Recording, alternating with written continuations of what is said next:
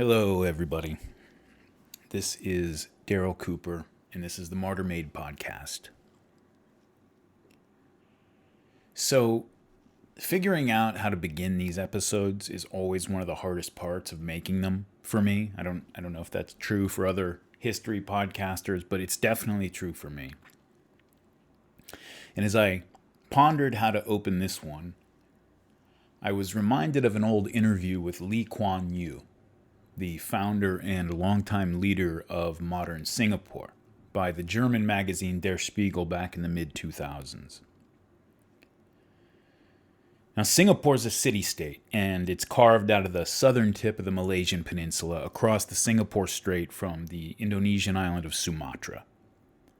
It's one of the four so-called Asian tigers, the other three being South Korea, Taiwan, and until recently, Hong Kong. If you throw in Japan, you've got these 5 Asian countries that were devastated by the Second World War, and in Korea's case, the Korean War, but which all roared into modernity and became very rapidly, they became orderly, economically powerful, high-tech, modern states. Now, if you've ever been to Singapore, I do not need to tell you, it is a gorgeous city. It is safe. It is clean. Coming from the United States, it's almost impossible to imagine that a city of that size could be run so well. Of course, to achieve that result, Singapore does things a little differently than we do them here. Plainclothes police officers can stop anyone on the street and make you produce identification. Chewing gum is not sold in Singapore because they don't want it getting all over the place. In my experience, they won't stop you for chewing gum that you brought from someplace else, but if you spit it out on the ground, you will find out very quickly how Singaporeans feel about that. Recently, they executed someone for trafficking 2 pounds of marijuana. They do not play around. I remember the first time I'd ever heard of Singapore. I was a teenager back in 1994. And it was because a young American had been caught vandalizing cars and public property. Those of you who are old enough might remember this too. And in addition to a few months in jail and a small fine, and again, this is an American citizen, he was sentenced to be beaten with a cane. And that sentence was carried out. Now, most Americans would probably say that goes a little too far, and that they would rather put up with a little disorder in the streets than what we would consider a serious infringement of our liberty. But the not inconsiderable number of Singaporeans that I've talked to over the years on my visits there, they would not have it any other way. Now, under the leadership of Lee Kuan Yew, who died a few years back, Singapore has been a one-party state, not a democracy in any meaningful sense of the word. The one-party state manages the place like a corporation. And so the German interviewer wanted to press Lee on this question of democracy, which of course in the West is considered by most people to be an end in itself, something to be pursued and embraced regardless of the outcomes it creates. Now, unlike Taiwan, Hong Kong, South Korea, and Japan, though, Singapore's population is not homogeneous, not in terms of ethnicity, race, or religion. There's a Han Chinese majority, but large Hindu, Indian, and Muslim Malaysian minorities, giving Singapore a complex set of issues to navigate that the other tigers don't really have to worry about. And so the interviewer asks Lee, says, during your career, you've kept your distance from Western-style democracy. Are you still convinced that an authoritarian system is the future for Asia? And Lee says, I cannot run my system based on your rules. I have to amend it to fit my people's position. In multiracial societies, you don't vote in accordance with your economic interests and social interests. You vote in accordance with race and religion. Supposing I'd run your system here. Malays would vote for Muslims, Indians would vote for Indians, Chinese would vote for Chinese.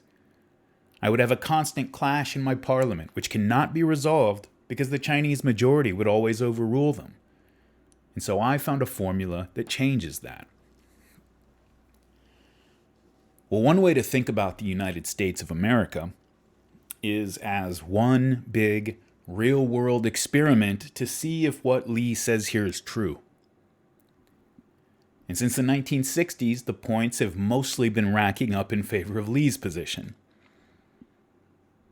Unlike most other countries, maybe all other countries in world history, really, America, since its founding, has never had a stable core population.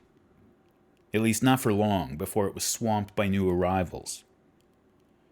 And sure, at the time of the American Revolution, our cities were mostly full of Englishmen.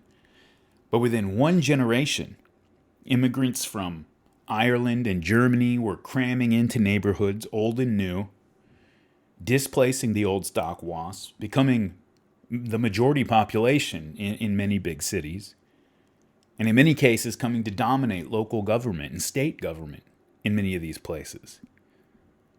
And no sooner had the children of the Irish and German migrants begun to assimilate than they themselves were swamped by a new mass migration, this time of Jews and Italians and Slavs and other people from Southern and Eastern Europe. And by the time the children of these migrants had begun to assimilate to the American middle class, they were soon overwhelmed by massive waves of black migrants from the rural South. And in the case of New York City, Puerto Ricans. In some cities like Detroit, Baltimore, D.C., black people soon became an absolute majority of the population. And this happened in the course of a couple decades. Places that had always had black populations of less than 5%, a lot of the big cities up there, 1 or 2%, suddenly found themselves with a black population of 50, 60, 65%. It's a massive demographic transformation that totally changes the face of a city. In places where they didn't quite become the overall majority, they became the overwhelming majority in large swaths of the city. And then finally, today, of course, mass immigration from Latin America is pushing black people out of neighborhoods that they've held down since the Great Migration. At each stage of the peopling of America, Lee would probably have found support for his point, for his argument.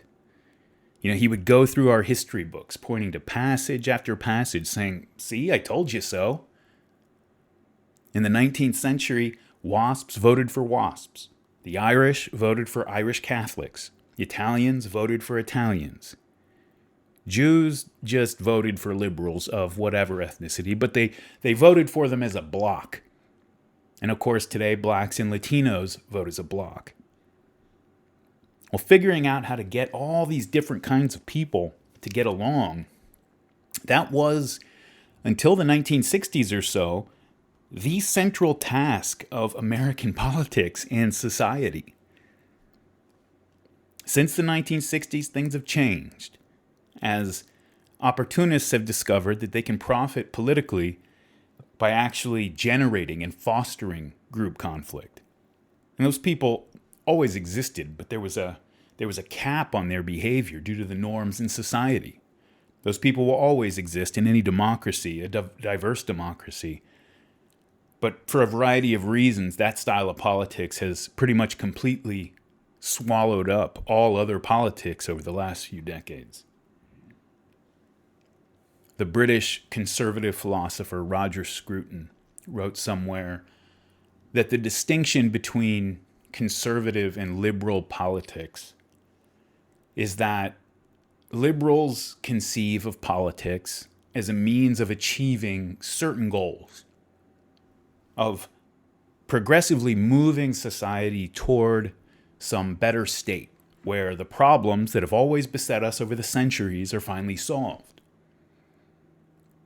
Conservatives, on the other hand, Scruton says, conservatives understand social problems as permanent features of the human condition. And so ask a liberal what the purpose of politics is, and they might tell you the elimination of poverty, or the elimination of racism, or the promotion of scientific achievement, or, depending on the era, a eugenic population. Conservatives follow Aristotle's formulation in saying that politics is much more like managing a friendship. And what's the purpose? What's the goal of a friendship? There isn't really any goal except to make sure that we're still friends and hopefully better friends tomorrow. And so, to a conservative, that's the purpose of politics as well. And if you don't think that way, you are not a conservative. It's rooted in an essentially tragic view of the human condition, one that assumes frustration and suffering and compromise are a part of life and always will be. You solve today's problems and new ones will replace them tomorrow. Probably new ones that are the direct result of your solutions to the old ones. But as long as we're all still friends tomorrow, as long as we're all still talking to each other in good faith, then we'll be able to meet tomorrow's problems, whatever they turn out to be. American political history has been a long battle between these two perspectives, with one holding ground a while and the other pushing back. And today, now, for about a century or so, the liberal view of politics as a means to push society toward progressive goals has been dominant. Well, as with so many things about the United States, there's no better place to see this battle play out than in the history of New York City. Being a primary point of entry for new immigrants, New York took the brunt of the mass migrations from Europe more directly than any other place. And it's a bit different in a city like say, a Midwest city like Chicago. Chicago received new immigrants when they showed up, and the great waves of European migration created bulges in Chicago's growth. But between and during those waves, there was a constant trickle of domestic migrants, people from the countryside or from small towns or from the big cities back east. A lot of times the population bulges happened because European immigrants were coming into places like New York, and then the people who were already in New York, and therefore Americanized a bit, moved out to Chicago. And so that made the bulges of new immigrants relatively less conspicuous.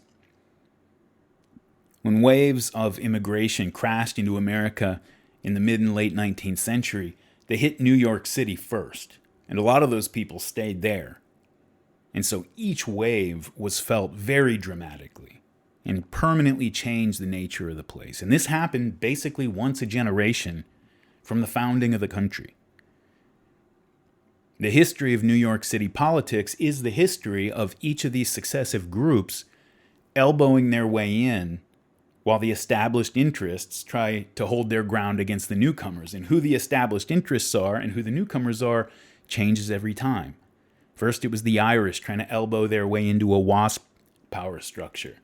And then it was Jews and Italians coming in after the Irish had taken over, and so on and so forth. And often this led to conflict, like real violent conflict, until a new equilibrium was reached that allowed everyone to live together in peace and cooperation again. Well, this pattern held as long as New York was a working class city, which is hard to even imagine today. But New York was always a working class city, not just in the composition of its population, but in its leadership. You had ordinary working people in the highest offices in the city government. And it really was, up until the 60s or 70s, a working class city. Since then, industrial workers have been pretty much run out of town, and the oligarchs finally won their long war for control of the city. The urban upheavals and riots of the 1960s are viewed by most people today as conflicts between black people and white people, or black people in a white system. Partly because that's what they did eventually become, partly because that's the way Americans were accustomed to thinking about civil rights and other racial issues since For most of our history, black history meant Southern history. And in the South, things did break down to black and white.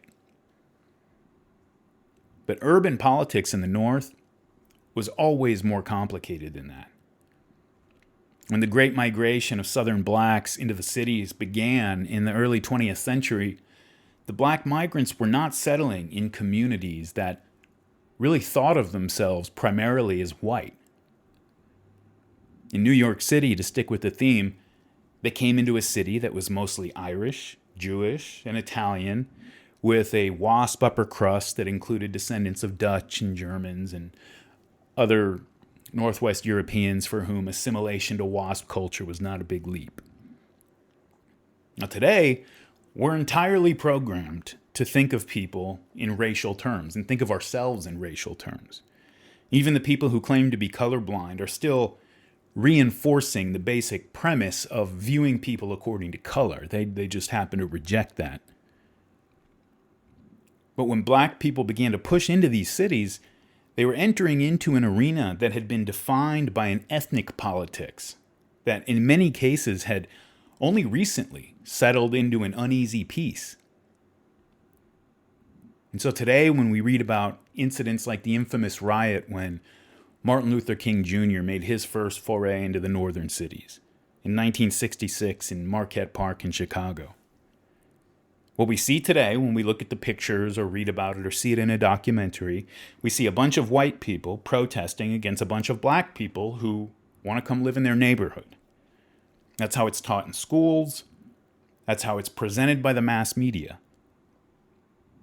But that is not how the residents of Marquette Park perceived themselves at the time.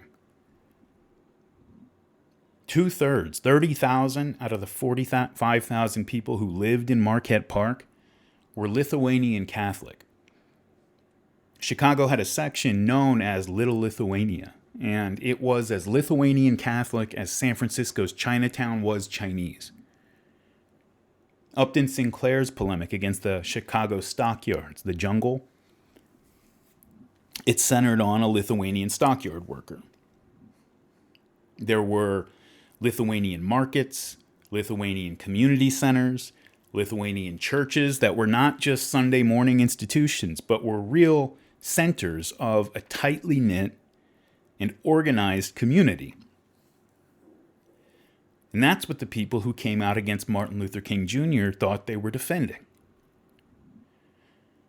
And it's not necessarily to defend the conduct of the protesters. The whole situation was very ugly and unfortunate. But from their perspective, they couldn't understand why MLK, this national figure from the South, from far away, from what might as well have been a foreign country, down in the South, and his coterie of activists had brought their operation and the attention of the national press up to Chicago to radically transform their little Lithuanian community. They couldn't understand the passion against the idea of segregated communities. They'd always lived in segregated communities by choice. This was true in all the northern cities. The European ethnics in those cities, whether Lithuanians or Jews, Irish, Italians, Poles, you name it, when they moved into the cities, they took up with their own in their own neighborhoods, again, by choice. Immigrants still do this today, and of course they do, right? You're brand new to a place. It's nice to have the comforts of a local community that shares your experiences, your traditions, your religion, your foods. It's part of the immigrant experience. The typical pattern is that the first generation, the immigrant generation, sets up what amounts to a colony and transplants a bit of the old country to their new home. So there's a little outpost of the old country. The second generation is raised in America, though. They're comfortable here. And they want to venture out into the larger society. And they feel the conservatism of their immigrant parents to be a burden. But they have enough respect for them and attachment to their community to stay relatively close to home, even as they do assimilate culturally. And then their kids, the third generation, raised in America by parents who were raised in America, they shed most of the old identity. which they associate less with their parents and more with their grandparents. That's a long time ago now. And they just become plain old Americans. But even as this process took place with the European ethnics, their ethnic communities remained intact. And so when African Americans began setting up shop in the northern cities, they were moving into places where, for as long as anyone could remember, the Irish lived over there, the Jews lived over there, the Italians lived over there, and so forth. And everybody thought this arrangement was perfectly logical and appropriate. It would have been considered wildly inappropriate for one of the other European ethnic groups to try to move in on the territory of one of the others. And it was not uncommon for there to be conflict when that did happen. And so the expectation of many people, the optimistic expectation, was that Black Americans, who, of course, were not exactly immigrants, but culturally and geographically shared the immigrant experience, moving from the life of a sharecropper on the Mississippi Delta to a big industrial city was not much further of a leap than coming over here from the Irish countryside. And so the expectation was that Black Americans, whatever problems they may have been having as the Great Migration started up, that they would follow the same path traveled by the Irish and other previous immigrants, and then take their place as one of several ethnic blocks in the city. And for a number of reasons, which we will talk about, that did not happen. And the consequences of that failure have played a defining role in American domestic politics ever since. Today's episode focuses on a conflict between Jewish and African Americans in New York City in 1968. It started as a fight over management of the New York City public schools, of all things. A battle between the city's teachers union and various community activist groups. But it grew so intense and lasted so long that it consumed the attention of the whole city for many months, for most of a year, and the whole country for weeks at a time throughout 1968. And it led to waves of violence and a split in one of the more fruitful political alliances in 20th century America, namely the Black-Jewish Alliance. And so this episode, needless to say, is going to cover some controversial topics. And I will be treading on dangerous ground from the very first sentence. Where I use racial slurs, and there are a few, I'm not going to baby you by using euphemisms when they come up in quotes, or when I speak in vernacular. I'm just reading the quotes as they're written. But I've tried, in good faith, to tell the truth, and where I voice my own opinions and perhaps veer occasionally into polemic, I have done so in good faith as well. Of course, my inbox is always open, so if you have a disagreement, or a question, or a comment, please don't be shy about sharing them. A few housekeeping items before we jump in. First, I would like to thank all of you who have subscribed to the Martyr Made Substack. You guys are how I'm able to do this, and a day does not go by that I don't appreciate it. Those of you who are subscribers will be familiar with some of the material in this episode because I've been writing about it as it's been in development. On the Substack, we've had Q&As on various topics, and the subscribers are actually developing a strong community and having great discussions among themselves in the comments section. And all of you subscribers, I know I've been neglecting you guys over the last month or two. It just got to a point where I didn't feel like I was ever going to finish this episode unless I just isolated myself from the world and focused on nothing but this. So this episode is the reason I've been neglecting you, and I will be back in the saddle as soon as this one's released. And so if you'd like to support this podcast, subscribing to the Substack is the best way to do it. It's just $5 a month or $50 a year. And if, I know it's tough out there with prices of everything going up and so forth. If you happen to be at a place in your life where you would like to subscribe, but The subscription fee is just a little out of reach right now. Just shoot me an email at martyrmade@gmail.com and we'll get you set up. There's already an archive of podcasts and essays available only to subscribers, so new subscribers will have a lot of catching up to do. And so if you like this podcast and would like me to keep doing it, please do consider signing up at martyrmade.substack.com. Next, as many of you are surely already aware, but not all of you, not enough of you, unfortunately, History on Fire, the great history podcast by my friend Daniele Bolelli, is back out from behind the Luminary paywall. Now, I can tell you, I don't think I'm speaking out of turn here, that Daniele was reluctant to put History on Fire behind the paywall a few years ago, but Luminary made it very hard to say no, and I think that now that he's back out in the wild, I know I and his other fans, and I think he too, are very happy to be back out in the wild. So every History on Fire episode is going to be free again. There's a great archive on everything from the Spanish conquest of Mexico to Bruce Lee to things that only Daniele could really pull off, like a multi-episode series on the Italian painter Caravaggio, or the Tupac Shakur of Renaissance Italy, as Daniele calls him. You can find his podcast wherever you got this one. And when you listen and enjoy it, as I know you will, you can get exclusive content from Daniele and help support that show on the History on Fire Patreon. And finally, if you guys like Martyr Made, then you should all be grateful to my friend Jocko Willink. I was actually about to stop making this show a few years back. It was just taking too much time, and I had a busy day job. And it was Jocko who convinced me to take the plunge and just make a go of doing this thing full time. He has promoted the show, as well as the show that he and I do together, which is called Jocko Unraveling. And I know the questions are coming in because they come in every day. There will be new episodes coming soon. Same excuse I just gave to the Substack subscribers. I've been so obsessed with this for the last little while that I've just completely shut out the rest of the world. And Jocko works more than any person I've ever met in my life, so he's hard to pin down too.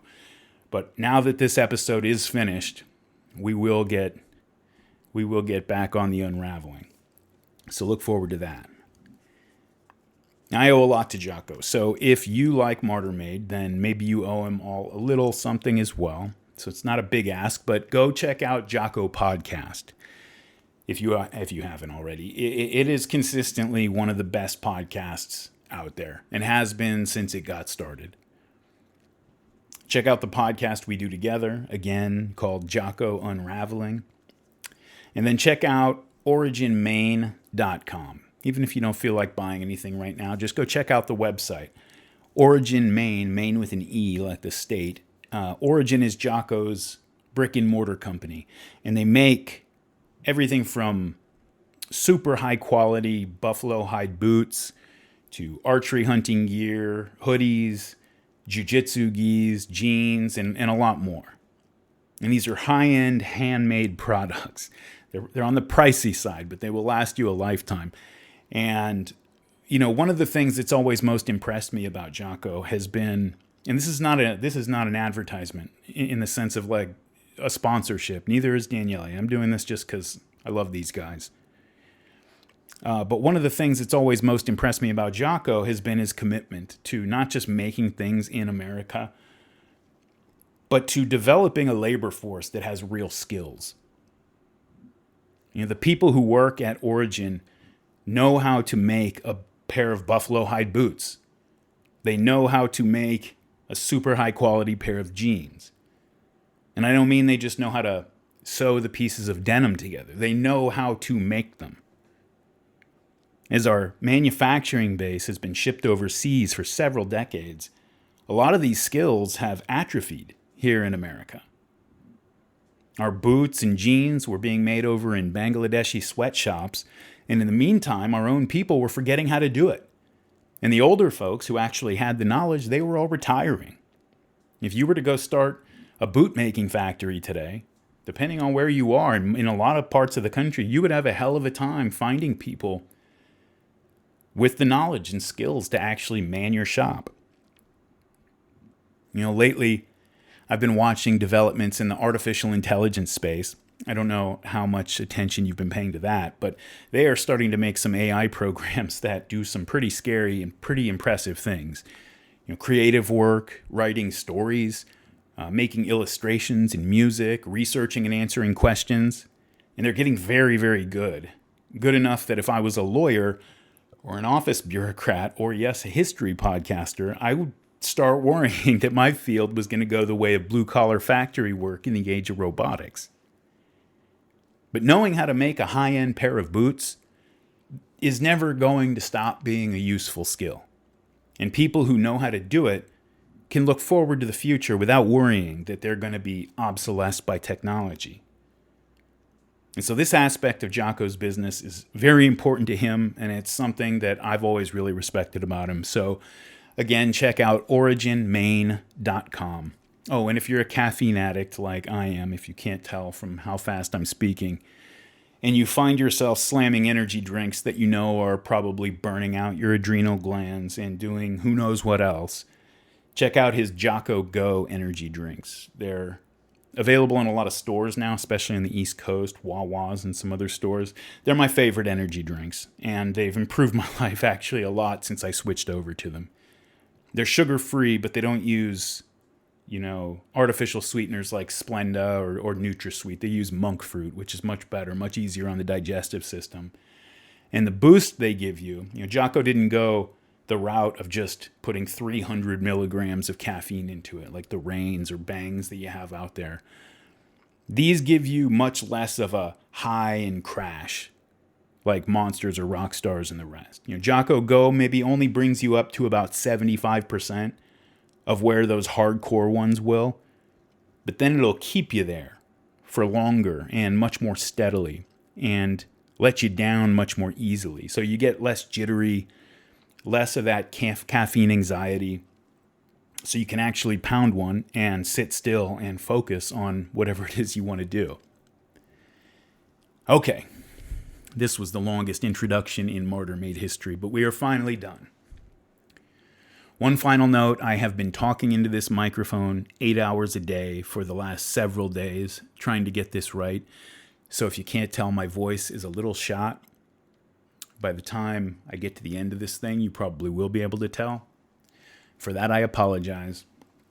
You're about to listen to Who's America, Part 2, Inner City Blues.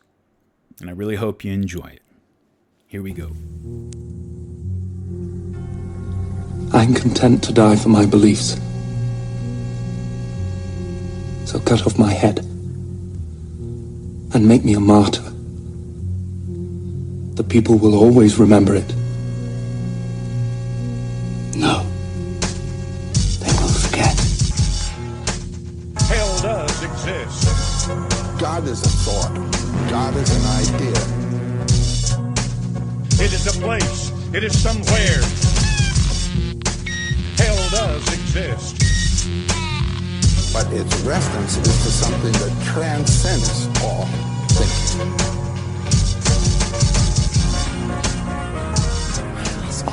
Why we must tear ourselves apart for this small question of religion.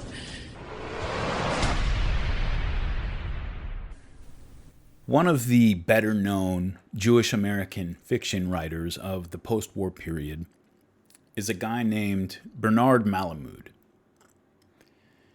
And like much of the work of other Jewish American novelists like Philip Roth and Saul Bellow, Norman Mailer, a guy who Malamud was always remembered and thought of right alongside, but Malamud has fallen off a little bit in terms of notoriety compared to those guys. But just like their work, a lot of Malamud's is about what it's like to be Jewish in America. I think it was Albert Goldman who said that Jews have always been students and their greatest study is themselves. Well, Malamud fits into that tradition. And he wrote two stories, or he wrote a lot of stories, but two that I'm going to talk about. One just before the 1960s began, and one just after the 60s came to an end. And these two stories bookend a major theme of Jewish life during that decade.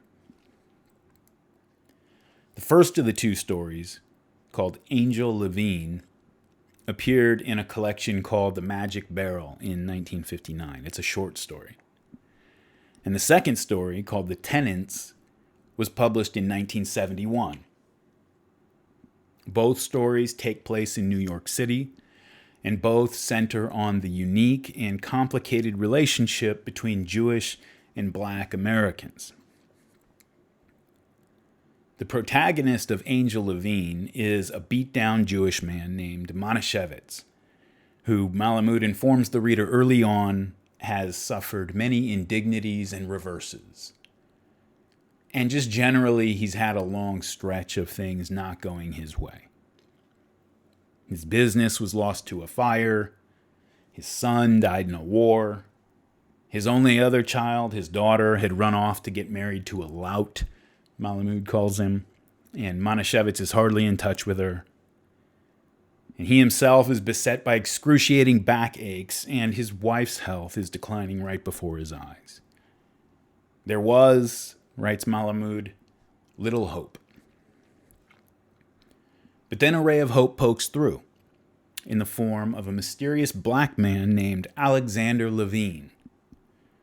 An interesting character for many reasons, not least that Levine is a Jewish name, usually, which gives an early hint of where the story's headed. Levine himself claims to be a Jew. Manischewitz really doesn't buy it, not at first, but his skepticism softens a bit when he hears Levine say a prayer in perfect Hebrew. It doesn't quite break through his wall of disbelief, but it helps. On top of being a Jew, Levine also claims to be an angel on probation, sent to help Manischewitz through his rough patch, sort of like Clarence in It's a Wonderful Life. Well, Manischewitz doubts this as well, and he voices his doubt by saying, "So if God sends to me an angel, why a black?" And so Levine hears this, and he can see that his help is not wanted, or at least not trusted, and so he departs, leaving Manischewitz to his misery. And then one day, Manishewitz's wife, Fanny, collapses and seems to be on the brink of death, and he, desperate now enough to reach for the flimsiest lifeline, goes out into the city in search of the Black Angel. His search leads him to a synagogue in Harlem, and there he finds a group of black worshippers bent over a copy of the Torah, discussing and sermonizing on its contents. On the face of the water move the Spirit, from the Spirit arise the man. A bit primitive, maybe, to a lifelong Jew like Manischewitz, but still, there was an innocence about them, and they seemed dedicated, so his skepticism at the possibility of identity, of a common identity between himself and the denizens of Black Harlem, it softens a bit more. Then his search leads him on a mini odyssey of Black New York. And as he wanders around, witnessing scenes of suffering and of Black people being put upon, he gradually begins to open to the possibility that maybe the idea of a Negro angel is not so crazy after all. And finally he finds Levine, and by this point he's so exhausted and overwhelmed that he cries out, "I think you are an angel from God." And at that moment his wife miraculously recovers, and Levine is released from probation and taken up into heaven. When Manischewitz gets home to find his wife healthy again, he gushes to her about what he's seen, and he says, "It's a wonderful thing. Believe me, Fanny, there are Jews everywhere." Now, this is a pretty straightforward redemption story, and the mechanism of redemption for Manischewitz is the realization of a common identity between himself and Levine, and of brotherhood between his people and Levine's people. It's also one of the more direct examples of the magical Negro motif that used to be in such heavy circulation. In many ways, despite the identity of the protagonist and the author, the story is Christian in its themes. Very sentimental and focused on universal brotherhood, but that's pretty normal for Malamud. Monashevit's initial skepticism over Levine's claim to Judaism was not really the hard part to overcome. In fact, Malamud presents it as pretty natural that there would be a black Jew. And it's really only his claim to be an angel that Monashevitz really struggles with. But he has to get past the first obstacle to even deal with the second one. When Monashevitz wanders through Harlem seeing black people suffering just as he has been suffering, his revelation is one of a deep kinship rooted in the common experience of suffering between black people and Jewish people, both of whose identities and uniqueness as peoples, to Malamud, were rooted in their claim to being history's greatest victims. And this gives Monashevitz the faith he needs to precipitate the miracle. Fast forward about a dozen years, and now we're on the other side of the 1960s. And Malamud publishes the second story called The Tenants. The Tenants is a story that would have been as impossible for Malamud to write in 1959 as it would have been for anyone to write Angel Levine in 1971. Too much had changed. Angel Levine in 1971, people would have laughed it off as a parody of the dull sentimentality that had pervaded black-Jewish relations before the 60s. The theme of The Tenants runs in almost the perfectly opposite direction to the first story. It's about two writers, one an established but struggling Jewish writer named Lesser, and his neighbor in the same apartment building, a black man named Willie who's still only an aspiring writer. The two become acquainted, and Lesser, as the more experienced writer, tries to take Willie under his wing and guide him as someone who's been there and done that. But soon enough, Willie starts to resent what he interprets as Lesser's condescension toward him. And his resentment takes the form of believing that Lesser looks down on him not because he's young or an unaccomplished writer, but because he is black and Lesser is a Jew. And so he becomes increasingly defensive, deflecting every criticism or bit of advice as an attempt by this Jew to tell him what the voice of a black writer should sound like. In one of their arguments, Willie says, "You trying to kill off my natural writing by pretending you interested in the motherfucking form of it. Though the truth of it is you afraid of what I'm going to write in my book, which is that the blacks have to murder you white motherfuckers for crippling our lives." He then cried out, "Oh, what a hypocrite shit-ass I am to ask a Jew Ophe for advice on how to express my soul work. Just in reading it, you spoil what it says. I ought to be hung on a hook till some kind brother cuts off my white balls." Well, over the course of the novel, Lesser comes to realize that the common ground that he thought he'd found with Willie at the beginning of the story, that was only superficial, and that in fact Willie is a raging anti-Semite. He finds a note written by Willie that reads, "It isn't that I hate the Jews, but if I do any, it's not because I invented it myself, but I was born in the good old US of A, and there's a lot going on that gets under your skin. And it's also from knowing the Jews, which I do. The way to black freedom is against them." The novel ends with the two men slashing at each other in a murderous frenzy, one with an axe, the other with a saber, both of them screaming racist curses at each other as they bleed out. It's a brutal scene that Malamud intends to represent as a one-on-one pogrom. So what happened? What happened between those years that led to such different attitudes of Bernard Malamud about the relationship between black and Jewish Americans? Most of you probably noticed Kanye West's recent decision to commit seppuku on the steps of the Anti-Defamation League's headquarters. But long before Kanye went DEFCON 3 on the Jews, a lot had been written about the complicated relationship between American blacks and American Jews. Although not so much had been written about it recently. Recently, it's been a topic that people have avoided. when every so often a black celebrity hits the news for saying something that causes Jews to feel threatened or offended, the press treats each story as hermetically sealed off from all the others. At all costs, they avoid suggesting that the incidents might be in any way connected, or that they could reflect genuine friction between these two groups of people, rather than just the ignorance of Kanye West or one misguided individual. Well, the Kanye spectacle was a re-eruption of an old volcano, long dormant and perhaps thought extinct. Soon after Mount Kanye blew its top, NBA star Kyrie Irving got in trouble for anti-Semitism. Before them, it was Jay-Z, Ice Cube, Professor Griff of Public Enemy, Lupe Fiasco, Nick Cannon, Whoopi Goldberg, and many more. Nick Cannon was fired from his TV job, I don't know if you remember, in 2020, for promoting the theory that black people are descended from the biblical Israelites. I guess rather than from Ham, the cursed son of Noah. Kanye, Kyrie Irving, and Ice Cube, they came under fire for also promoting that OG version of Wakanda Forever. Griff, Fiasco, and Jay-Z, they went the more traditional route by suggesting that Jews own and control the recording industry that signed their checks.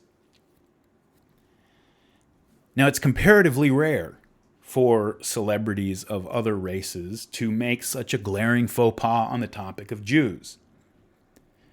It took a bottle of Jim Beam and sleep deprivation for Mel Gibson to join the rappers and agree out loud that Jews control the entertainment industry. So what gives? Well, it turns out there's a history here, but our maybe understandable reluctance in America to talk honestly about groups as groups has caused that history to be mostly forgotten, even by the people implicated in it. Until about 100 years ago, Black and Jewish Americans still had virtually no experience with each other. And the same was true of Black people and other European immigrant groups. Most Black people still lived in the rural South, and by most I mean pretty much all, while almost all Jews, Irish, Italians, and the rest of the Euro ethnics that they had settled in the urban North. What Black and Jewish Americans knew about each other was often filtered through the lens of popular mythology. In the pre-Civil War period, Black slaves identified their plight with that of the ancient Hebrews, toiling under the whips of Pharaoh. And Negro spirituals expressed their hope that they would one day be led out of captivity into their own promised land. By the turn of the century, Jim Crow was in full force, and post-Reconstruction Blacks had been relegated in the South mostly to subsistence farming and lives that were little better than their lives under slavery. And in many ways, materially speaking, they were a lot worse for many people. But the railroads had been built by then, and word began to trickle down to some Southern Blacks that their promised land might be just a short train ride to the north. And so they started migrating, and soon the stampede was on. Between 1915 and 1960, some 6 to 7 million Black Americans migrated out of the rural South to the big cities in the North and West. It was one of the largest mass migrations in human history. And as I said in the introduction, one whose consequences defined much of American domestic politics in the 20th century, and really even to our own day. And it's hard to really even imagine it today, but Baltimore, Philly, Brooklyn, Newark, Detroit, St. Louis, Chicago, Los Angeles, Oakland. When the First World War began in 1914, all of those cities that became well known in the 20th century as hubs of African American life still had virtually no Black people living in them. Even the Ku Klux Klan had shifted its focus. The second KKK was founded in Atlanta in 1915, but it never really caught on in the South. Instead, it caught on in the West and Midwest, and in big cities like Chicago, Indy, Cleveland, Portland, places that still had virtually no black people living in them. See, like the early progressive movement, the KKK of that period was a WASP reaction. WASP, for you non-Americans unfamiliar with the term, is what we call white Anglo-Saxon Protestants. Just think old stock Americans, basically. It was a WASP reaction to the disorder brought about by mass immigration. Decades of almost unregulated immigration had caused American cities to be radically transformed, to multiply in size many times over, sometimes by orders of magnitude. Many cities had been consumed by crime and decay, and had been taken over by corrupt immigrant political machines backed by voters who voted for their own kind, or for candidates who pandered to them. Millions of immigrants, Southern European Catholics, Eastern European Jews, Central European freethinkers, all people who were very foreign and very strange to the old stock WASPs, were now huddling in hastily constructed ghettos that were black boxes to the people outside them, and that seemed to the natives to emanate filth, crime, disease, vice, and disorder. Well, these were the neighborhoods into which migrating Southern blacks were funneled when they made their way to America's great cities. These were the neighborhoods they could afford to live in. And they lived cheek by jowl with Irish, Italians, Poles, Jews, and many other people who had only recently arrived themselves. When the Great Migration got underway, most Jews and Italians had only been in the United States less than 30 years, and a majority had been here less than 20 years. In those early years of the Great Migration, nobody saw blacks as moving in on white neighborhoods, at least not primarily, but on Irish and Italian and Polish and Jewish neighborhoods. And if, as time went on, nobody really spoke of Italian-black relations or Polish or Irish-black relations the way that they continue to do to this day about Jewish-black relations, that's because Jews alone among European ethnics managed to retain a meaningful sense of group identity, while the others just melted into the generic American white population, which is another way of saying that they had exchanged their ethnic identities for a racial identity. Well, from the beginning, Jews were relatively more tolerant than the other Euro-ethnics of the black migrants. What they heard about the Jim Crow South reminded them of their parents' tales about the Pale of Settlement back in the Russian Empire. They knew that blacks had been slaves in America just as Jews had been slaves in Egypt, and that both of them had survived in their own form of exile ever since. A strong strain of political radicalism told that same story to the Jews who were not moved by religion. Both groups had gone through their own ordeal of integration in the American cities they now called home, and faced discrimination and occasional mistreatment not only from the majority population, but from members of their own group who had preceded them to the cities. The Eastern European Jews who began arriving in the 1880s, they were seen as backward, uncouth, immoral, and a potentially dangerous criminal or radical political element by the well-assimilated handful of German Jews who had come with the previous generation's migration from the German states. These German Jews were already pretty prosperous in America, and they were afraid that the unruly behavior of their Eastern cousins would ignite the flame of anti-Semitism in America.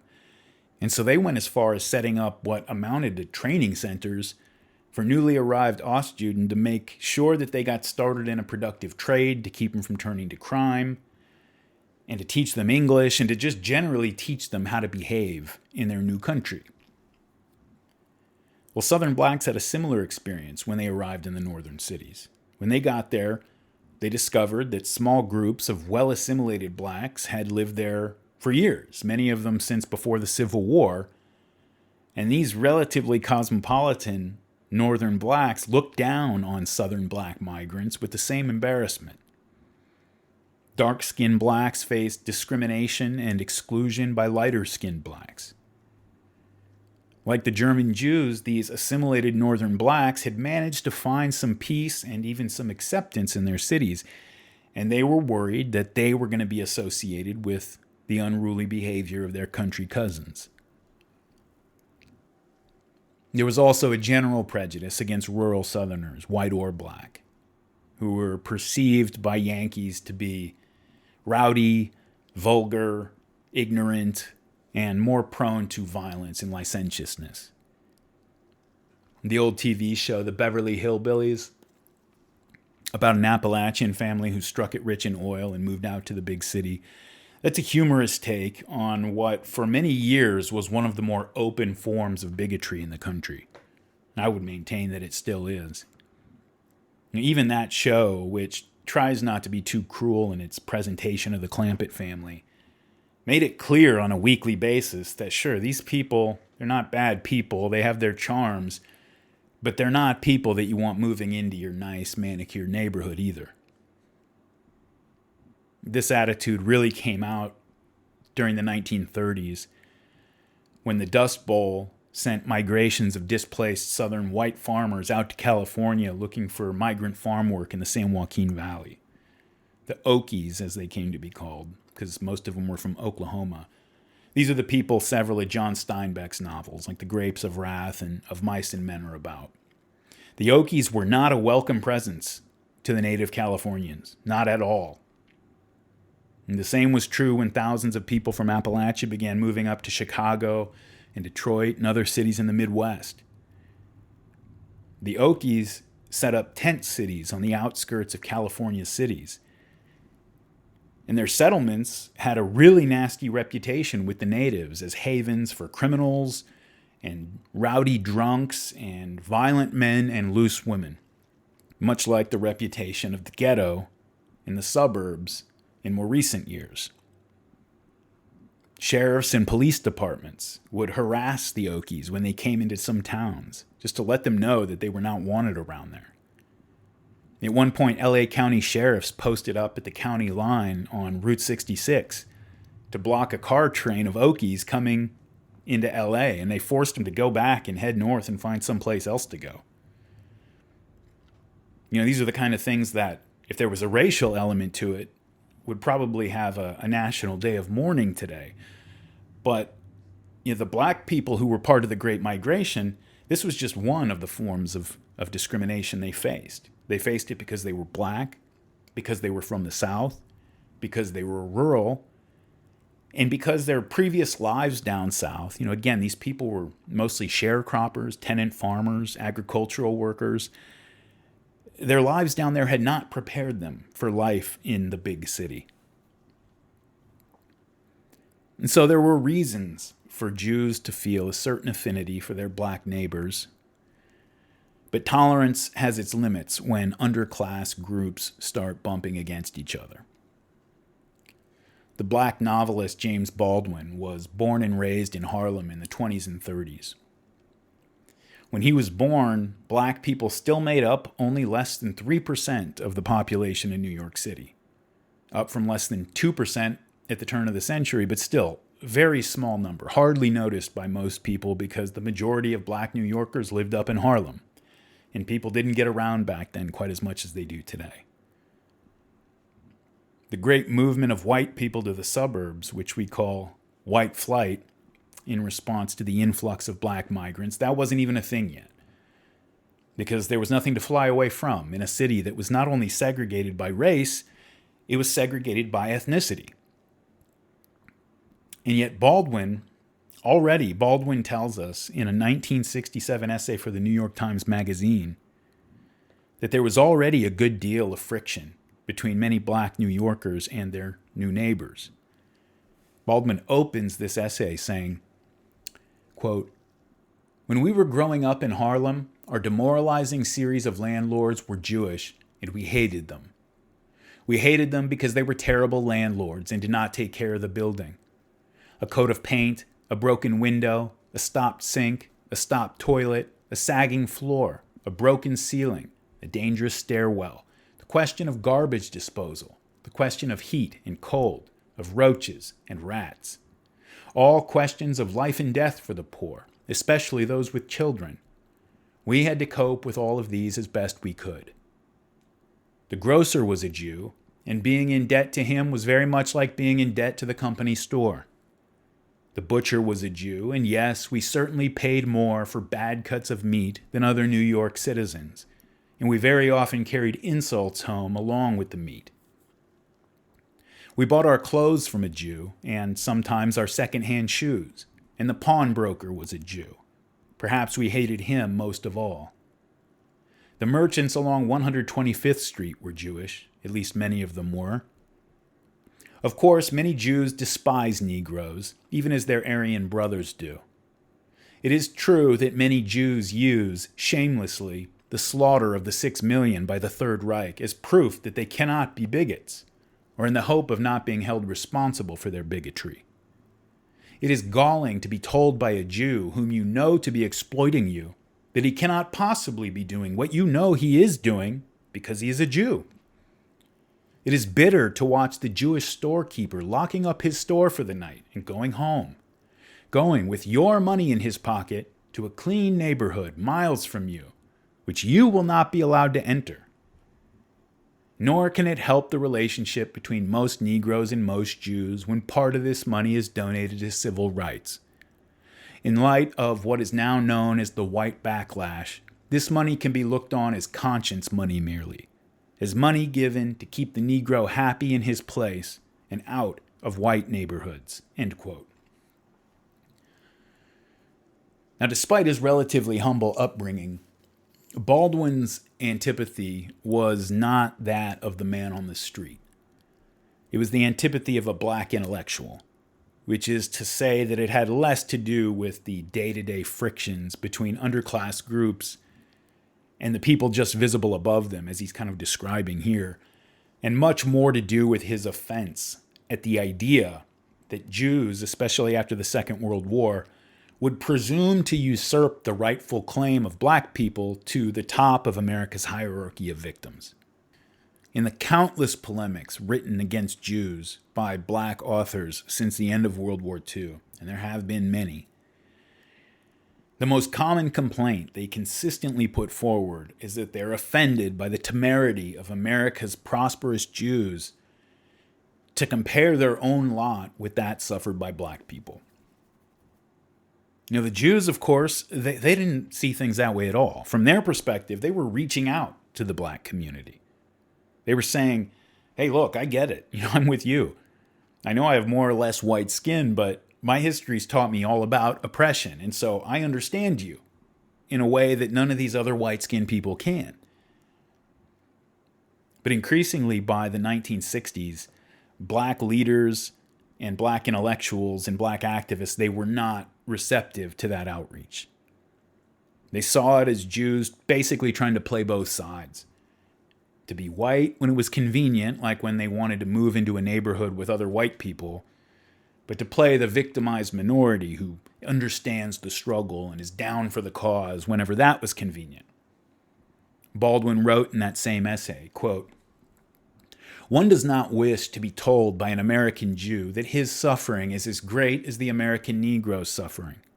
It isn't, and one knows that it isn't from the very tone in which he assures you that it is. The Jewish travail occurred across the sea, and America rescued him from the house of bondage. But America is the house of bondage for the Negro, and no country can rescue him. What happens to the Negro here happens to him because he is an American." End quote. Baldwin had titled that essay, "Negroes are anti-Semitic because they're anti-white." But it was the first part of that statement that really got people's attention.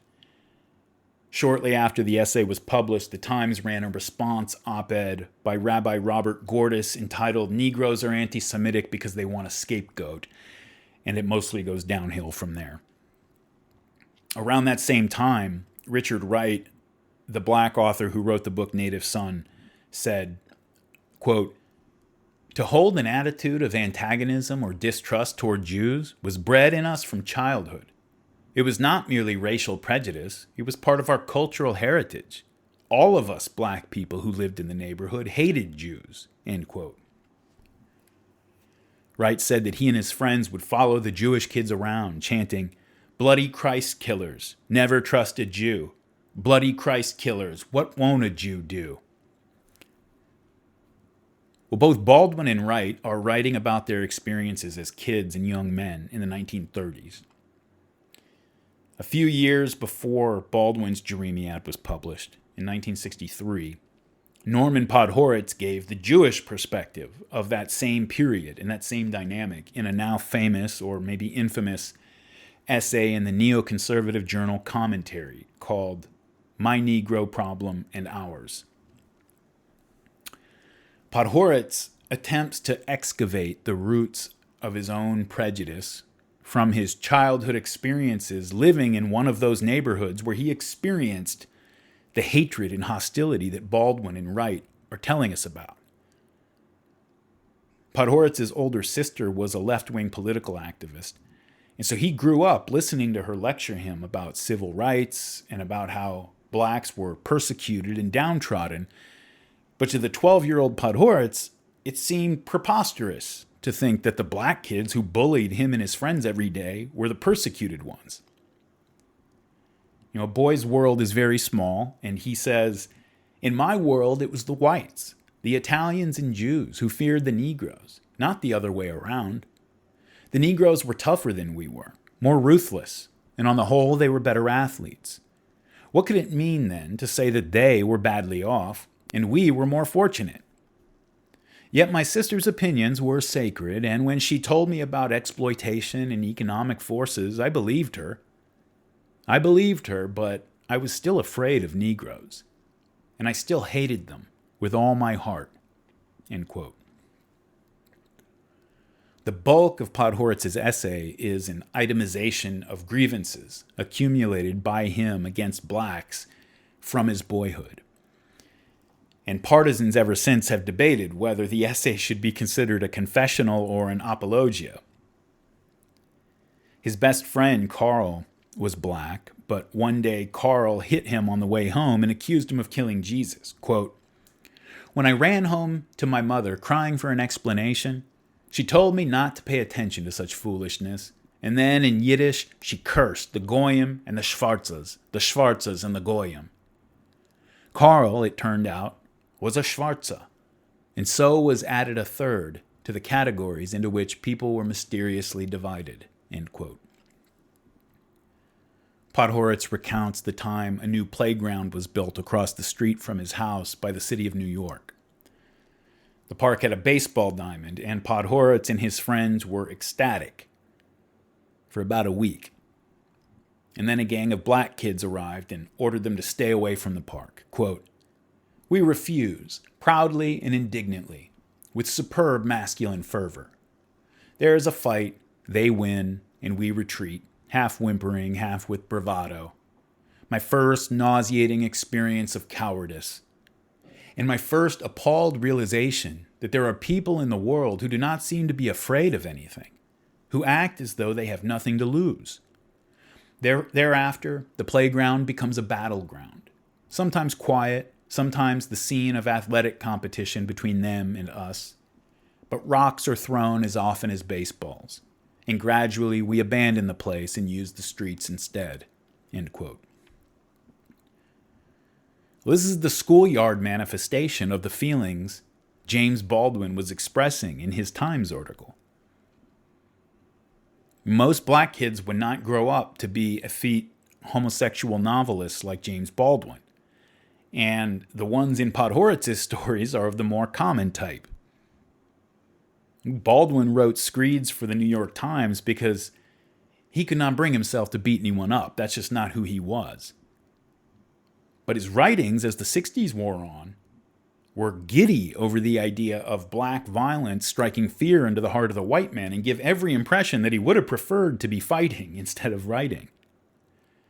"Who has not dreamed," Baldwin asked, "of that fantastical violence which will drown in blood wash away in blood not only generation upon generation of horror, but will also release one from the individual horror carried everywhere in the heart.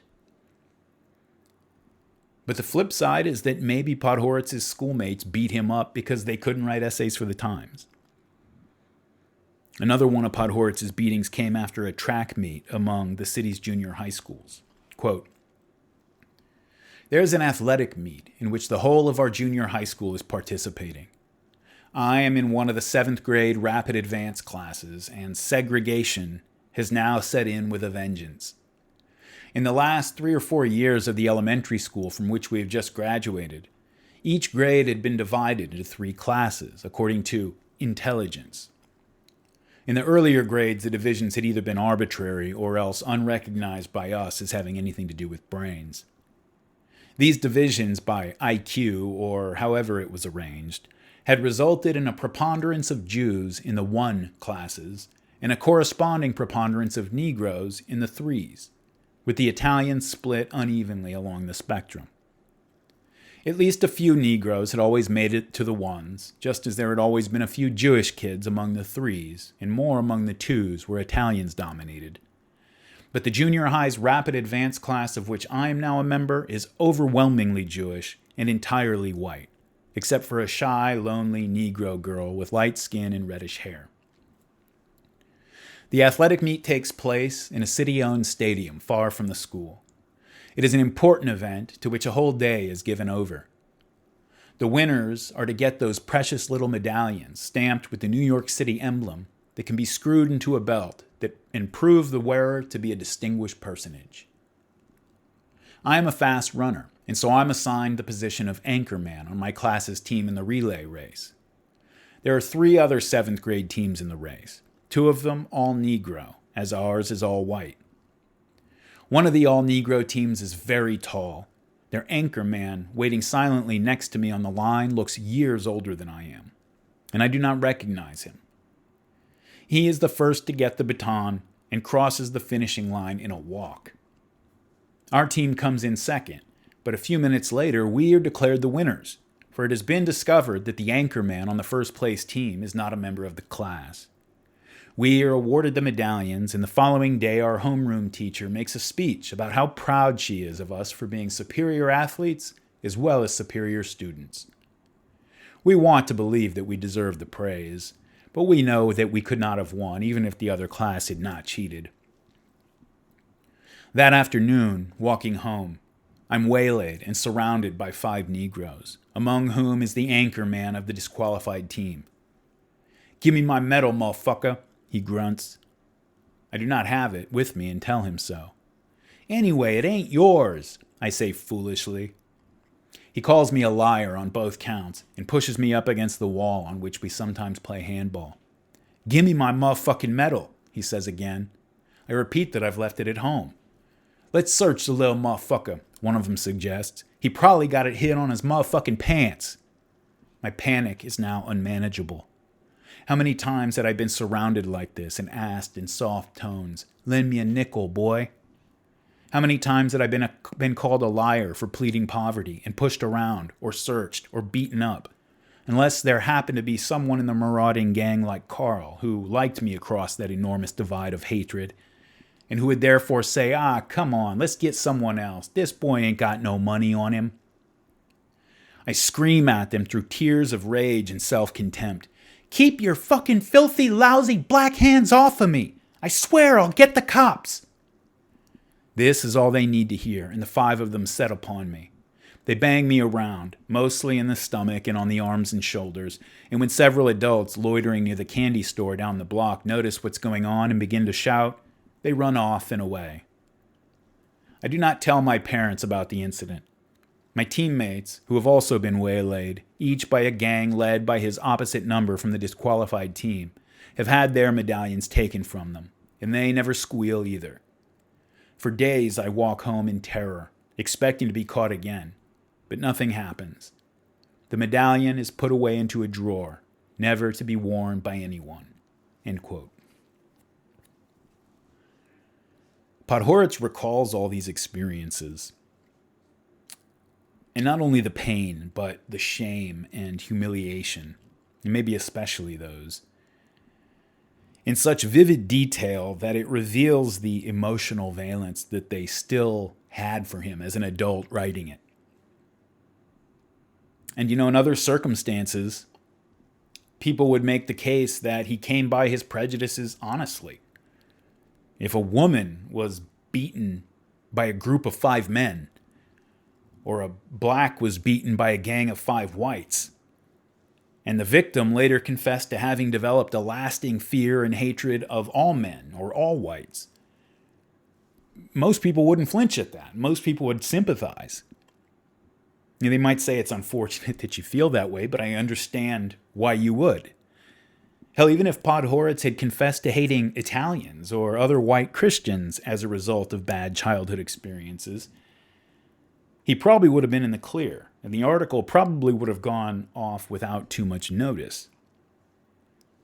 And you guys can judge for yourselves whether Podhoretz is exhibiting courage, malice, or blind stupidity when he writes, quote, "The hatred I still feel for Negroes is the hardest of all the old feelings to face or admit, and it is the most hidden and the most overloaded by the conscious attitudes into which I've succeeded in willing myself. It no longer has, as for me it once did, any cause or justification, except perhaps that I am constantly being denied my right to an honest expression of the things I earned the right as a child to feel. How then do I know that this hatred has never entirely disappeared? I know it from the insane rage that can stir in me at the thought of Negro anti-Semitism. I know it from the disgusting prurience that can stir in me at the sight of a mixed couple. And I know it from the violence that can stir in me whenever I encounter that special brand of paranoid touchiness to which many Negroes are prone." End quote. Well, it's impossible to imagine essays like this or Baldwin's running in major publications today, and I'll let you decide for yourself whether that counts as a gain or a loss.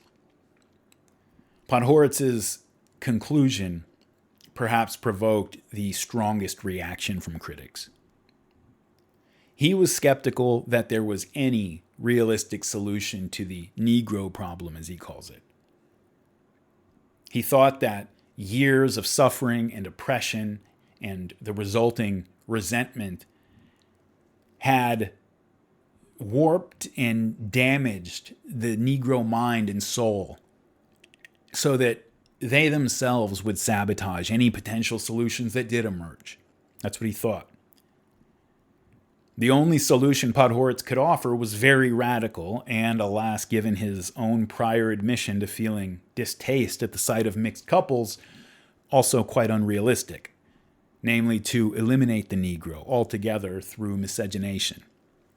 Quote, "When I think about the Negroes in America, and about the image of integration as a state in which the Negroes would take their rightful place as another of the protected minorities in a pluralistic society, I wonder whether they really believe in their hearts that such a state can actually be attained, and if so, why they should wish to survive as a distinct group.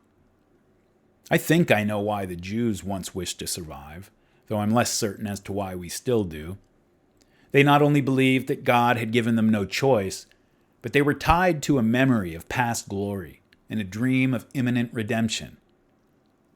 What does the American Negro have that might correspond to this? His past is a stigma. His color is a stigma. And his vision of the future is the hope of erasing the stigma by making color irrelevant, by making it disappear as a fact of consciousness. I share this hope, but I cannot see how it will ever be realized unless color does in fact disappear. And that means not integration. It means assimilation. It means, let the brutal word come out, miscegenation.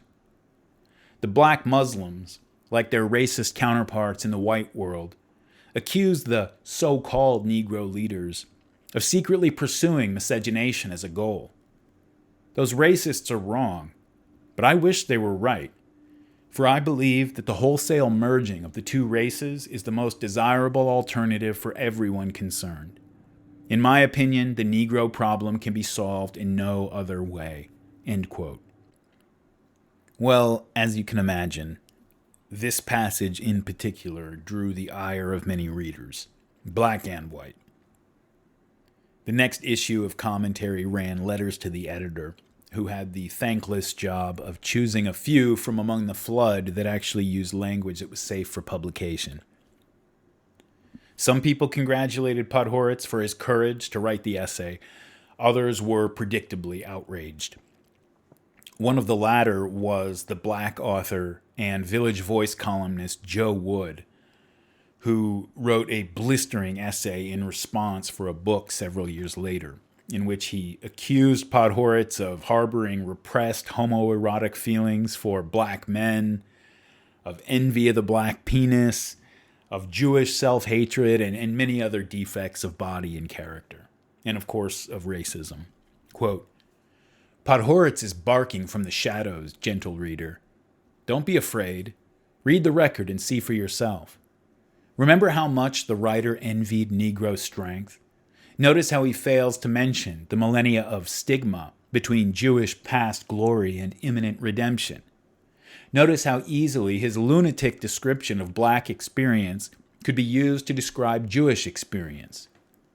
And then dare to follow my reasoning to its unattractive and obvious conclusion. At bottom, a profound self-hatred menaces in Podhoretz's essay.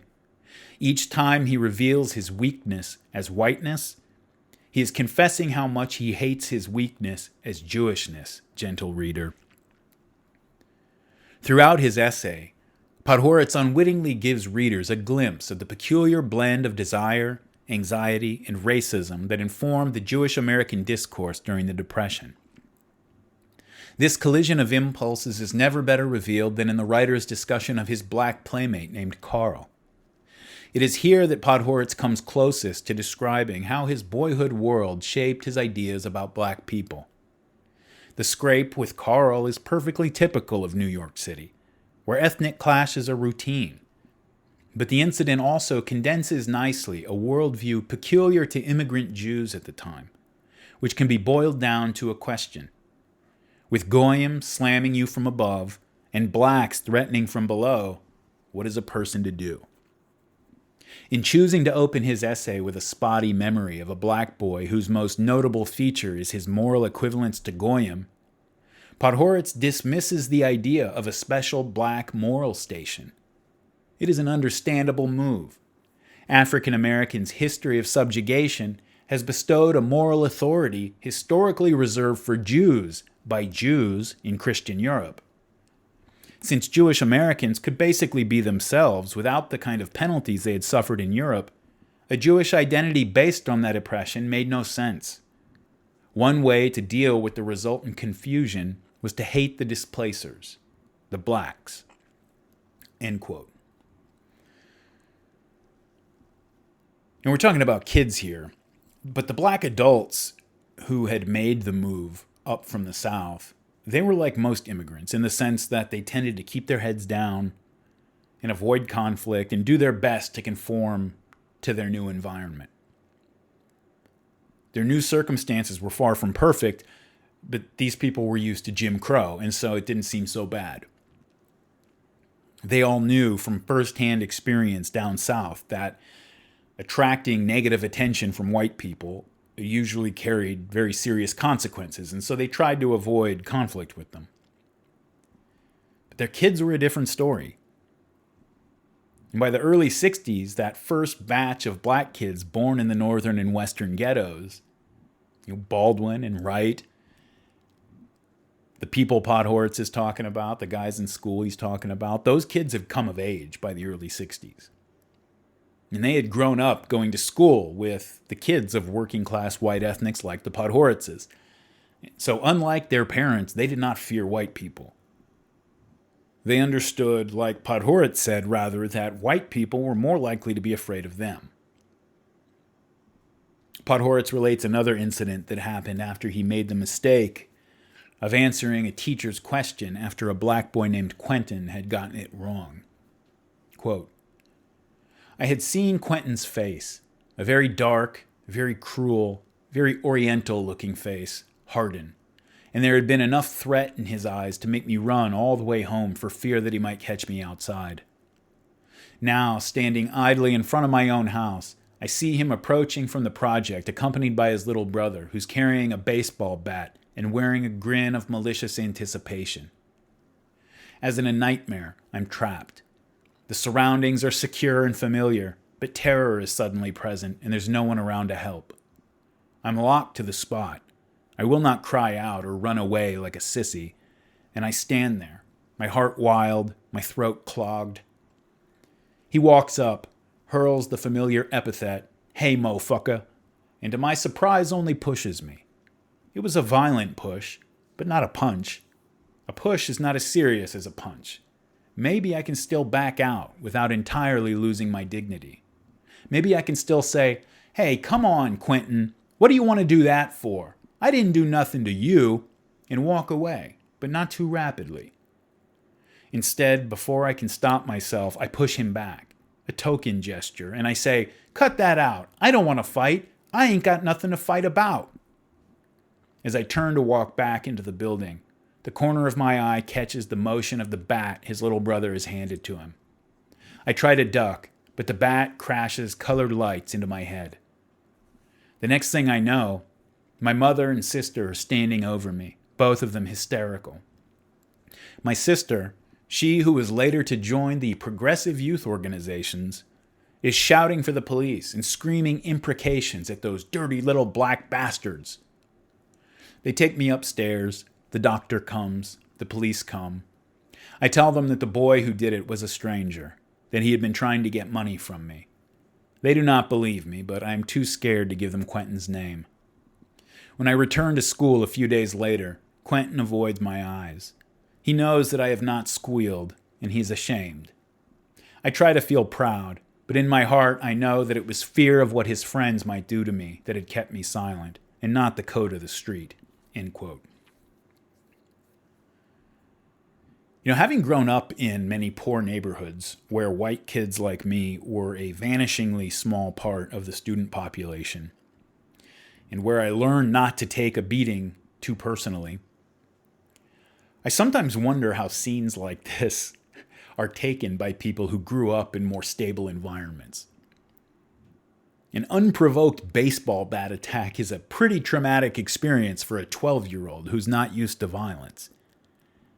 And people are saying right now that all 12-year-olds should not be used to violence, but I, and probably Podhoretz, can tell you that there are situations, at least, when some familiarity with it comes in handy.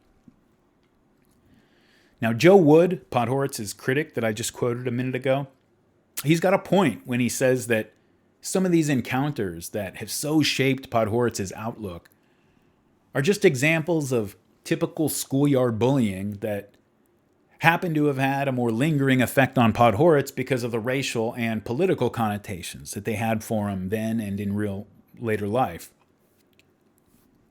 Wood's point is that if Podhoretz had gone to school with only Jews and Italians, say, then the Italian bullies would have picked on him for being Jewish.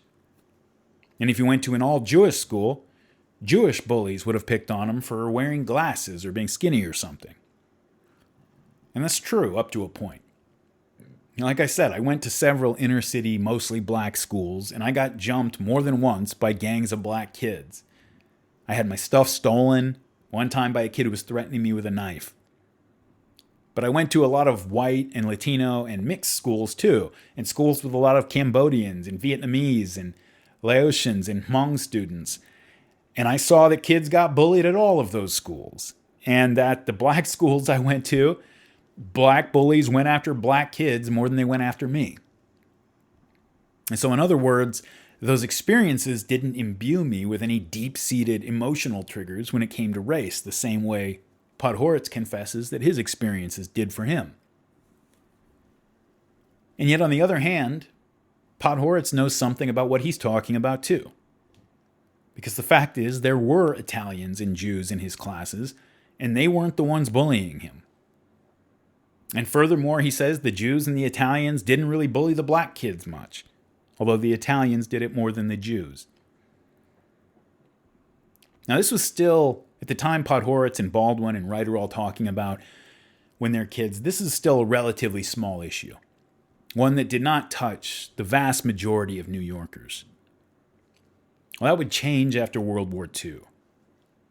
When World War II ended in 1945, there were about 130,000 black New Yorkers. And by 1964, less than 20 years later, there were over 1.1 million African Americans in the city. Just a massive, massive influx. And I don't care who you are. I don't care who the natives in the city are or who the migrants to the city are. There are going to be problems when you move nearly 1 million people into a city in less than 20 years. And those problems are going to be even worse if the people moving in are not prepared for life in the city.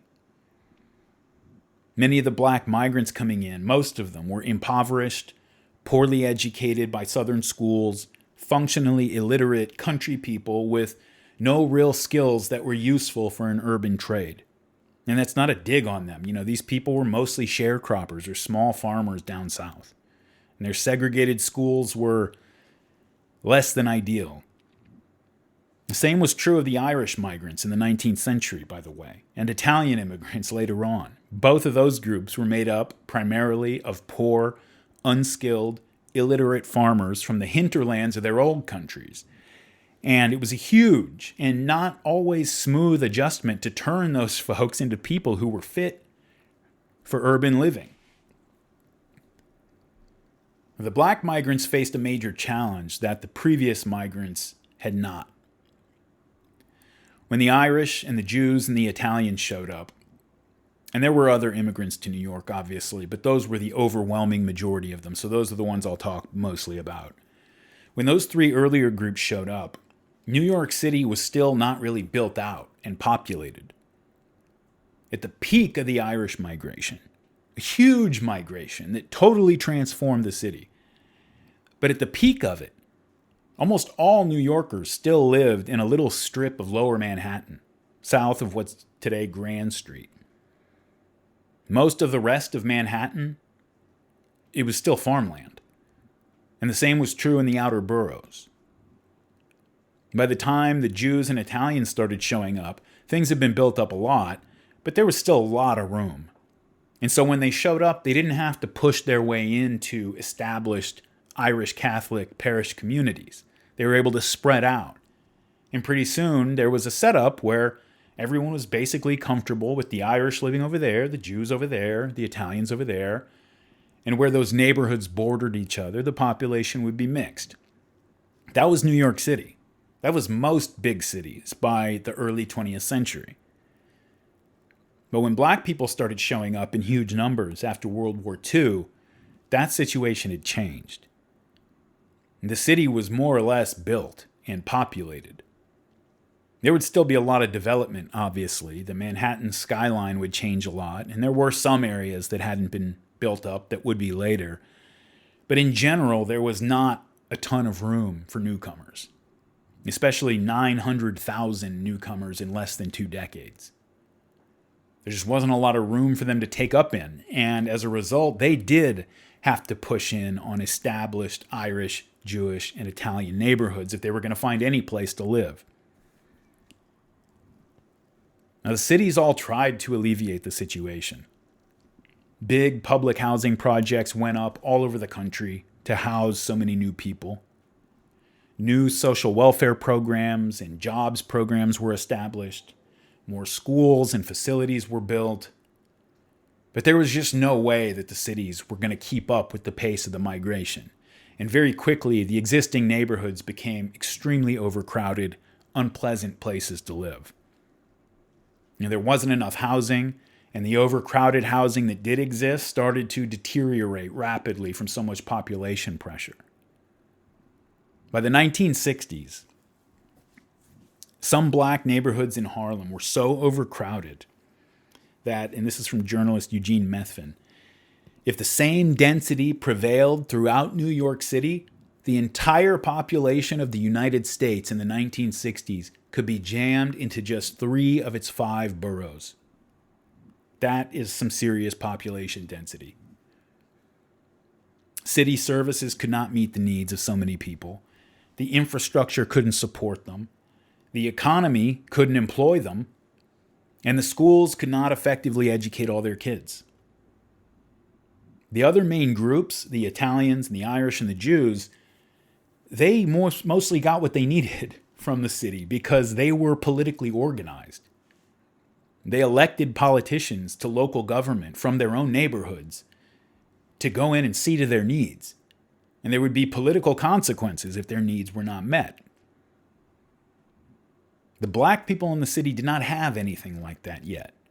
They weren't organized politically. And so in a city that had been governed by ethnic politics for at least a century, they were the one large demographic group with nobody working full-time to advocate for them. Which is another way of saying that as a neighborhood got blacker, it had less representation in city government, and so it was more neglected.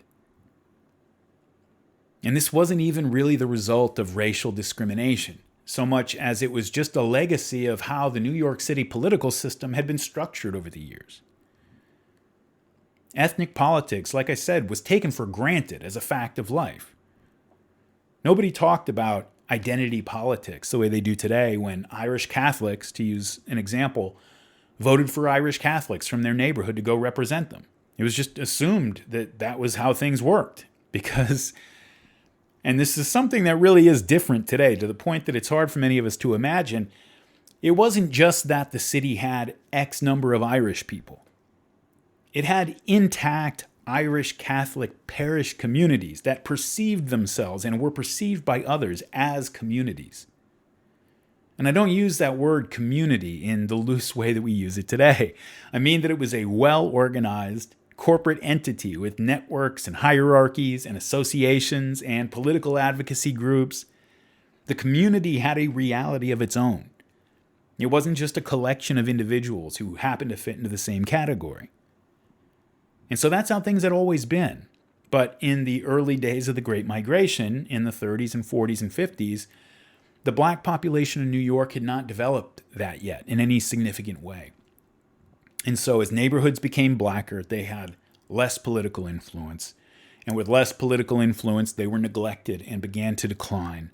And as they began to decline, white people and eventually middle-class black people began to move out, and they took their social and economic capital with them.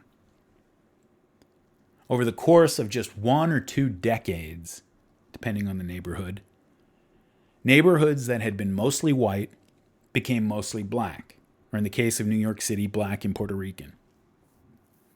The number of schools in New York City in which minorities, mostly black, made up 90% or more of the student body tripled between 1955 and 1965. Brownsville, the Brooklyn neighborhood where Podhoretz grew up, it was still predominantly Jewish and Italian all the way up through the 1950s. And by the late 60s, it was 95% black and Puerto Rican. 77% black, 18% Puerto Rican. To put numbers on that, there was a Jewish community of about 175,000 in Brownsville when Podhoretz was growing up. Still well over 100,000 by 1955. But by the late 60s, there were only about 5,000 Jews left in Brownsville. Other than the minority of beleaguered, mostly elderly Jews and Italians who remained behind, the only white people with whom most of the black and brown majority ever interacted were either representatives of authority, teachers, cops, social workers, or representatives of capital, shopkeepers, landlords, pawnbrokers, and bosses. So Brown versus the Board of Education, the Supreme Court decision desegregating Southern schools, kicked off the Civil Rights era in 1954. A year after that, Rosa Parks, an employee and activist of the NAACP, had her famous confrontation on a city bus in Montgomery, Alabama. She was arrested for refusing to give up her seat to a white person, and Martin Luther King Jr. rose to national prominence leading a year-long boycott of the Montgomery public transit system. The civil rights movement had its golden age from about the time of that boycott in 1955-56 up to about 1964. In 1959, a series of sit-ins to desegregate facilities in Greensboro, North Carolina made headlines. In 1961, the Freedom Riders, a group of black and white, mostly Jewish activists, rode buses down into the Deep South to force the issue after several states and cities refused to abide by the Supreme Court's ruling to desegregate. In 1963, of course, was the March on Washington for Jobs and Freedom, better known as the event where Martin Luther King gave his I Have a Dream speech. And then in 1964 was the Mississippi Freedom Summer, and it was here that cracks started to show up in the coalition. Riding on the success of the March on Washington the year before, black civil rights organizations in Mississippi started recruiting volunteers to spend the summer of 1964 on a massive effort to agitate, educate, and organize black Mississippians for that year's elections. White student organizations from northern universities wanted to help, and their help was wanted. But the organizers requested no more than 100 white volunteers from outside Mississippi for reasons that would soon become apparent. The Student Nonviolent Coordinating Committee, SNCC, which was the largest Southern-based, black-led civil rights youth organization, interviewed white volunteers to weed out ones with what they called a John Brown complex. The ones who made it through the screening process were warned that they were not there to save the Mississippi Negro. They were there to assist the thousands of native black activists who had been on the ground, living and working for years before the white students arrived, and who would remain there long after the white kids went home for the fall semester. But word got out that something big was brewing in Mississippi, and other student activists from around the country didn't want to miss out. And so white civil rights activists like Allard Lowenstein started raising money and recruiting more white students from universities outside the South.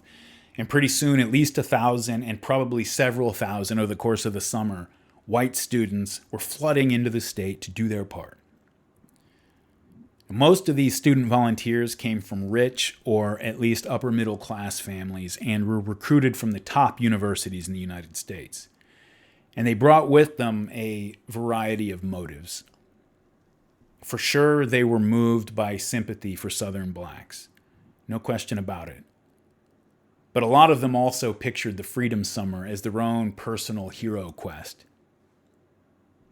Back at Columbia and Cornell and NYU and Harvard, the activists who had gone south to work as volunteers or citizen journalists in the previous summers, they were the aristocracy of the student movement. And a lot of students saw Mississippi as their one-way ticket to cool kid status back on campus. That meant they had different goals and were working on a different timeline than the local blacks. Because whereas the blacks had been and would be working for years at the grassroots level in the state, the white students only had a few months to make something happen that would give them some good stories to tell and make their trip worthwhile before they had to head back to school. Now, if it seems I'm being a little bit ungenerous to the white activists, maybe I am, but I am only repeating the complaints that would become common among many of the native black activists by the end of the summer. The sympathy of the college kids for the people they were trying to help, it was real. I don't want to sound like I'm denying that. But it was also a sympathy that was distant and detached and could come across as condescending and patronizing. When the rubber hit the road and a group of Harvard law students found themselves in a room full of black Mississippians with an elementary school education, their eagerness, a less generous person would say their impatience to move things along, often led to them just taking over the proceedings and effectively ordering the black activists around. And you can kind of understand how that could happen. Even if the person has nothing but good, pure intentions. If you are a group of students from Harvard Law with lots of experience in political organizing with SDS or some other campus group, you probably do know better than other people how to best get things done. But you can't just come into someone's home and start ordering them around, no matter what your intentions are.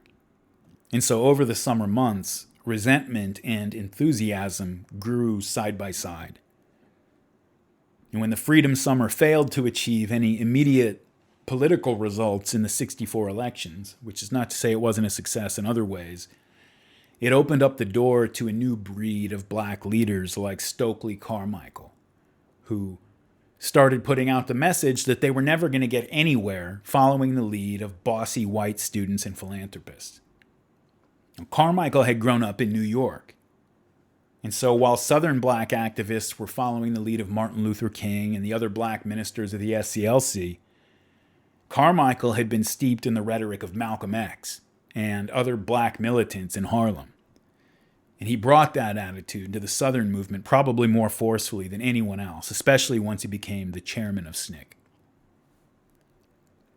What Carmichael was saying, it really didn't make a lot of sense at face value, given that all of the civil rights movement's major successes, the desegregation decisions at the Supreme Court, the Civil Rights Act of '64, the Voting Rights Act of '65, all of them, they were all achieved by the very people Carmichael and people like him were calling Uncle Toms and their white allies.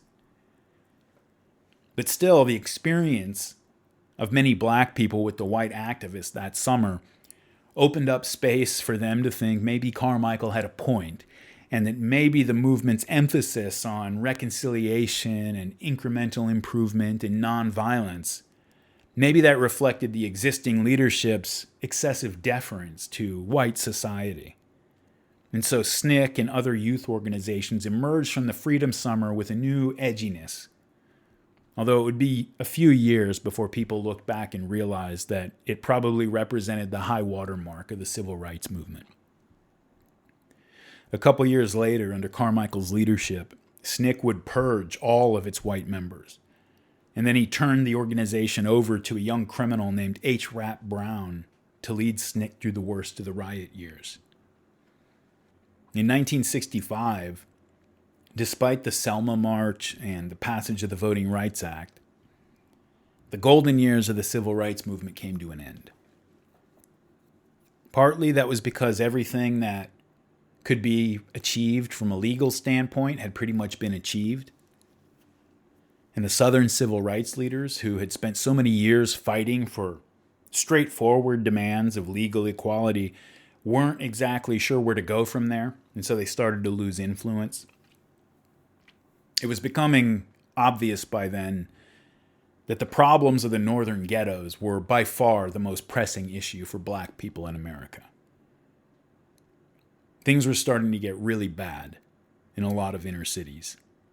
But the reasons were much more complicated than down south.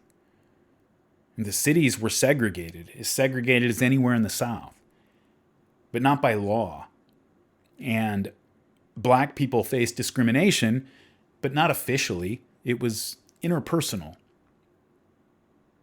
The people who were still down south, yes, there was segregation, there was discrimination, there was government neglect, but at least black Southerners were still living in mostly intact families with communities that could engage in a certain amount of collective self-help and gave people a social context to live in.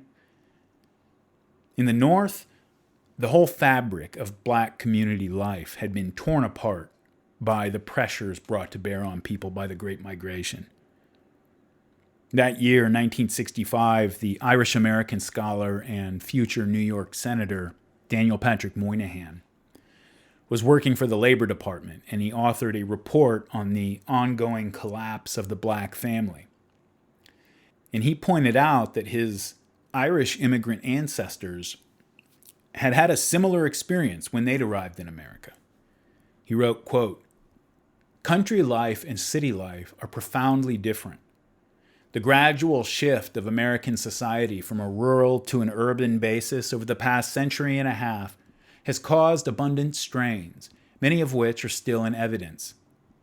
When this shift occurs suddenly, drastically, in 1 or 2 generations, the effect is immensely disruptive of traditional social patterns. It was this abrupt transition that produced the wild Irish slums of the 19th century Northeast. Drunkenness, crime, corruption, discrimination, family disorganization, juvenile delinquency were the routine of that era. In our own time, the same sudden transition has produced the Negro slum, different from, but hardly better than its predecessors, and fundamentally the result of the same process. In 1939, African-American sociologist E. Franklin Frazier described its plight movingly in that part of The Negro Family entitled In the City of Destruction. And now quoting Frazier, "The impact of hundreds of thousands of rural Southern Negroes upon northern metropolitan communities presents a bewildering spectacle. Striking contrasts in levels of civilization and economic well-being among these newcomers to modern civilization seem to baffle any attempt to discover order and direction in their mode of life." End quote. Now, it wasn't that all black Americans were on a one-way slide downhill as they moved into the cities. Not at all. What was really happening was the black population of America was splitting up and heading in opposite directions. The black middle class was growing throughout this period. Incomes had risen 150% between 1940 and 1960. Black homeownership had gone from 23% to 38% in that same period. Between 1940 and 1970, the percentage of black men holding down white-collar jobs increased more than 400%. And black life expectancy improved from 53 years in 1940 to 63.6 years in 1960. Now, under normal circumstances, these numbers could only be seen as evidence of astounding success, helping an underprivileged group catch up with the rest of society. But the problem was that the improvements were only being felt by a part of the black population. And in the meantime, a whole lot of people, the ones who were not part of the increase in homeownership or white-collar jobs, were watching their situation rapidly getting much worse. In his book, The Culture of Narcissism, the American social critic Christopher Lasch complained that in the 60s and 70s, left-wing politics in America became less about getting anything done to actually help the lives of people at the bottom, and much more about their self-esteem and identity and authenticity. Less a vehicle for collective change, in other words, than for individual self-expression. Another social critic, Eric Hoffer, wrote about the effects on people of going through periods of intense and unpredictable change. He wrote that, quote, "There is a close connection between lack of confidence and the passionate state of mind, and, as we shall see, passionate intensity may serve as a substitute for confidence. A population subjected to drastic change is a population of misfits, unbalanced, explosive, and hungry for action. Action is the most obvious way by which to gain confidence and prove our worth, and it is also a reaction against loss of balance, a swinging and flailing of the arms to regain one's balance and keep afloat. Thus, drastic change is one of the agencies which release man's energies. But certain conditions have to be present if the shock of change is to turn people into effective men of action. There must be an abundance of opportunities. There must be a tradition of self-reliance. Given these conditions, a population subjected to drastic change will plunge into an orgy of action. The millions of immigrants dumped on our shores after the Civil War underwent a tremendous change, and it was a highly irritating and painful experience. Not only were they transferred, almost overnight, to a wholly foreign world, but they were, for the most part, torn from the warm communal existence of a small town or village somewhere in Europe and exposed to the cold and dismal isolation of individual existence. They were misfits in every sense of the word, and ideal material for a revolutionary explosion. But they had a vast continent at their disposal, and fabulous opportunities for self-advancement, and an environment which held self-reliance and individual enterprise in high esteem. And so these immigrants from stagnant small towns and villages in Europe plunged into a mad pursuit of action. They tamed and mastered a continent in an incredibly short time, and we are still in the backwash of that mad pursuit. But then he says, things are different when people subjected to drastic change find only meager opportunities for action, or when they cannot or are not allowed to attain self-confidence and self-esteem by individual pursuits. When a population undergoing drastic change is without abundant opportunities for individual action and self-advancement, it develops a hunger for faith, pride, and unity. It becomes receptive to all manner of proselytizing and is eager to throw itself into collective undertakings which aim at showing the world.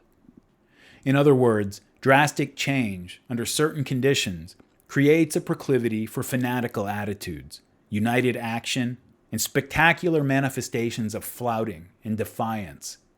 It creates, in short, an atmosphere of revolution. We are usually told that revolutions are set in motion to realize radical changes. Actually, it is drastic change which sets the stage for revolution. The revolutionary mood and temper are generated by the irritations, difficulties, hungers, and frustrations inherent in the realization of drastic change. Where things have not changed at all, there is the least likelihood of revolution. End quote. Well, that passage right there explains pretty clearly why riotous militancy and extremist separatism among African Americans got going up in the North, among the people undergoing the drastic changes of the Great Migration, and who had been yanked out of a Southern milieu where they were, poor and discriminated against, but where they had some continuity with the past and some community and more or less intact families. And they were thrust into an environment up north where everybody felt alone in their dingy, rundown tenement or housing project in Detroit or Chicago or New York. And as Hoffer writes, quote, the result was not emancipation, but isolation and exposure. An immature individual was torn from the warmth and security of a corporate existence and left orphaned and empty in a cold world. It has been often said that power corrupts, but it is perhaps equally important to realize that weakness too corrupts. Power corrupts the few, while weakness corrupts the many. Hatred, malice, rudeness, intolerance, and suspicion are the fruits of weakness. End quote. Now, Hoffer wrote that book in 1963, and he had more in mind the post-colonial revolutions in the Third World when he talked about drastic change leading to turmoil. But 2 years after he published it, in 1965, it became clear to everyone that he did not have to look that far from home to prove his thesis. And when people think of the most important years of the civil rights era, people might point to 1954, the Brown versus Board of Education decision, maybe 1963 when Martin Luther King gave his famous speech, or 1968 when King was killed. But I think 1965 was the most important turning point. That year, Martin Luther King led the March to Selma, Alabama, and the Voting Rights Act was signed into law. And that's what most people remember about 1965 when it comes to civil rights. But it was also the year Malcolm X was murdered. And it was the year of the Watts riots in Los Angeles. The Watts riots changed the way the whole country looked at the race question. It all started over the police trying to arrest a drunk driver and then getting into a scuffle with some of the neighborhood people who tried to interfere. But as with most race riots, the proximate cause was really not that important. Something like Watts does not happen because some drunk gets roughhoused by the cops. Something like that builds for a long time. Well, once it kicked off, reporters could not go into the riot zone without being attacked. But TV news helicopters kept a live broadcast up for 5 nights, and the nation sat in front of their TVs and witnessed destruction on a level that they had never really considered before, in peacetime at least. Nobody alive had ever seen anything like it, because nothing like it had really happened since the draft riots during the Civil War. Aerial shots showed crowds of black people setting buildings on fire and then dancing around the flames, and then attacking and chasing away firefighters who showed up to try to put out the flames. Some rioters gave interviews, and they were promising that the violence was soon going to spread into the suburbs and into the neighborhoods and homes of white people. More than once, viewers saw the TV news helicopter providing their live feed have to flee the scene because it started taking small arms fire from the ground. The scale and aggression of the violence in Watts was unprecedented in modern America, at least. The televised scenes seemed to portray a mindlessness and nihilism that was unfamiliar to people for whom Rosa Parks and MLK had always been the face of the black struggle in America. Historian Fred Siegel wrote, quote, "Watts was unlike any earlier riot. We are still living in its aftermath. Watts, the first major riot to be televised, inspired subsequent rebellions in Washington, D.C., Detroit, and Newark. The immediate damage to Los Angeles was obvious. 34 people, almost all black, were dead. Whole blocks had been razed, and almost 4,000 arrests had been made. Much of Watts was never rebuilt, and neither was the relative optimism regarding race and integration that had briefly held sway in the wake of the historic 1963 Civil Rights March on Washington. The immediate response to Watts was to see it as the work of a small group of street toughs and criminals. The toughs were involved, but the breadth of the participation suggested something much more ominous. Los Angeles was a city with an expanding black middle class, a city that, according to a National Urban League survey, ranked first among major American cities in the quality of black life. Yet post-riot surveys showed that the rioters represented a cross-section of black South Central Los Angeles. What had happened for blacks of all classes was that the surge in collective consciousness flowing out of the Southern civil rights struggle broke down barriers to the expression of the rage and hostility that had built up for so long. The primitive rebels of the Watts uprising, some of them gang members, were little concerned with integration and much concerned with authenticity and the power of violence to wipe away historic humiliations. Paul Williams, a young participant in the riots, described their almost mystical effect on him. Everyone felt high. It was like an out-of-memory period. Before, you were hoping for freedom within the civil rights movement, and when you came out the other end, you hoped for liberation." End quote. Mass media coverage of the Watts riots caused the race riot to metastasize in the same way that nationwide coverage of the Columbine High School massacre led to the proliferation of school shootings. Neither event was the first of its kind, but the coverage transformed them into something more than local atrocities and opened up a new set of possibilities in the minds of many people across the country. The writer and veteran of the 60s revolutions, Paul Berman, wrote that one of the remarkable things about the era was how rapidly new ideas migrated from fringe opinions to being consensus truths. The Black Panthers' Mao and Malcolm-inspired militant rhetoric was only heard from a few Harlem street preachers in the early 1960s. But by the summer of 66, 67, it was the predominant rhetoric of inner-city activists everywhere. an ideology of rebellion, rejection, and defiance for their own sake, as goods in themselves, had firmly taken hold. Until 1965, the Students for a Democratic Society, SDS, which was the largest and most important left-wing student group in the country. Until 1965, it had just been the youth wing of the stodgy old Social Democratic League for Industrial Democracy. By 1967, Maoist radicals and nascent terrorists were battling for control of the organization.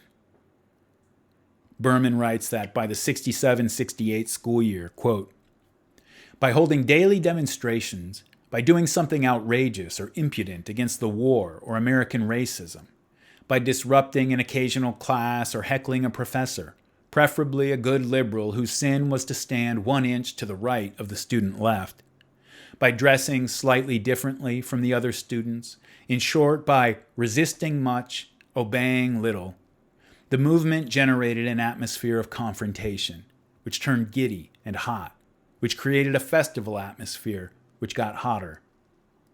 There was a feeling that every aspect of the existing society had been discovered to be wrong and could be opposed.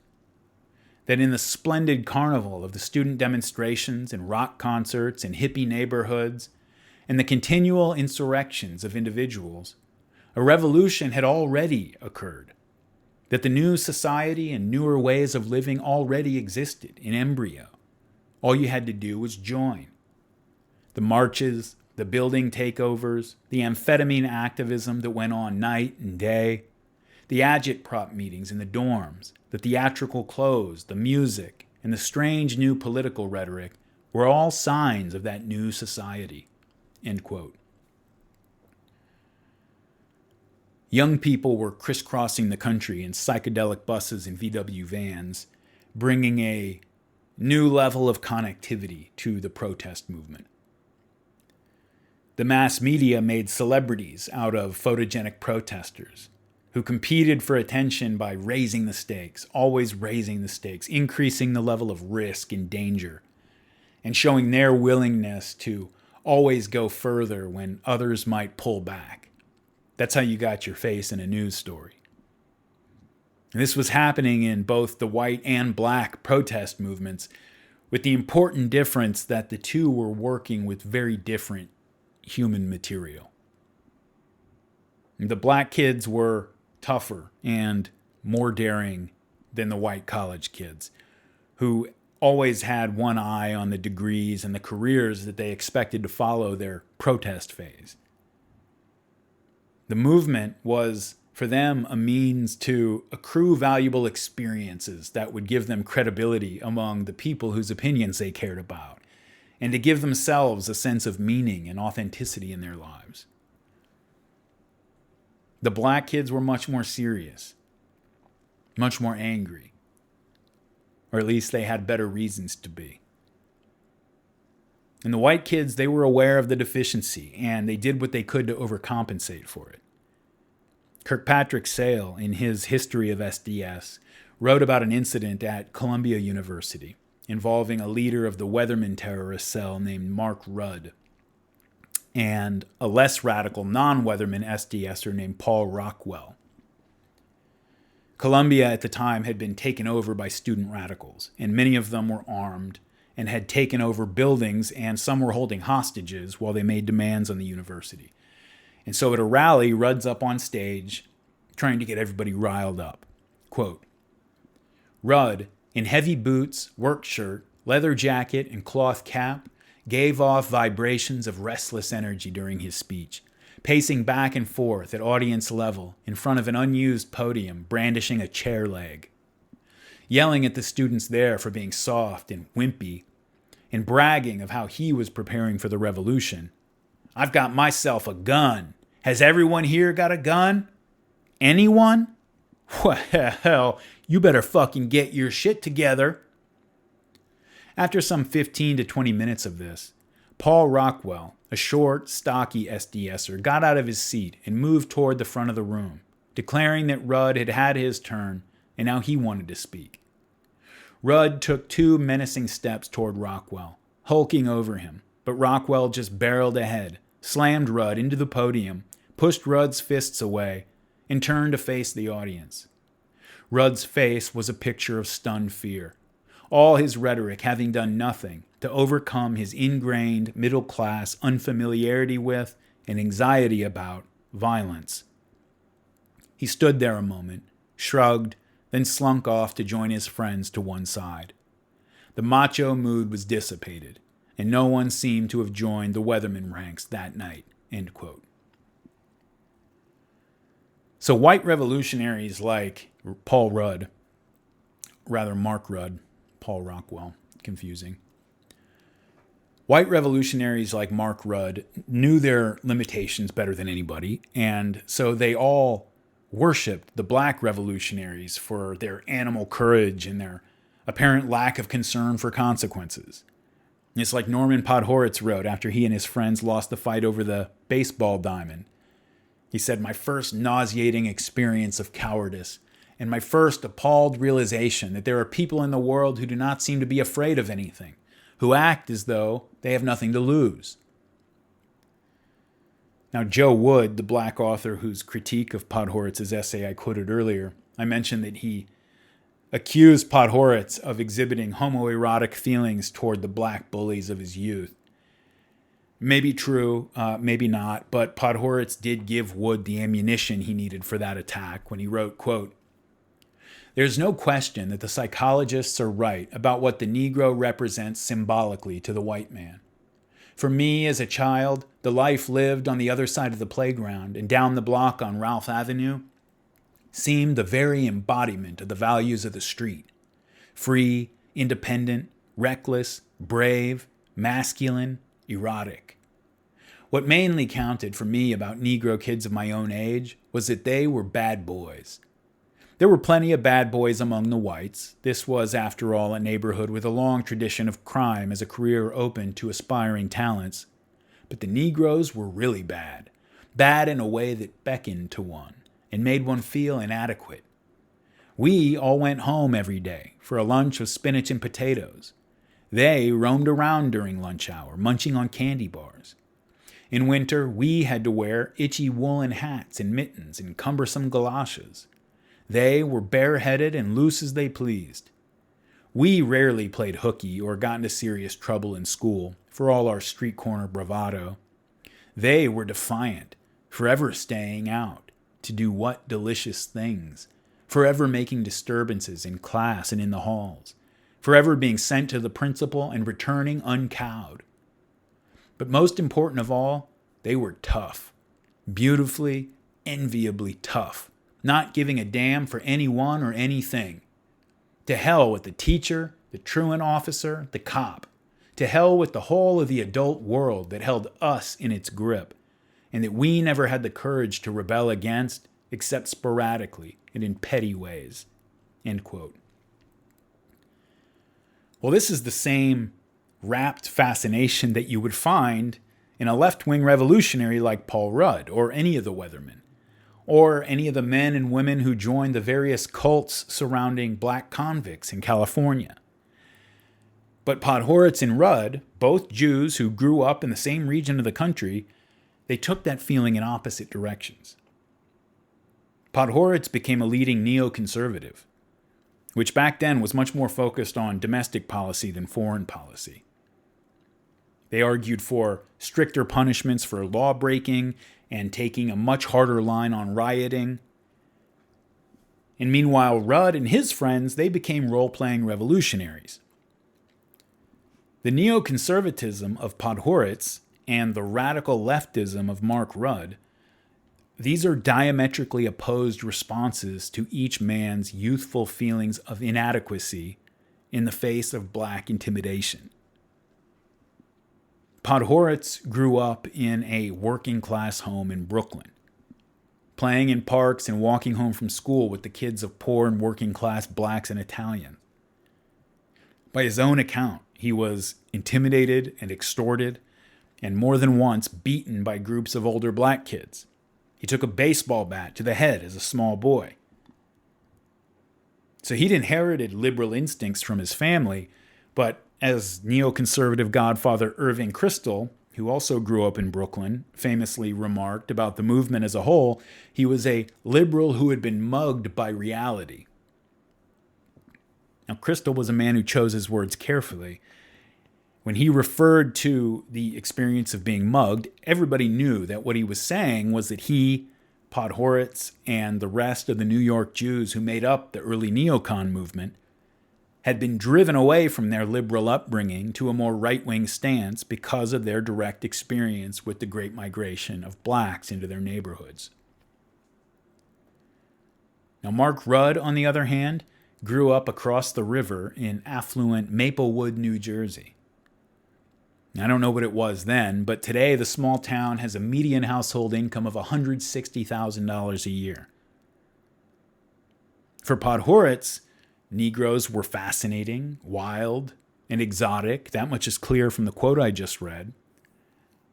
But he was also nearby. His feelings about blacks were shaped by his sense of immediate physical, not to mention psychological, danger that they represented to him in his real life experience as a boy. For Mark Rudd, too, the urban black militant was exotic, but it was a mystique that could be admired from a safe distance. City dwellers' idea of wolves and mountain lions is going to be different from that of a rancher whose livestock are their prey. And if that comparison edges up a little too close for comfort to racial obscenity, go read Tom Wolfe's account of the radical chic soiree in the Manhattan penthouse of composer Leonard Bernstein, and tell me if the Black Panthers that they brought in as party props resemble anything so much as zoo animals brought in to arouse and titillate Bernstein's guests. Now, this is an ultra-elite party for the highest of high society Manhattan Anglo and Jewish friends of Bernstein, and a few Panthers were brought in to stand around as party props and for one of them to give a short speech to elicit donations, while the assembled partygoers ooh and ah over his funky afro and street slang. And now I want to be very clear here, for those of you whose undergarments are beginning to bunch. I'm describing the perspectives of people like Podhoretz, Rudd, and Bernstein, not whether their perspectives represent ground truth or objective reality. In other words, I'm not saying that the Panthers in Bernstein's apartment were exotic zoo animals. I'm saying that that's what they were to Bernstein and to his friends. The Weathermen were about as radical and violent as the white left got in the 60s and 70s, which is to say very radical, but not so violent. They talked the talk, but at the end of the day, they just didn't have it in them to really walk the walk. The black militants built very differently. Crime and drugs had already swept through the inner cities. In many neighborhoods and housing projects, street gangs were ubiquitous. Many of the recruits to the black militant organizations had done time in prison, and out east it was a majority of them. By the late 60s, the black family was in full collapse, and the frustration and despair of poverty, substance abuse, and single motherhood brought violence into many homes.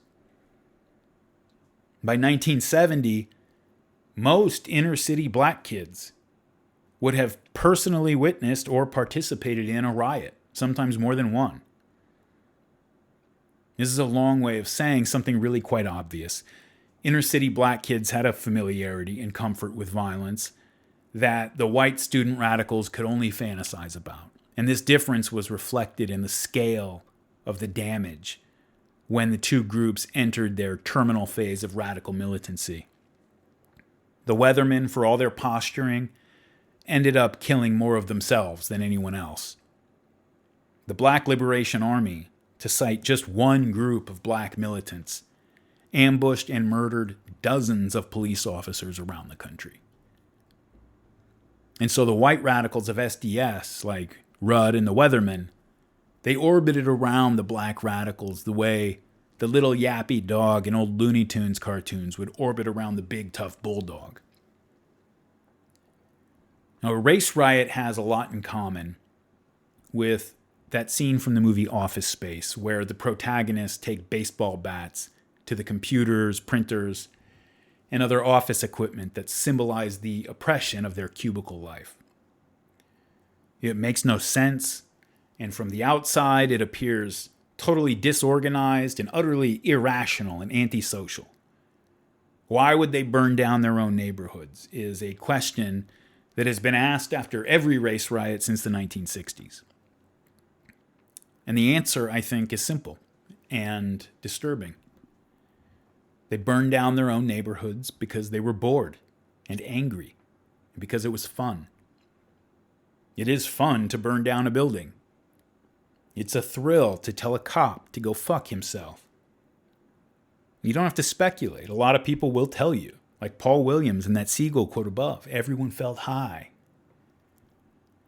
Hans Magnus Enzensberger, in a seminal essay about the rise of disorganized urban violence in the late 20th century, describes it as what he calls a molecular civil war.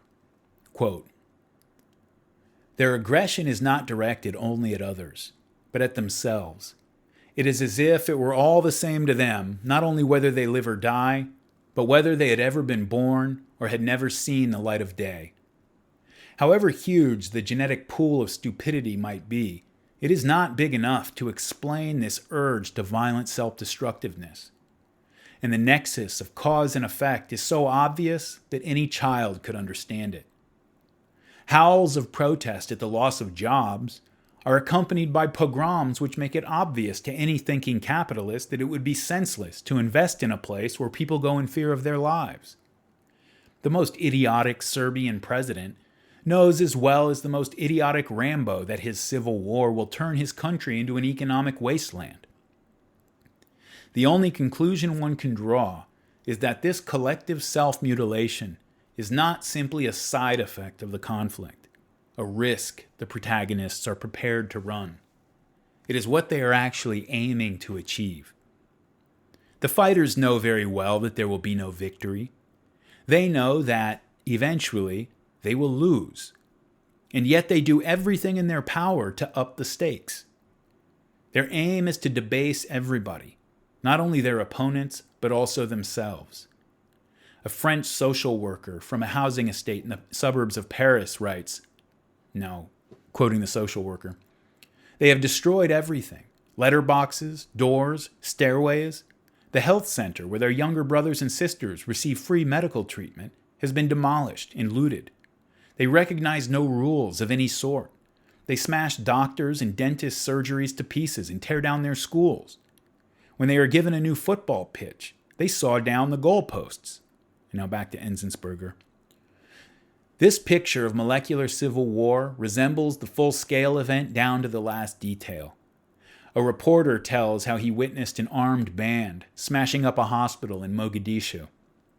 This was no military operation. No one was threatening the men, and no shots had been heard in the city. The hospital was already badly damaged, equipped with only the bare essentials. The perpetrators went about their business with a fierce thoroughness. Beds were slit open, bottles containing blood serum and medicine were shattered. Then the men, in torn and dirty camouflage uniforms, set about destroying the few remaining pieces of apparatus. They did not leave until they had made sure that the single X-ray machine, the sterilizer, and the oxygen generator were no longer usable. Each one of these zombies knew that there was no end to the war in sight. They all realized that within hours, their own lives might depend on whether there was a doctor around to patch them up. And still, their obvious intent was to eliminate even the smallest chance of survival." End quote.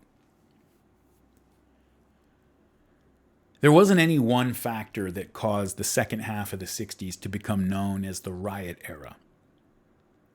From Frantz Fanon's 1961 book, The Wretched of the Earth, to the ravings of Prihaj Malcolm X, the intellectual architecture supporting a belief in the redemptive power of violence was already in place years before.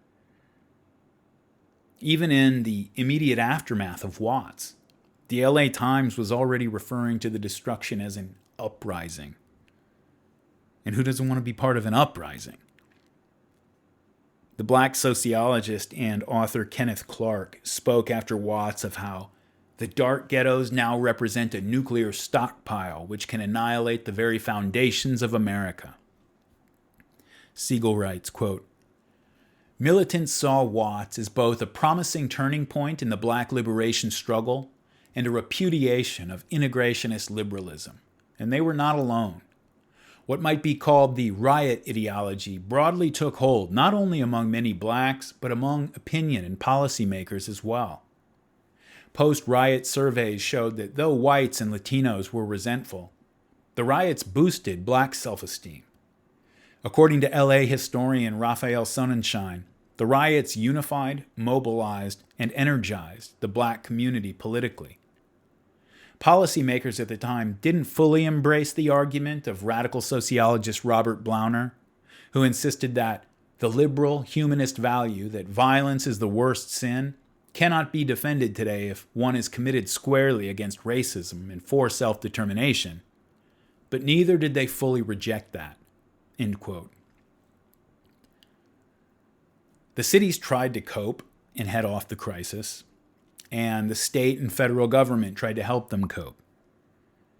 Lyndon Johnson's war on poverty can be looked at in retrospect as an attempt by the federal government to take some of the burden of the Great Migration off the shoulders of local governments. The big nonprofit foundations like the Ford Foundation, the Rockefeller Foundation, all the outfits listed as sponsors whenever you listen to NPR, had always in the past been focusing on things like building public libraries and setting up scholarship funds and jobs programs, or curing hookworm in the South. But in the early 60s, they began to focus almost exclusively on racial issues. Both the feds and the foundation started pouring billions of dollars into the inner cities. In 1962, the Ford Foundation had created the Mobilization for Youth, which received millions of dollars from the federal government to serve juvenile delinquents in Manhattan's Lower East Side. Founded to provide opportunities for at-risk youth, the Mobilization for Youth organization soon morphed into an early pioneer of the confrontation politics that would lead to the race riots later in the decade. The Mobilization for Youth aimed to put into practice ideas about welfare reform being promulgated by a group of radical left-wing sociologists at Columbia, and I know that all of those descriptors are pretty redundant. The sociologists would write openly back in the 60s about their goal of bringing as many people as possible onto the welfare rolls with the explicit goal of overburdening state and local governments, of ratcheting up racial and class tensions, and of creating a powder keg that would blow past conservative resistance to more radical economic redistribution at the federal level. And that sounds like hyperbole. It gets even worse than that, though. Two leading Columbia sociologists, Richard Cloward and Francis Fox Piven, whose papers on welfare reform would soon be marching orders for the government of New York City, wrote that, quote, when attachments to the role of work deteriorate, so do attachments to the family, especially the attachments of men to their families. Well, that sounds like something a critic of welfare expansion would say, right? They predicted that putting more people on welfare would lead to family breakdown and spread certain forms of disorder, including school failure, crime, and addiction.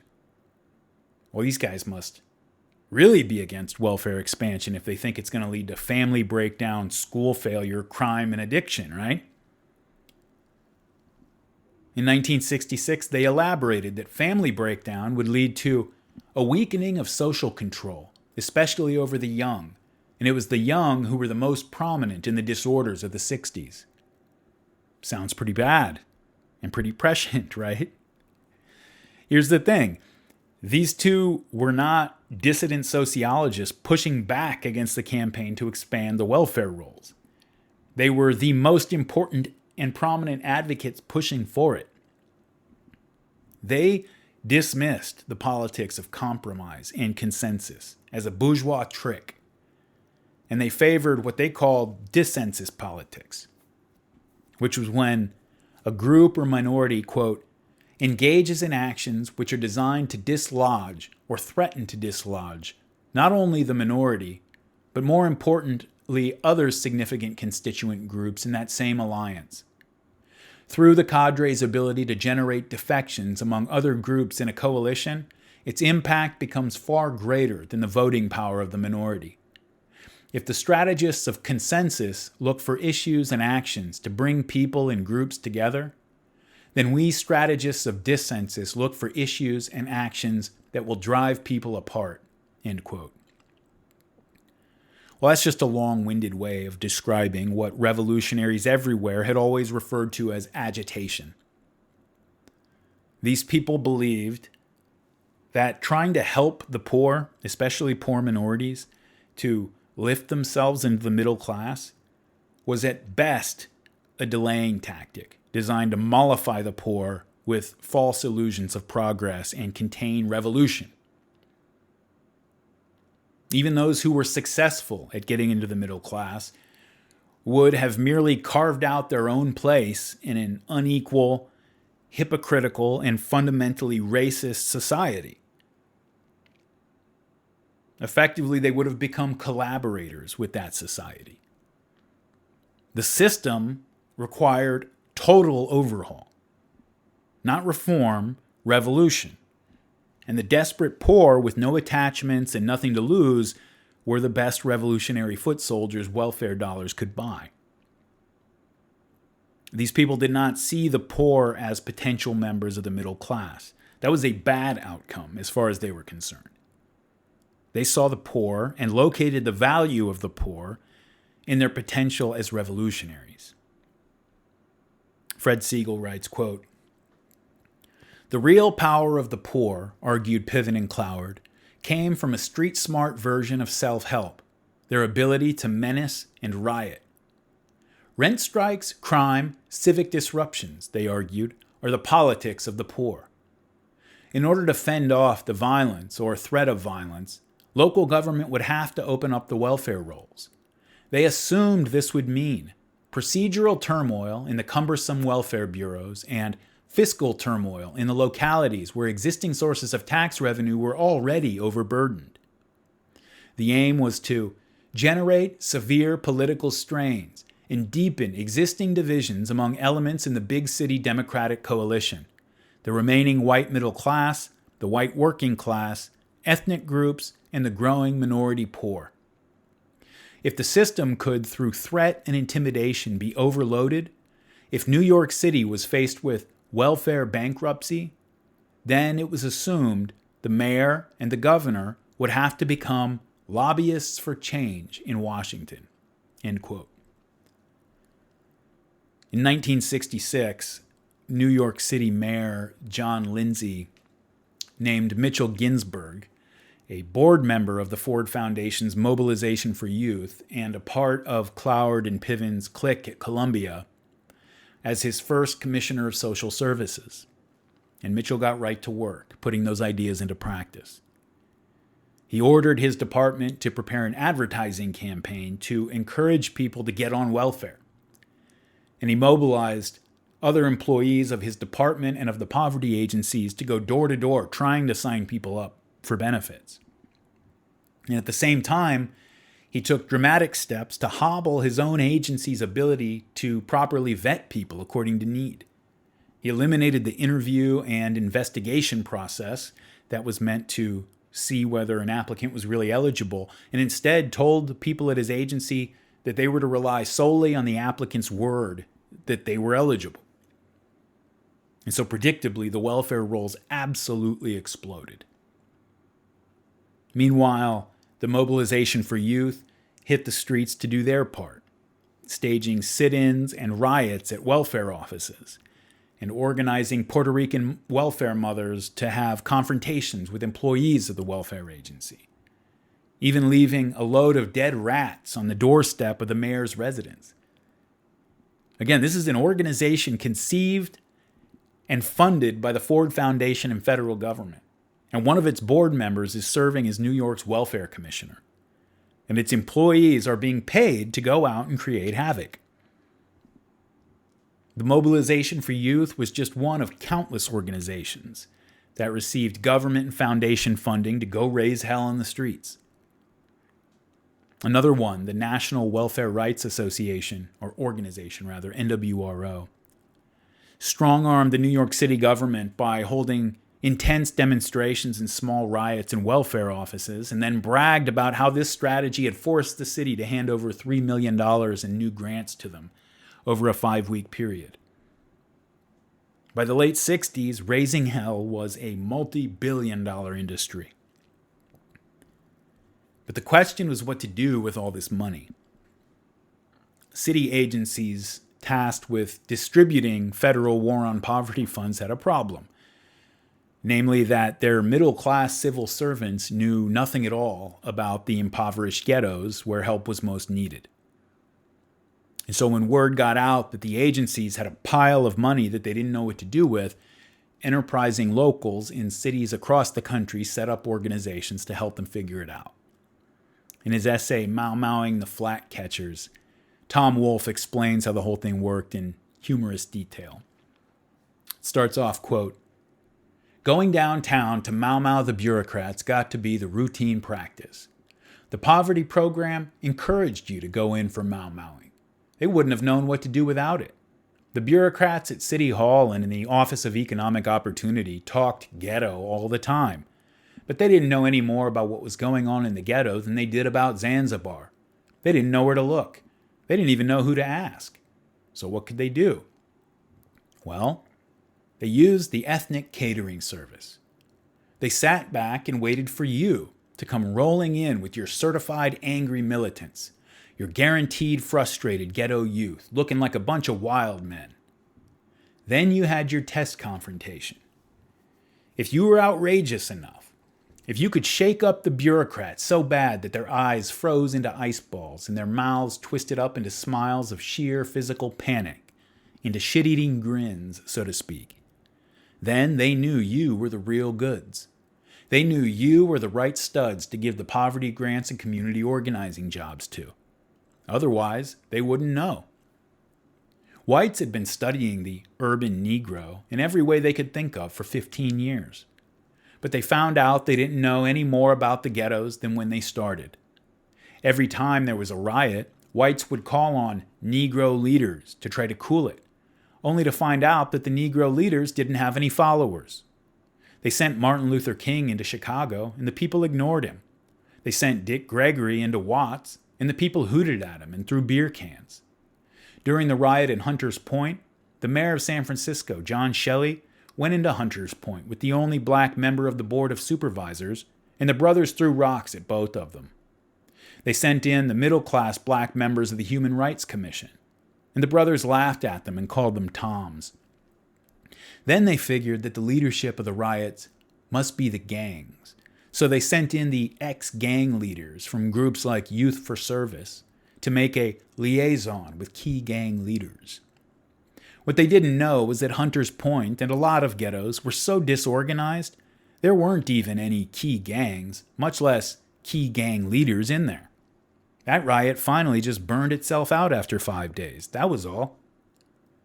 But the idea that the real leadership in the ghetto might be the gangs hung on with the poverty youth welfare establishment. It was considered a very sophisticated insight. The youth gangs weren't petty criminals. They were social bandits, primitive revolutionaries. Of course, they were hidden from public view. That was why the nature of ghetto leadership had eluded everyone for so long. So the poverty professionals were always on the lookout for the bad-acting dudes who were the real leaders, the natural leaders, the charismatic figures in the ghetto jungle. These were the kind of people the social welfare professionals in the Kennedy administration had in mind when they planned the poverty program in the first place. It was a truly adventurous and experimental approach they had. Instead of handing out alms, which never seemed to change anything, they would encourage people in the ghetto to organize. They would help them become powerful enough to force the establishment to give them what they needed. From the beginning, the poverty program was aimed at helping ghetto people rise up against their oppressors. It was a scene in which the federal government came into the ghetto and said, "Here is some money and some field advisors. Now you organize your own pressure groups." To sell the poverty program, its backers had to give it the protective coloration of jobs and education, the Job Corps and Operation Head Start, things like that, things the country as a whole could accept. Jobs and education were things that everybody could agree on. They were part of the free enterprise ethic. They weren't uncomfortable subjects like racism and the class structure, or giving poor people the money and the tools to fight their local city hall. But from the first, that was what the lion's share of the poverty budget went to. It went into community organizing, which was the bureaucratic term for power to the people, the term for finding the real leaders of the ghetto and helping them organize the poor. And how could they find out the identity of these leaders of the people? Simple. In their righteous wrath, they would rise up and confront you. It was a beautiful piece of circular reasoning. The real leaders of the ghetto will rise up and confront you. Therefore, when somebody rises up and confronts you, then you know he's a leader of the people. So the poverty program not only encouraged mau-mauing, it practically demanded it. Subconsciously, for administrators in the poverty establishment, public and private, confrontations became a ritual. That was the way the system worked. By 1968, it would be standard operating procedure. To get a job in the post office, you filled out forms and took the civil service exam. To get into the poverty scene, you did some mau-mauing. If you could make the flat catchers lose control, the muscles around their mouths, if you could bring fear into their faces, your application was approved. There was one genius in the art of confrontation who had mau-mauing down to what you could term a laboratory science. He had it figured out so he didn't even have to bring his boys downtown in person. He would just show up with a crocus sack full of revolvers, ice picks, fish knives, switchblades, hatchets, blackjacks, gravity knives, straight razors, hand grenades, blowguns, bazookas, Molotov cocktails, tank rippers, unbelievable stuff. And he'd dump it all out on somebody's shiny walnut conference table.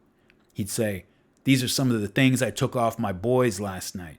I don't know, man. 30 minutes ago, I talked the Panther out of busting up a cop." And they would lay money on this man's ghetto youth patrol like it was now or never. End quote. Many people first heard the term community organizer when Barack Obama ran for president in 2008, because he used to do that. But it was born out of this era. The federal government was pumping oceans of money into the cities, and figuring out how to get your hands on that money became a cottage industry. That's what a community organizer does. That's what they are. They go into an area, get together enough locals to start a nonprofit, and they start applying for grants. That's what a community organizer does. And most of the time, 95% of the nonprofit's money turns out to be going to the salaries of the people who set it up. Not all of them, don't get me wrong. Some of this money went to dedicated activist groups trying to really make a difference, but a huge amount of it went to every kind of scam artist, criminal organization, and radical militant group that you can imagine. Organized crime was not going to miss out on the bonanza, and so they became professionals at setting up front organizations to get this money. Even worse, this money that was meant to cool things down in the ghetto very often went right to the groups who were actively working to precipitate the violence. In fact, Huey Newton and Bobby Seale, the founders of the Black Panthers, wrote up that organization's 10-point plan in the offices of Oakland's anti-poverty agency. Once the war on poverty got going, programs that had been foundation initiatives got rolled into federal community action programs.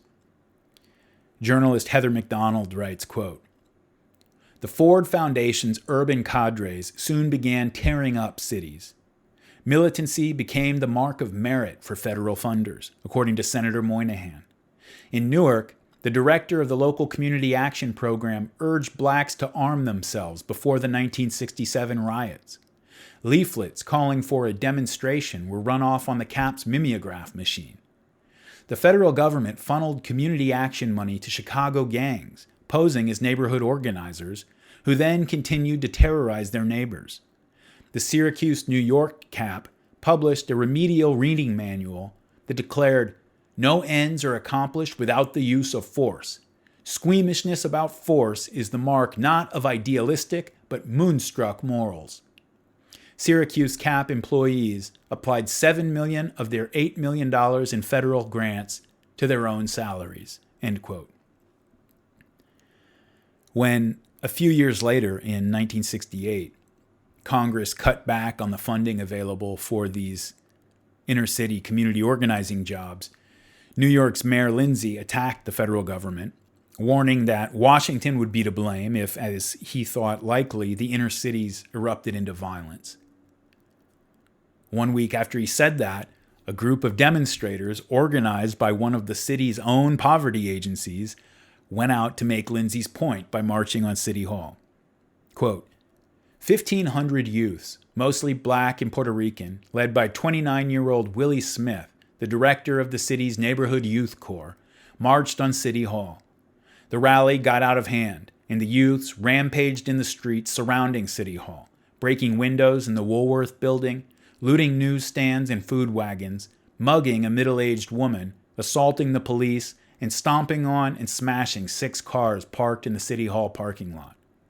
The cars included those owned by Republican Councilman Joseph Meduno, the wife of Lindsay's appointment secretary, Harvey Rothenberg, and a city car used by the mayoral aide Teddy Mastriani.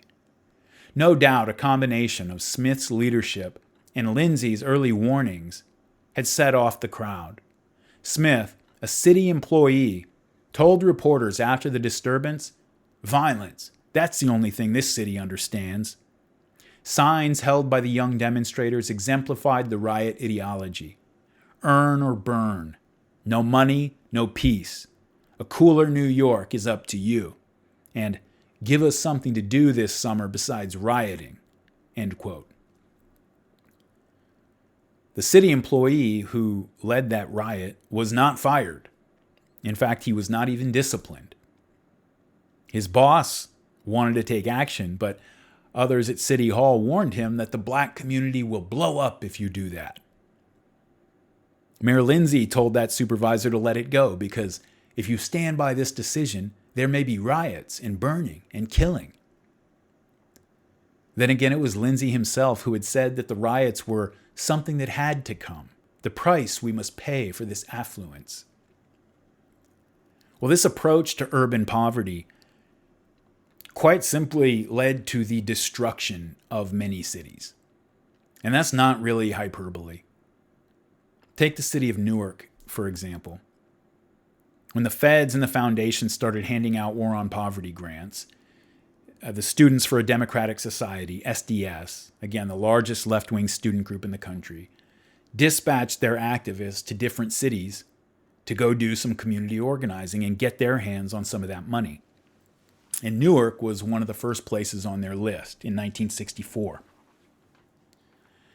Newark is a satellite on the periphery of the New York City metro area. It's across the Hudson and on the other side of Jersey City from Manhattan. But the drive from Manhattan to Newark is no longer than the drive to East Brooklyn. So it's part of that urban milieu. In 1960, Newark was 66% white. 1960, mostly working and middle-class Jews and Italians. By 1967, just 7 years later, it had gone from 66% white to 62% black. Many of the remaining whites were elderly people who couldn't afford to move or couldn't bring themselves to at any rate, and so they had no influence on the culture of the streets and the sidewalks. No influence on the culture in the schools. 3/4 of all Newark school kids were black, and 1 in 3 residents of the city were black and under 25 years old. So it's a volatile group, under 25-year-old people.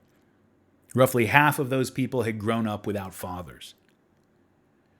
Newark was the second to last stop on the Pennsylvania Railroad coming up from the southeast. The last stop was Harlem, and a lot of Newark's black residents were migrants from the South who were trying to get to Harlem, but when they heard next stop Newark, they thought the conductor had said next stop New York, and so they got off there and they just decided to stay. Almost all of Newark was either a business district or a slum, and people were packed in very tight. The population density of Newark was always top 3 in the United States. It was ringed by suburbs that were not part of the city proper, but which were home to many people who came to work each day in Newark, which meant that the city's population roughly doubled during working hours, which drove population density even higher, and which meant the city had to provide services for all those suburbanite commuters, even though it only had the power to tax Newark's 400,000 or so local residents. And so as a result, property taxes skyrocketed, and what was left of the white and black middle class got out of the city as well, which of course exacerbated the problem even more, and it became a vicious circle like that. Fully 1% of Newark's total population were drug addicts. Police estimated that that 1% was responsible for half of the city's crime, but somehow there was never any money available for treatment or rehab centers.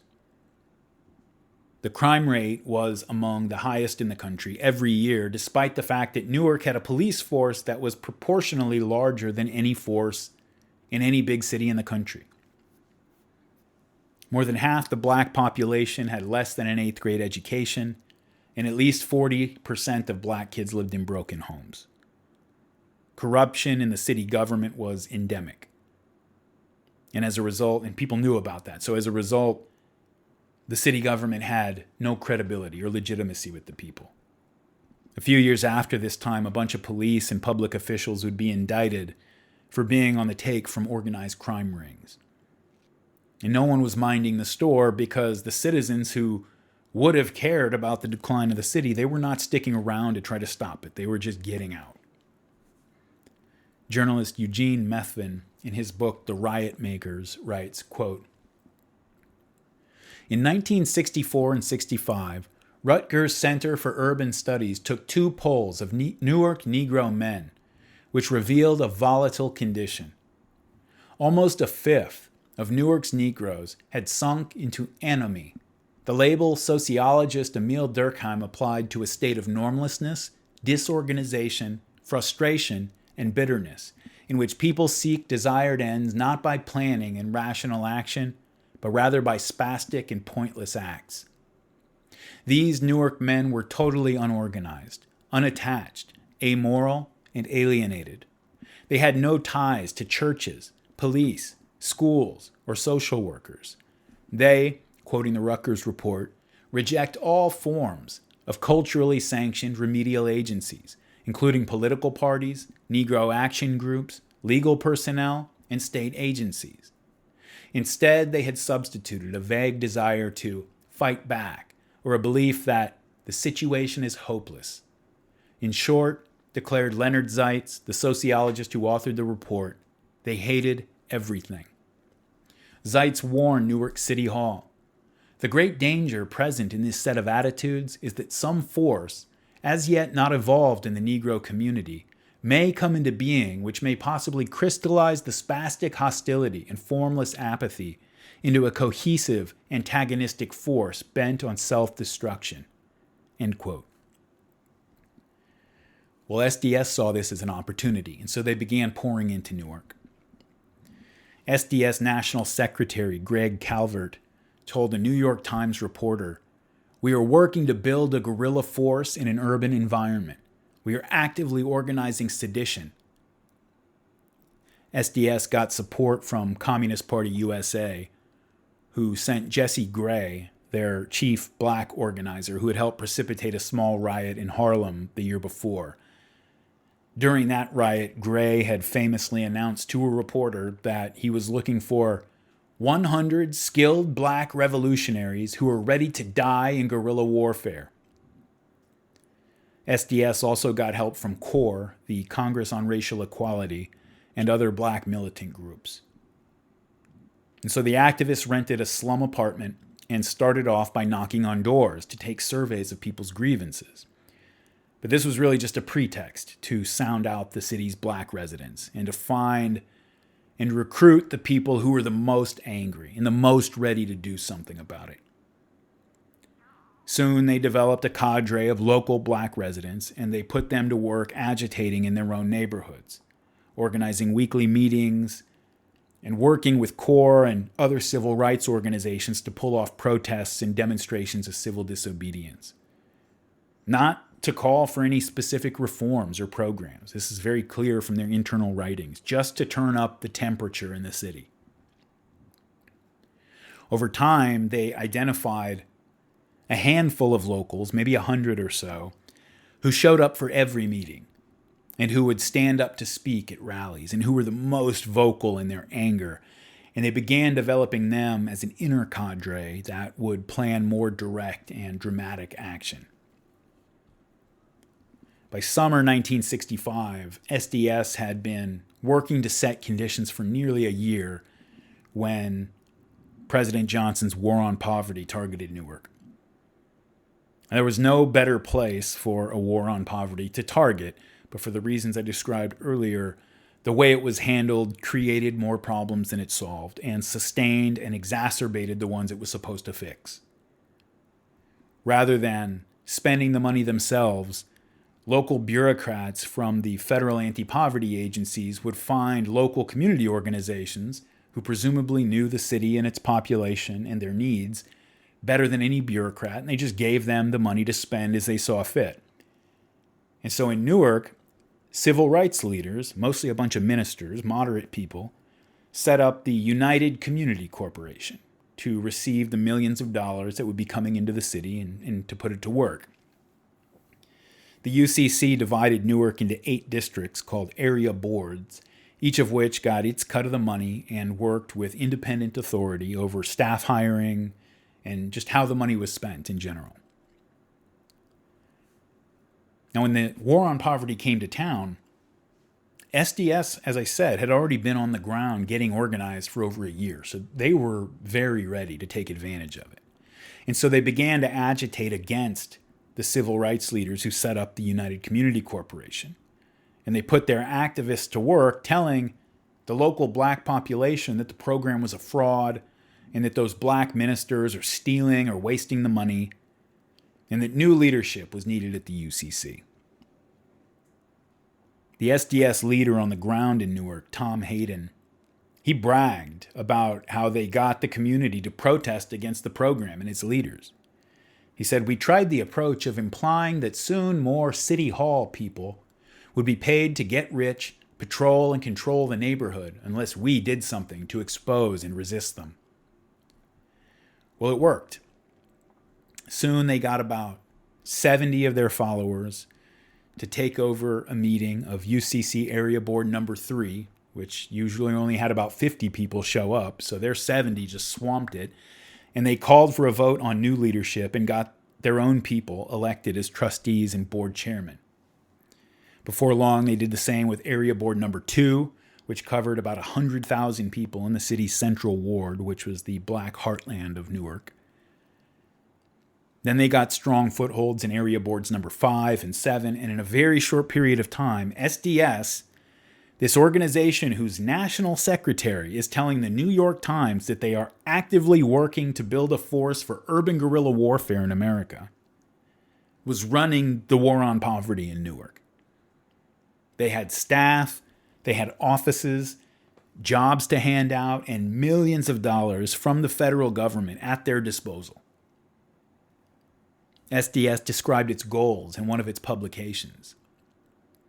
Success meant, this is a quote, "Success meant the project's ability to continually enlarge its diverse basis, to penetrate all permeable local organizations, and to create or control newly developing transitional structures, while at the same time assuring its own autonomy, so that its activity swings the level of the city's political dialogue and activity to the left. As a locus of opposition in the city, the project seeks to become associated with every manifestation of opposition activity.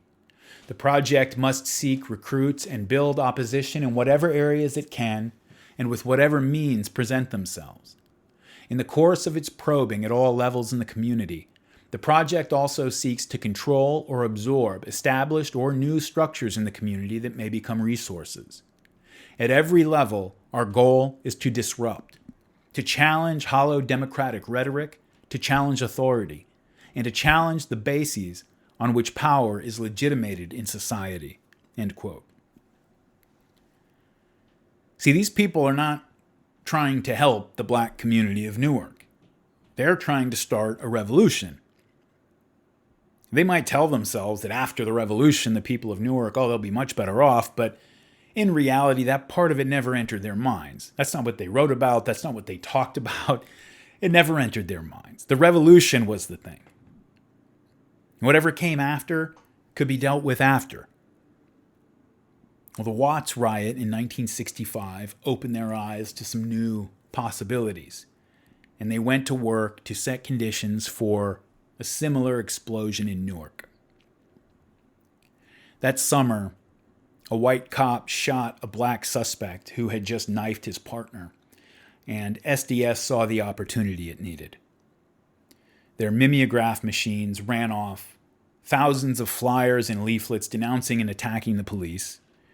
They organized a march on City Hall, and they brought a truck with loudspeakers shouting slogans against the police.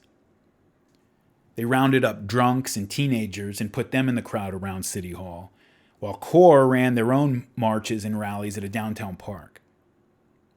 Police began to find leaflets and flyers teaching people how to make Molotov cocktails and to train them on overcoming police tactics during an uprising.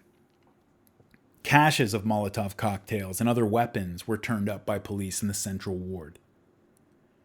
Firemen began to respond to false emergency calls and went into booby-trapped buildings that were meant to maim them. One of the battalion chiefs fell 3 stories when a stairwell that had been rigged to collapse under a grown man's weight fell out beneath him. He ended up with a broken back. In the first 2 years after SDS arrived in town, assaults on police officers more than doubled.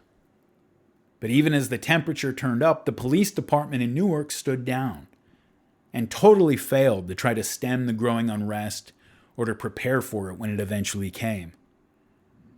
The city's police director later told a New Jersey governor's commission that they had been afraid that any actions they took would only provide more fodder for anti-police propaganda. Well, the city did what it could to de-escalate the situation and respond to the people's demands. The mayor was an Italian, but a liberal Democrat, and he integrated the city government. He appointed black people to be his administrative assistant, his budget officer, the executive secretary of the city's planning board. Newark had never had a black person sit on the city's zoning commission, so the mayor put a black person in charge of it. He created a civil rights division in the city government. He promoted black firemen and police officers to positions of higher authority. The city got its first black chairman of education, its first black fire captain, its first black welfare director. He instituted tough and real equal opportunity standards for city contracts. And he stopped construction on a school after CORE complained about hiring discrimination with the construction companies. He managed to squeeze the federal government for urban renewal grants, adding up to $286 per resident. And with that money, the number of substandard housing units in the city was cut in half, from 34% in 1960 to 16% by the summer of '67. And so after the riots in other cities in 64, 65, and 66, the Newark government breathed a sigh of relief, thinking that everything they were doing must be making a difference. They were wrong. By 1967, SDS had set conditions in Newark, and they kicked off that year's protest season on April 1st by picketing a Jewish meat market they said was exploiting black people. When that spring, the city raised a proposal to purchase property in the city's central slum, and to move its residents into newly built projects some blocks away and use the area for a new state medical school, which would provide a lot of jobs that had been approved already at the state level for Newark. SDS flyers on stationery bearing the name of one of the city's official anti-poverty agencies said that the proposal was an attempt by Whitey to use Negro removal to maintain their power in the city. Hearings on the proposal routinely turned into raucous demonstrations, near riots, with SDS and their local activists doing everything they could to just shut the meetings down. One leader told the board that blood would flow in the streets if the medical school project went forward.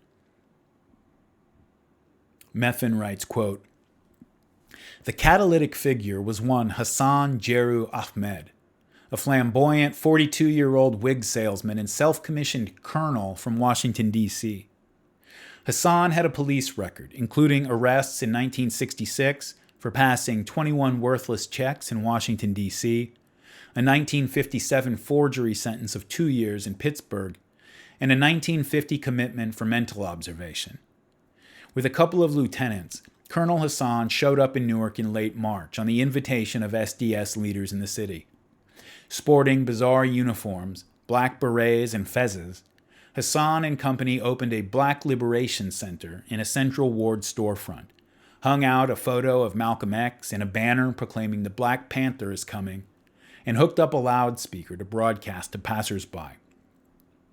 They immediately linked up with SDSers from Area Board Number 3, whose president endorsed the new operation. Soon, neighbors reported to police that unidentified Negroes were conducting rifle target practice behind Hassan's center. At his first rally on April 20th, Colonel Hassan told his listeners that the government was preparing army bases for use as concentration camps for Negroes.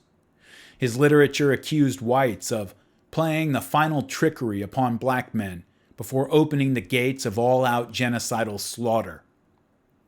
Hassan mixed violent words with violent action and brought Negro residents flocking to the City Hall hearings on the medical school just to see his pyrotechnics.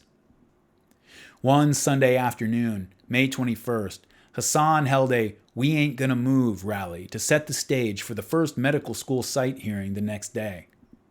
Speakers included the defeated Negro candidate for mayor, the leader of the local Corps branch, and one other Negro politician who urged the crowd, "If you expect to get anything for yourselves, you will have to give and take some physical beatings." Hassan, proclaiming that even a small number of people could create a disruptive demonstration, led a rehearsal.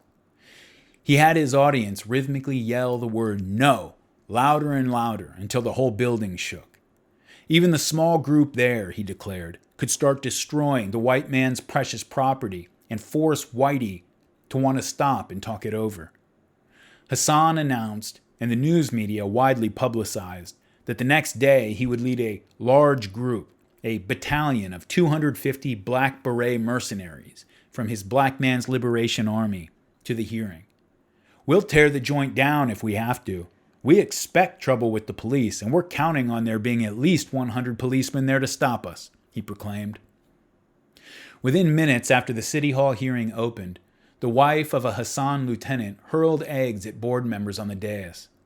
Either trying to duck or stop the throwing, a reporter in the front row tangled with the woman, and her husband slugged him.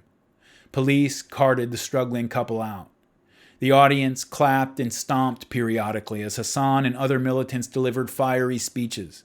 Hassan led the audience in heaping insults on the Negro chairman of the committee, calling him a Tom and a house nigger.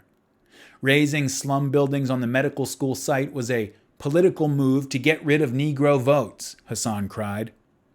He climaxed his pyrotechnics by leaping across the room, ripping up the stenographer's transcript, and hurling his machine against the wall.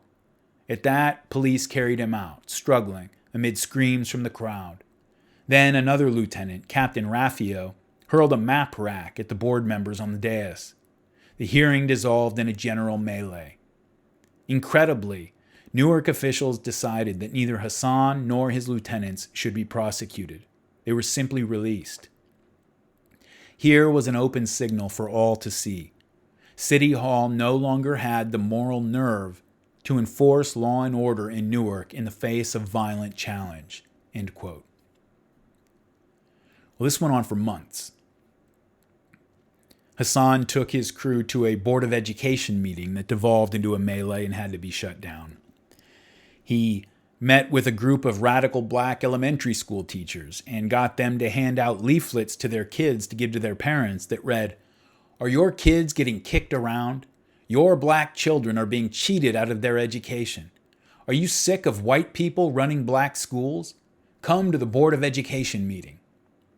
Another leaflet read, "Black men and black women, now is the time to unite in a solid front in the black revolution. We are fed up with tyrants who lie, steal, and cheat our people. Defeat the white race. Do not sit idly by." More leaflets with instructions for making bombs and Molotov cocktails, and for how to most effectively torch a building and what to say to police if arrested during a riot were papered all over the city. Young school children were paid to post and distribute these leaflets all over their neighborhoods. The city complained to the Federal Anti-Poverty Agency that the funds they were sending were going to radical groups trying to foment unrest. The city said, "The acceleration of this kind of practice by the Anti-Poverty Agency will undoubtedly lead to riots and anarchy in our city." Well, by mid-June, militants were turning virtually every city meeting open to the public into a near riot, as more activists from SDS, CORE, and the Communist Party in New York poured into Newark to add their bit of fuel to the fire.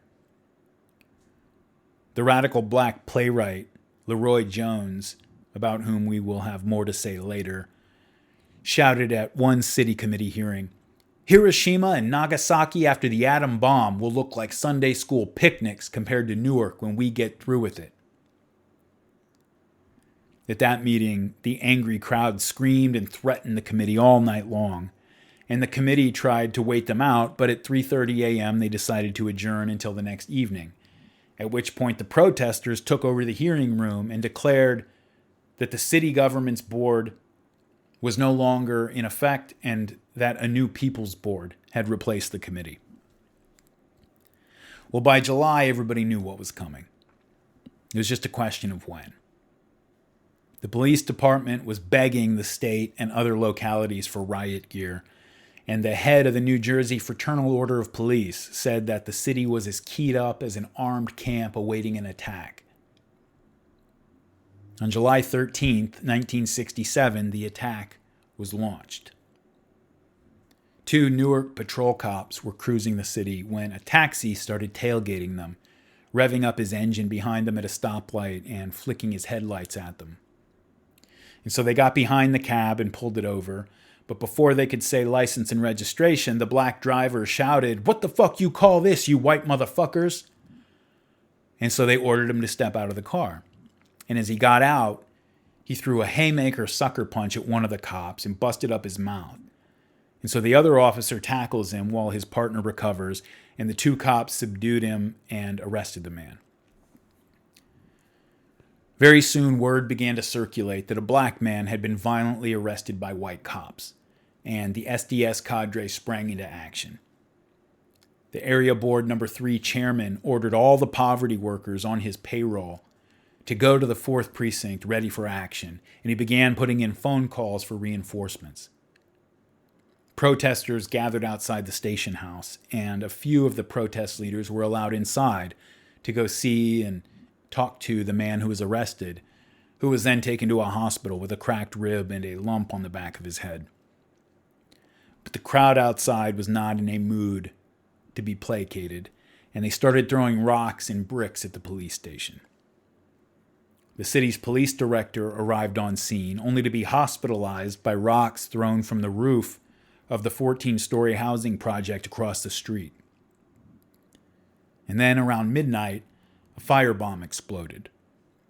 And then a car was torched in the parking lot across the street. When firemen tried to deal with it, they were attacked by a mob. And then another car was on fire. And so the police decided they should go out and disperse the crowd. And so they tried. And the crowd scattered, but this just spread the chaos into a wider area. A block away, a garbage can was thrown through the window of a liquor store and then other nearby businesses, and they were all looted. The police managed to get the situation under control and only had to make 11 arrests that night. And by 2:30 a.m., the crowd had gone home to sleep it off.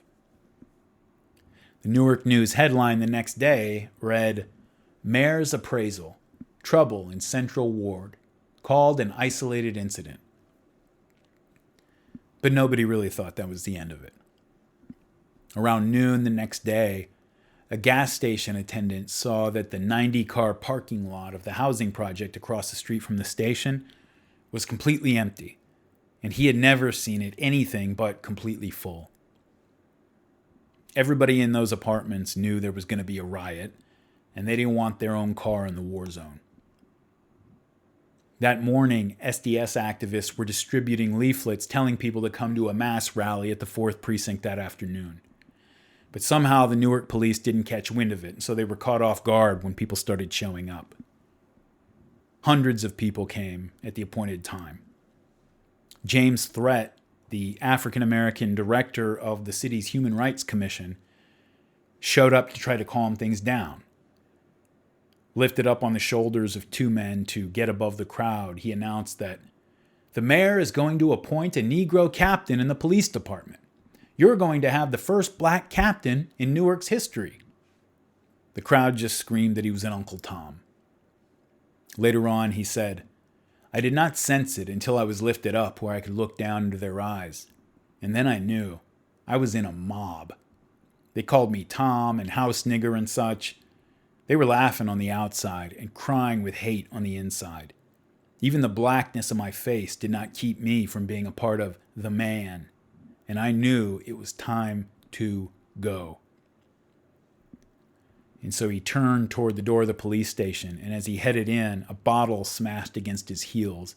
And as if it had been a signal, the crowd began hurling all manner of missiles at the station house, shattering windows and sending people inside scrambling for cover. And this went on for 2 hours. As police just hid inside, putting up benches and tables against windows and doors. Protesters left and came back with loads of bricks and bottles and rocks and cinder blocks to throw at the building.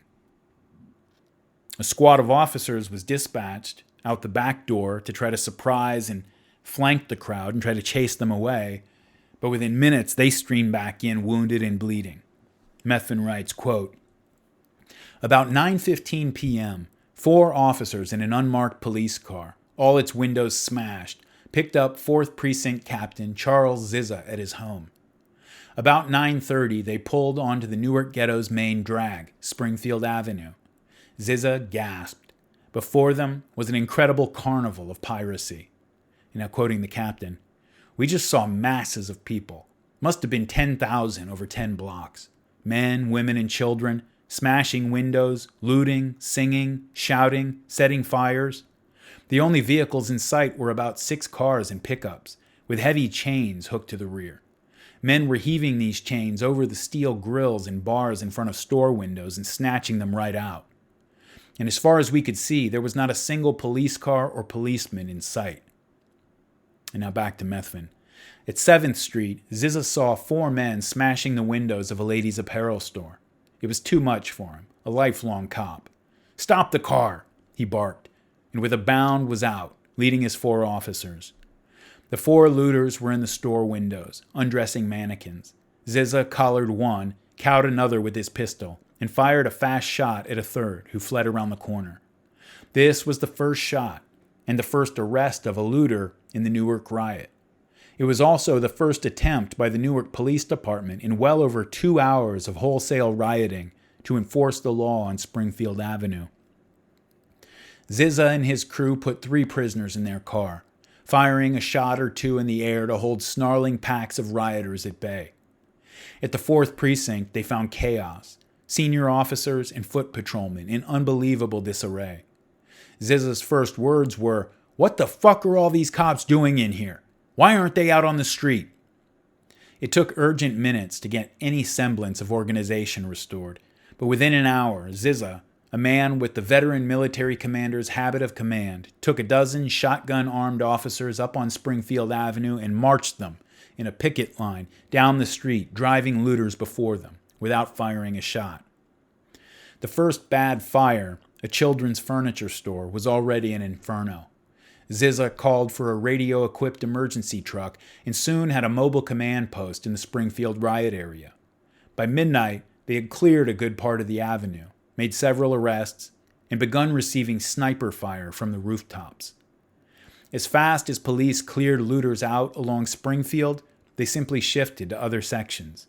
In the South Ward, a mob led by an ex-pugilist and bouncer in a local bar looted a Sears Roebuck store of 24 rifles, end quote. In a demonstration of the rioters' pre-planning and organization, fire hydrants throughout the riot zone had been opened up to spray into the street in order to take away the water pressure firefighters needed to extinguish fires. The snipers seemed to multiply, and police officers and white civilians who were stupid enough to go outside came under fire from rooftops and windows. Around 2:30 a.m., a message came over the police radio. A green Volkswagen bus with 3 black men inside was heading west on Springfield Avenue, shooting at targets as they passed by. When the police located and stopped the van, the men didn't shoot at the cops, and inside the van was the playwright, Leroy Jones, and 2 workers from the poverty program in town. The looting went on all night long, and at 4:10 a.m., the first rioter was killed by a policeman. The next morning, the state governor came to Newark to assess the damage. He saw people lined up in front of smashed stores, some of them driving grocery carts, just casually looting every business in the area. He saw a black couple stop their brand new Cadillac in the middle of the street, go into a shoe store, and loot everything they could carry. The rioters were having a great time. The governor told a newsman that the whole thing had a holiday atmosphere. The National Guard began trooping into the city the next day. The riot zone was cordoned off as officials bickered over a plan of action, and even with the National Guard in town, the looting and burning continued throughout the day. A black Muslim calling himself Haking X told a Life magazine reporter that the riots would continue until every white man's building in Newark is burned. They didn't get all of them, but in the end, over 1,000 businesses were looted and many of them burned. At 5:10 p.m. on Friday, a police officer was killed by sniper fire from an upper floor window of the Scudder Homes housing project. And the police who were there on scene lost their minds and responded with wild gunfire and ended up killing a 74-year-old innocent bystander and wounding several others. Word of the slain officer spread around the department, and panicky cops began shooting at anything that looked like a threat. National Guardsmen and state police and the Newark police wound up shooting at each other on several occasions. Now, these snipers were not just random shooters. These were squads of riflemen who had been trained for the purpose. They moved to a different floor after taking each shot. They moved from building to building around the riot zone. Gradually, the police and the guard managed to get things under control. Mostly it was just that the rioters gave up out of exhaustion after several days and nights of nonstop carnage. An amateur writer named Jewel Spohn, who had been born in Newark in 1941 and lived there his entire life, wrote, quote, "According to Russell Sackett, a reporter with Life magazine, reporters had a clandestine meeting with members of the sniper organizations near the outskirts of the riot zone. The Newark Snipers belonged to a group of young civil rights workers that was formed in Mississippi back in 1965. The group had fraternal contact with other black extremist organizations such as RAM, the Revolutionary Action Movement, U.S., the Swahili-speaking group in Los Angeles, and the Deacons for Defense and Justice. He was told there were more than 50 members of this group who were active in and around Newark. Members of the Black Nationalist, Black Muslim, Black Panther, and other insurrectionist groups were already in this city stirring up trouble. Many of these insurrectionists came from California, Pennsylvania, New York, Ohio, and other states. They were well armed, with rifles, M1s, shotguns, small arms, knives, and Molotov cocktails. The black community knew well in advance that these armed agitators were in the city and did nothing to stop them, and actually aided and abetted them.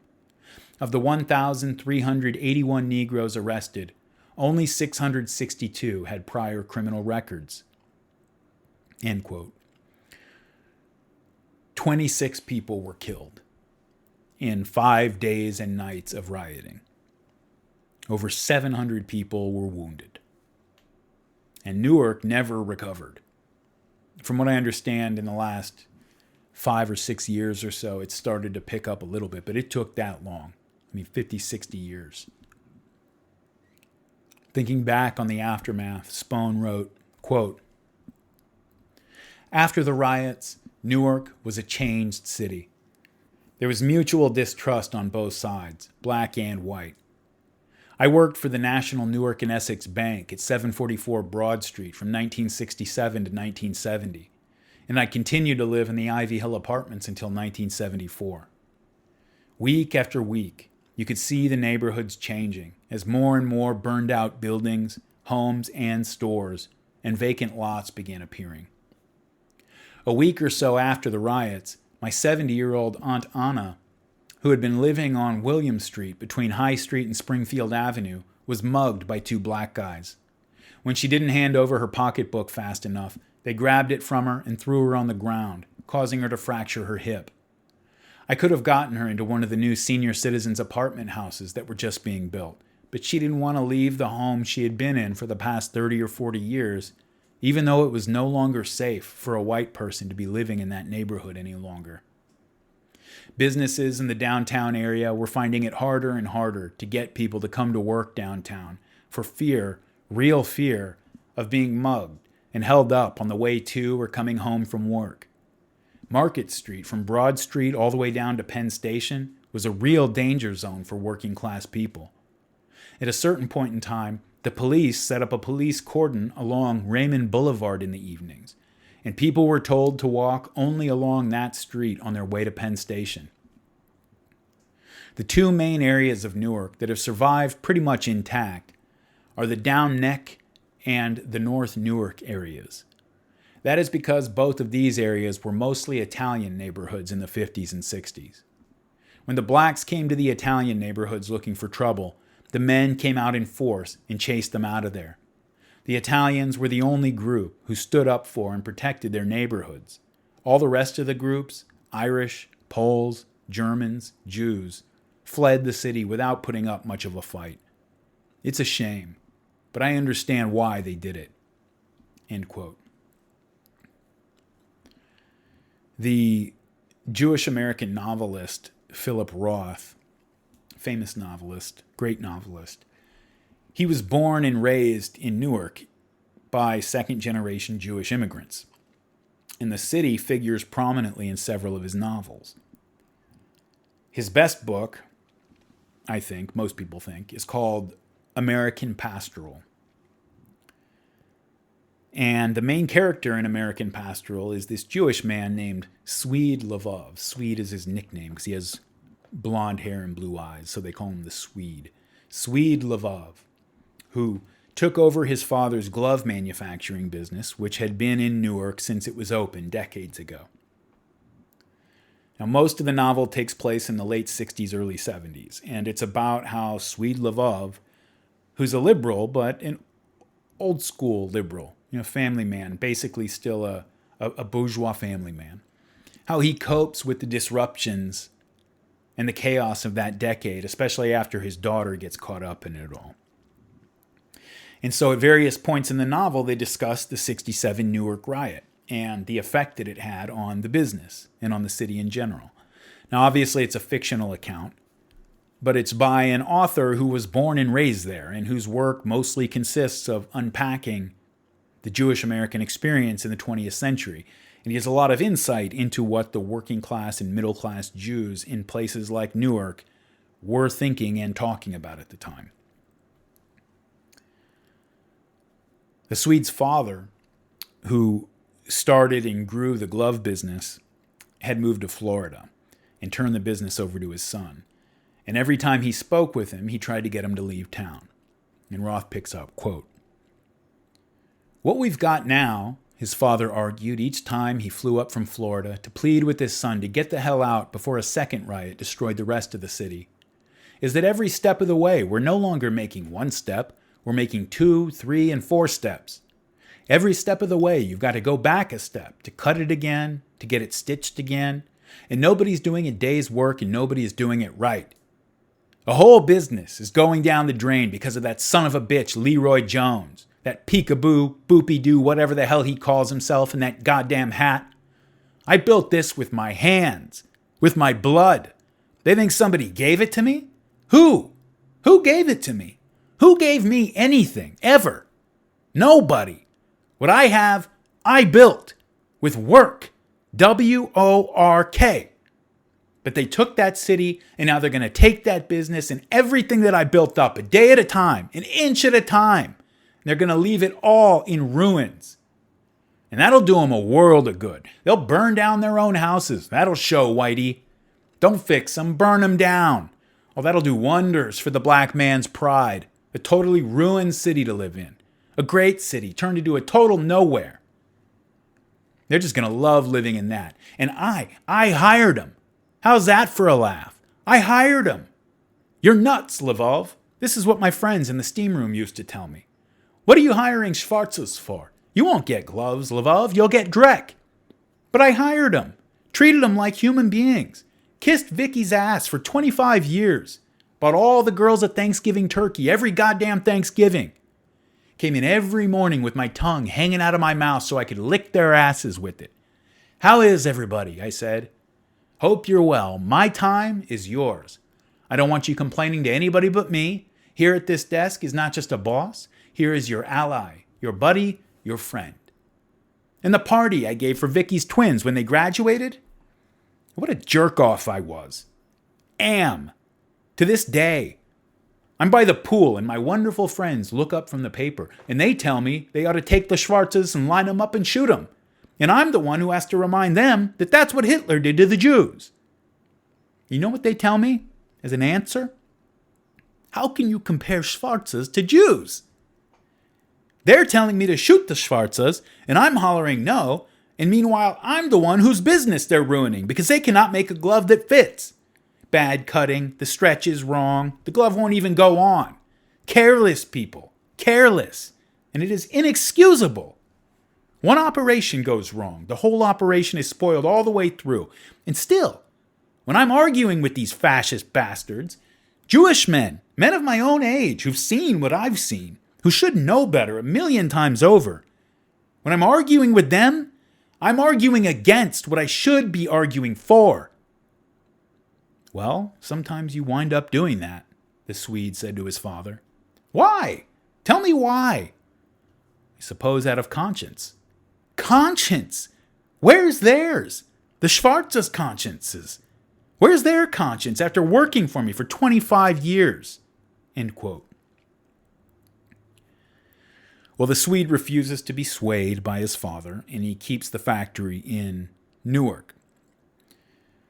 And then fast forward years later, the Swede's an old man, and his father's dead and gone. And the book's narrator, a guy named Skip Zuckerman, who basically channels Roth, the author in the novel, Skip is talking to the Swede about the past. They're catching up. And Skip asks about the business and what it's like these days running a business in Newark. And he learns that the Swede eventually did have to give in, and he left town in the early 70s. Quote, virtually the whole industry had moved offshore. The unions had made it more and more difficult for a manufacturer to make any money. You could hardly find people to do that kind of piecework anymore, or to do it the way you wanted it done. And elsewhere, there was an availability of workers who could be trained nearly to the standards that had obtained in the glove industry 40 and 50 years ago in America. His family had kept their operation going in Newark for quite a long time. Out of duty to long-standing employees, most of whom were black, the Swede had hung on for some 6 years after the '67 riots, held on in the face of industry-wide economic realities and his father's imprecations as long as he possibly could. But when he was unable to stop the erosion of the workmanship, which had deteriorated steadily since the riots, he'd given up, managing to get out more or less unharmed by the city's collapse. All the Newark-made factory had suffered in the 4 days of rioting were some broken windows, though 50 yards from the gate to his loading dock, out on West Market, 2 other buildings had been gutted by fire and abandoned. "Taxes, corruption, and race," said the Swede. "My old man's litany. Anybody at all, people from all over the country who couldn't care less about the fate of Newark, made no difference to him. Whether it was down in Miami Beach at the condo, on a cruise ship in the Caribbean, they'd get an earful about his beloved old Newark, butchered to death by taxes, corruption, and race." My father was one of those Prince Street guys who loved that city all his life. What happened in Newark broke his heart. "It's the worst city in the world, Skip," the Swede was telling me. "Used to be the city where they manufactured everything. Now it's the car theft capital of the world. Do you know that? Not the most gruesome of the gruesome developments, but it's awful enough. The thieves mostly live in our old neighborhood. Black kids. 40 cars stolen in Newark every 24 hours. That's the statistic. Something, isn't it? And they're murder weapons. Once they're stolen, they're flying missiles. The target is anybody in the street. Old people, toddlers, doesn't matter. Out in front of our factory was the Indianapolis Speedway to them. That's another reason we left. 4 or 5 kids drooping out the windows, 80 miles an hour, right on Central Avenue. Further down were the auto showrooms. Central Cadillac, LaSalle. There was a factory where somebody was making something in every side street. Now there's a liquor store in every street. A liquor store, a pizza stand, and a seedy storefront church. Everything else in ruins or boarded up. But when my father bought the factory, a stone's throw away, Kyler made water coolers, Fort Gang made fire alarms, Lasky made corsets, Robbins made pillows, Honig made pen points. Christ, I sound like my father. But he was right. "The joint's jumping," he used to say. The major industry now is car theft. Sit at a light in Newark, anywhere in Newark, and all you're doing is looking around you. Bergen near Lyons, that's where I got rammed. Remember Henry's, the sweet shop next to Park Theater? Well, right there, right where Henry's used to be. Took my first high school date to Henry's for a soda in a booth there. Arlene Danziger. Took her for a black and white soda after the movie. But a black and white doesn't mean a soda anymore on Bergen Street. It means the worst kind of hatred in the world. A car coming the wrong way on a one-way street, and they ram me. 4 kids drooping out the windows. 2 of them get out, laughing, joking, and point a gun at my head. I hand over the keys, and one of them takes off in my car. Right in front of what used to be Henry's. It's something horrible. They ram cop cars in broad daylight, front-end collisions to explode the airbags. Donutting? Heard of donutting? Doing donuts? You never heard about this? This is what they steal the cars for. Top speed. They slam on the brakes, yank the emergency brake, twist the steering wheel, and the car starts spinning. Wheeling the car in circles at tremendous speeds. Killing pedestrians means nothing to them. The skid marks are enough to frighten you. They killed a woman right out in front of our place, same week my car was stolen. Doing a donut. I witnessed this. I was leaving for the day. Tremendous speed. The car groaning, ungodly screeching. It was terrifying. Made my blood run cold. Just driving her own car out of 2nd Street, and this woman, young black woman, gets it. Mother of 3 kids. 2 days later, it's one of my own employees, a black guy. But they don't care. Black, white, doesn't matter to them. They'll kill anyone. A fellow named Clark Tyler, my shipping guy. All he's doing is pulling out of our lot to go home. 12 hours of surgery. 4 months in a hospital. Permanent disability. Head injuries, internal injuries, broken pelvis, broken shoulder, fractured spine. A high-speed chase. crazy kid in a stolen car, and the cops are chasing him, and the kid plows right into him, crushes the driver's side door, and that's it for Clark. 80 miles an hour down Central Avenue. The car thief is 12 years old.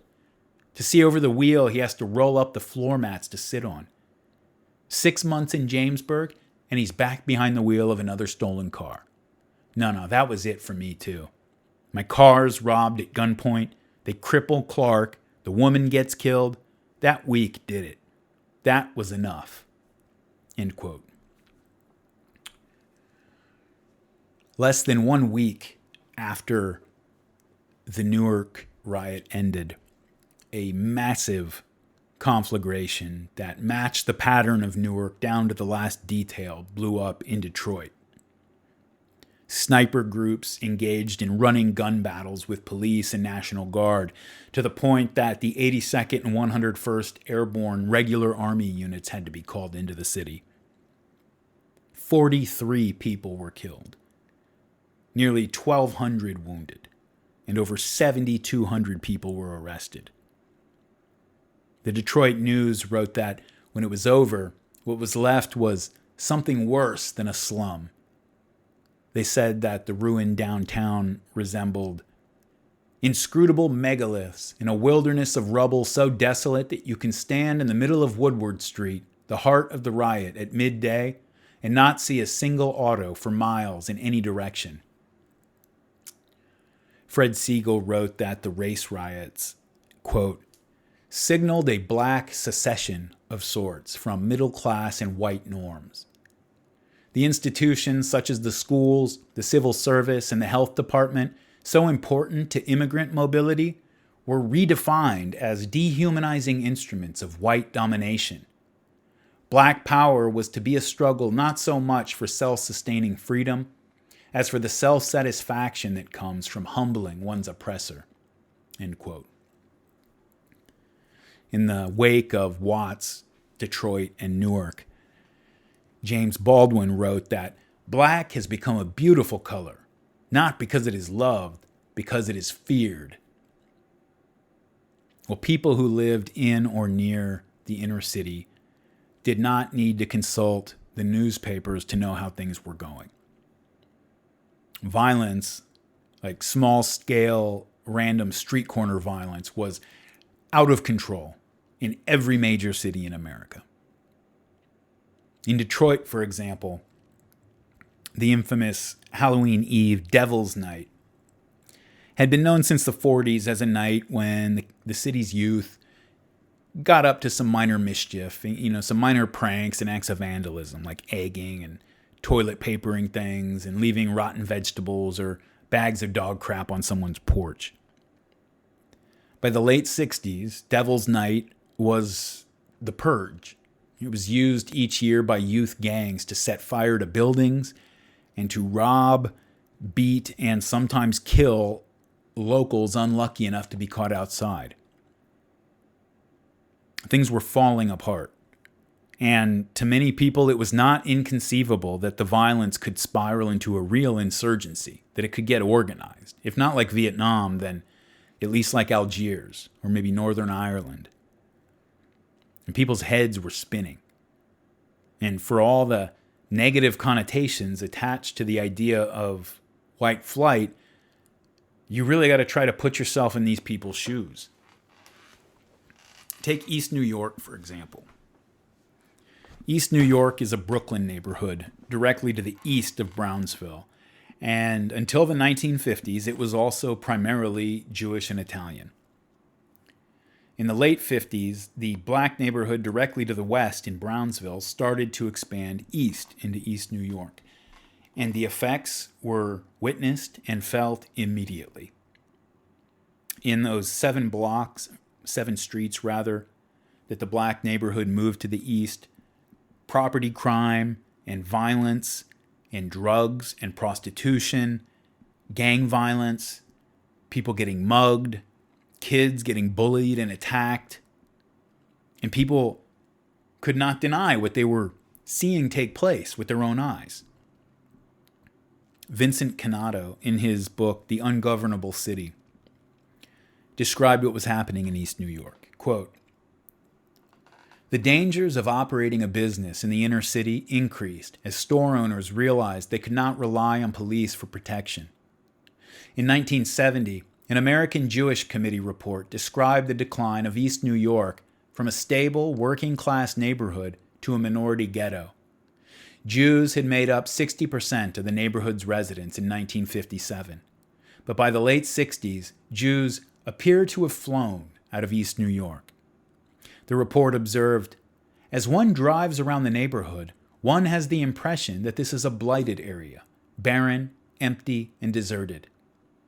The AJC report found that of 41 synagogues in East New York in 1959, only 4 remained in 1970. Jewish shopkeepers, fearful of vandalism and crime, followed their customers out of the neighborhood. White Jewish residents described their neighborhood to the AJC investigator. Teenage youths are seen at 9 p.m. going up a street of 2-family homes, ringing doorbells until they find one in which nobody is at home. They break a pane in the door and walk in. A local bakery, possibly the last Jewish bakery in East New York, was robbed and broken into 6 times in a 2-month period. In 1966, there were 7 crimes reported for every 100 residents.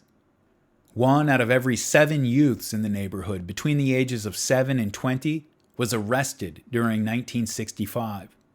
In 1968, there were 408 fires in vacant buildings. In 1970, nearly 40% of East New York residents were either on or eligible for welfare. Over half the population was under 18 years old, and 45% of the young people lived in female-headed households, meaning that East New York was dominated by youths lacking male supervision. In 1971, a policeman who had grown up in East New York and moved out in 1967 said of the neighborhood, "This place makes Bedford-Stuyvesant look beautiful. In 10 years, it was completely destroyed." His old house had become abandoned and was decaying and cinder-blocked, with garbage piling up in the yard. One journalist described the area in 1971. And now this is the journalist. "The vacant houses in East New York, many in the Model Cities tract, are now burned out, vandalized, shattered, filled with old shoes, smashed furniture, forgotten dogs, and a sour effluvium of neglect and despair. Professional strippers often brazenly drive up in trucks in broad daylight and remove the copper, brass, and lead plumbing, the sinks and radiators for sale to scrap metal dealers. Windows and doors are sealed with tin or cinder blocks or left open and broken. The sidewalks and streets are littered with garbage, wind-whipped newspapers, and rotting mattresses. A smashed telephone booth lies on its side in the middle of the sidewalk, the phone coin box ripped out. Broken glass is always being crunched underfoot." And now back to Canado. What had just a decade earlier been a stable, working-class community was now a bombed-out slum. Parts of New York City suffered such quiet riots of self-destruction and destabilization, which worked as effectively to destroy a city as the fires of Watts or Newark. The Jewish and Italian residents of East New York saw their neighborhood changing rapidly before their eyes, and they did not like what they saw. One Jewish man said he had been shocked by the lifestyle of the new residents. "My family began to feel unsettled by the men hanging around during the day, and the crime and the drugs," he remembered. His neighborhood had been quiet on Jewish high holidays, but with the increasing numbers of newcomers, suddenly there was noise and gangs and bodegas. We no longer felt comfortable sleeping outside on mattresses on the fire escape on hot summer nights. A former Italian resident of East New York was even blunter. "The neighborhood was totally destroyed as soon as the blacks moved in. Buildings started burning down, and we had more crime. My sister and 2 of my little cousins went trick-or-treating one night, and about 6 or 7 niggers ripped them off." So what did East New York's Jews and Italians do? They left. End quote.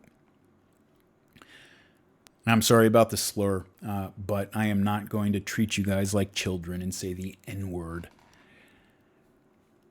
The Italians were tough. I mentioned that earlier, and they did defend their neighborhoods more tenaciously than the Jews or anyone else. who wanted no part of trouble with the blacks and instead just moved out as soon as they were able. I remember one story from the LA riots back in 1992. Black rioters had been rampaging through South Central Los Angeles, attacking Koreans and Korean businesses, as well as any other non-black people or businesses they could get their hands on. And at one point, a group of them started making their way up into Little Armenia. And what happened has become part of LA lore. The Armenian business owners called out all their sons and brothers, and they showed up in force and beat the shit out of the rioters, hog-tying the ones who couldn't escape to hold them until the police came. When the cops got there, they found a bunch of Armenian dudes standing around a bunch of beat-to-hell, hog-tied young black guys, and they just loaded the rioters up into the car and thanked the Armenians for their help and drove off. Well, that was the Italians in New York and other eastern cities back in the 60s. They just didn't have the same fear of blacks that you see in Podhoritz's essay, for example. If the blacks wanted to fight, the Italians were going to give them a fight. And so in 1965, the remaining white residents of East New York had had enough. And gangs of young Italians, mostly Italians, but also Jews and other whites, all working together, started forming up gangs and going after the black residents. Some of them formed an organization called SPONGE, which the newspaper said stood for the Society for the Prevention of Negroes Getting Everything, but in reality the N stood for something else. Canato writes about them, quote, "The club's membership was mainly Italian-American youths and numbered less than 100. Its name had long been an inside joke among neighborhood whites and played off their belief that blacks were sponging off the government at their expense. The group made headlines in 1965 when it battled members of CORE, the Congress of Racial Equality, who were protesting the lack of opportunities for blacks at the World's Fair. Sponge's leader, James McMenamin, was a 24-year-old Wall Street clerk. When a Sponge member was asked why an Irishman was speaking on behalf of the predominantly Italian group, his response showed how racial solidarity cut across ethnic and religious lines. Because, he said, Irish, Jewish, and Polish guys are on our side. That's why. Blacks and Puerto Ricans complained that they were constantly harassed near the subway by white youths. They claimed white youths would drive through black neighborhoods threatening and intimidating blacks. Whites complained about increasing crime. One told the mayor, "The niggers give our women a tough time. They ruin the neighborhood. They bring in dope. They bring trouble." End quote. So then on July 20th, 1966, an 11-year-old black kid caught a bullet. And nobody knows who shot him. It might have been a stray bullet, but black community leaders at the time insisted that it was a white sniper. And so black protesters gathered near the subway station, and members of Sponge and other white toughs around the neighborhood assembled to counter-protest. And a thin line of police was all that was preventing the situation in East New York from breaking out into an open race war. A group calling itself United Black People distributed leaflets that read, "White pickets protest integration in New Lot section of Brooklyn's 75th precinct. Eric Dean, 11 years old, was shot on his way home by white racist gangs or police, unknown.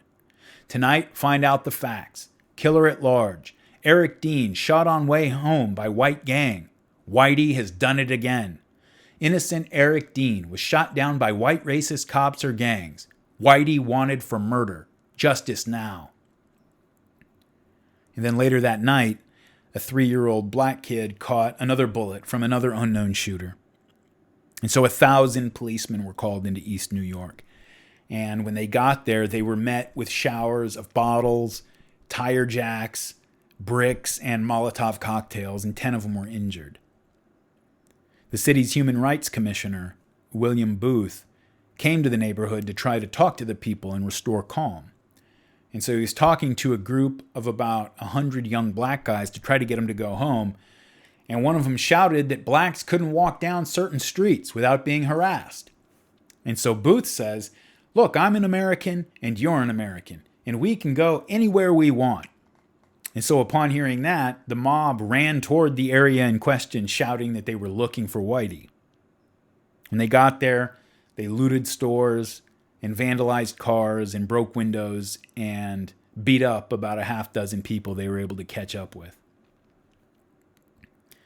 Now, New York City managed to avoid the worst of the race rioting in 1966 and 67.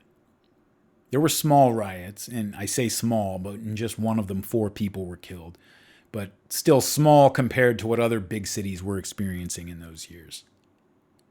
There were small riots in Harlem and Brooklyn, the Brooklyn neighborhood of Brownsville, actually, and the incident we just talked about between blacks and whites in East New York. But in general, New Yorkers were breathing a sigh of relief that their city had been spared. But the city itself was still in steep decline, the effects of which were not much different from a riot, just in slow motion. Crime, again, absolutely out of control. From 1955 to 1965, murders increased by 123%. And then between 1966 and 1973, murders went up another 137%. Most other violent crimes were following the same trajectory. The sociologist Marshall Berman, who was born in the Bronx and lived through this era, he wrote that the 60s were, quote, years when violence and violent death became everyday facts of city life. So many ordinary, decent people like ourselves, who had worked all their lives to stay clean, suddenly found themselves entangled as victims, witnesses, or survivors in ferocious crimes. There was nowhere you could get away from it. We all learned, often without noticing that we were learning, to be very alert in public places, to respond to subliminal signs, end quote. No one had ever really seen anything like this in the United States. There was a big spike in crime in the cities when the Irish showed up in the mid-19th century. There was crime during Prohibition when gangs were fighting for control of the liquor trade. And there was a spike in crime during the worst years of the Depression. But never at this scale, and never so random and senseless. Never in the history of American cities had people been afraid to go outside in the evening or at night. The increase in violence overwhelmed the NYPD's ability to respond to it, and criminals figured out that as long as they didn't take the subway to go mug some rich person in Manhattan, there was a good chance they could do what they wanted without getting caught. It wasn't just robberies and homicides either. People would just set fires and burn down buildings. And not during a riot, just for something to do on a Tuesday night. Something like 40% of all buildings that stood in the South Bronx in 1960 had been burned. 40% had been burned by the middle of the next decade. It was crazy. New York Times reporter David Burnham wrote, quote, "The fear is visible. It can be seen in clusters of stores that close early because the streets are sinister, and customers no longer stroll after supper for newspapers and pints of ice cream. It can be seen in the faces of the women opening elevator doors, in the hurried step of the man walking home late at night on the subway. The fear manifests in elaborate gates and locks, in the growing number of key rings, in the formation of tenant squads to patrol corridors, in shop buzzers pressed to admit only recognizable customers. And finally, it becomes habit," end quote. Another Times reporter, Murray Schumach, wrote in 1968 that, quote, "There is little doubt that the slums of the 20s and 30s, for all their poverty and congestion, were much safer for the public than they are today. Middle-aged New Yorkers can recall that before World War II, they used to walk without fear on the city streets in any section at night. Those who grew up in such slums as Brownsville or Harlem remember that during the day they left doors open for ventilation, and at night they slept on roofs, fire escapes, parks, or beaches. After concerts in Lewiston Stadium, couples strolled down dimly lighted Riverside Drive without concern about muggers. Transit policemen were not needed on subway trains late at night, and ice cream parlors did not worry about staying open until midnight to get the business of the crowds leaving the last neighborhood movies." End quote. Well, James Baldwin was right that the events of the 60s were leading white people to fear black people. But it was working and middle class white people who were afraid. The elite white people who ran the show and whose kids were in $50,000 a year private schools, they were hosting Black Panthers at parties in their Manhattan penthouses. They were able to hold on to illusions that were a privilege of the rich, illusions that people in the middle and on the bottom could not afford to hold. New York journalist Jim Sleeper wrote about the racial element years later. He said, quote, "Violent crime is only the most obvious source of many whites' growing conviction that a disproportionate number of blacks are unwilling or unable to join the larger society to share in a common endeavor," end quote. But it wasn't just white people who were afraid. By the mid-60s, the black middle class was completing its own exodus out of the inner cities to get away from the chaos. And Vincent Cannato, in his book The Ungovernable City, wrote, quote, "Crime in New York City had its biggest effect on minority neighborhoods. For stores in the Harlem business districts along 116th and 145th Streets, crime and theft became a cost of doing business. In 1966, the owner of an appliance store on 145th Street, who had lost $3,000 worth of merchandise during a break-in, called the Strip the worst block of all New York. You'll hardly find a business on this street that hasn't been robbed recently. Harlem is a jungle." Black and white businesses on 116th Street reported similar stories. One refrigeration and gas maintenance company had a total of 14 burglaries in 2 years. A nearby glass and mirror factory had 6. A men's clothing store reported 3 burglaries in its first month of operation. Police reports noted that 34 of the 47 businesses along 116th Street between 7th and 8th Avenues had been burglarized during the first 9 months of 1968. In 1967, an Amsterdam News editorial stated, and now quoting the editorial, "We can't get rid of crime by ignoring or compromising with it, and we can't use slingshots or statistics to fight animals bent on killing." The paper called for restoring the legitimate, unbiased use of firearms by our police, the return of the right of a man to defend his home against robbers. At the end of 1968, the New York NAACP called for an end to the reign of criminal terror in Harlem. Their report on crime demanded that in Harlem, the attitude toward crime and criminals must change, and noted that there were people known to cheer when some offender rushes from a store.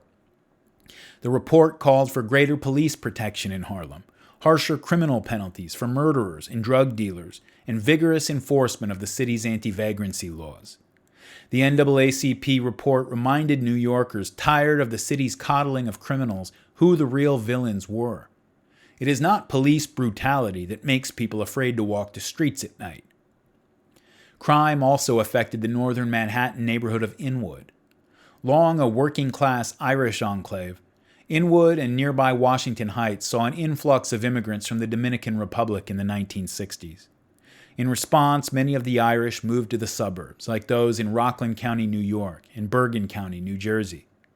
Those who remained, though, felt their lives increasingly constrained by fear. According to one study of the changing face of Inwood, by the late 1960s, now quoting the study, robberies, muggings, and rapes struck a much wider range of people, especially the elderly. And burglaries made people feel vulnerable even in their own homes. It was not just the reality of crime that hurt. It was also the perception of crime and the raw fear that seeped into every corner of daily life. At its best, life on a block in northern Manhattan once made many Irish feel like part of one big happy family. Now they felt more like vulnerable individuals, alone, isolated, and fearful of the sound of footsteps behind them on a dark street. Fear of crime combined with a rush of changes that signaled the end of life as the Inwood Irish had recently known it.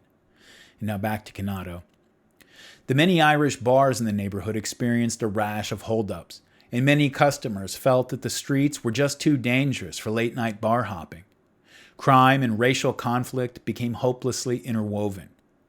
Similar developments were occurring in the Bronx. The neighborhoods of Mott Haven, Morrisania, and Hunts Point had dissolved into the amorphous South Bronx, a graffiti-splattered area filled with burned-out buildings, chronic drug abuse, Puerto Rican gangs, and roving packs of wild dogs.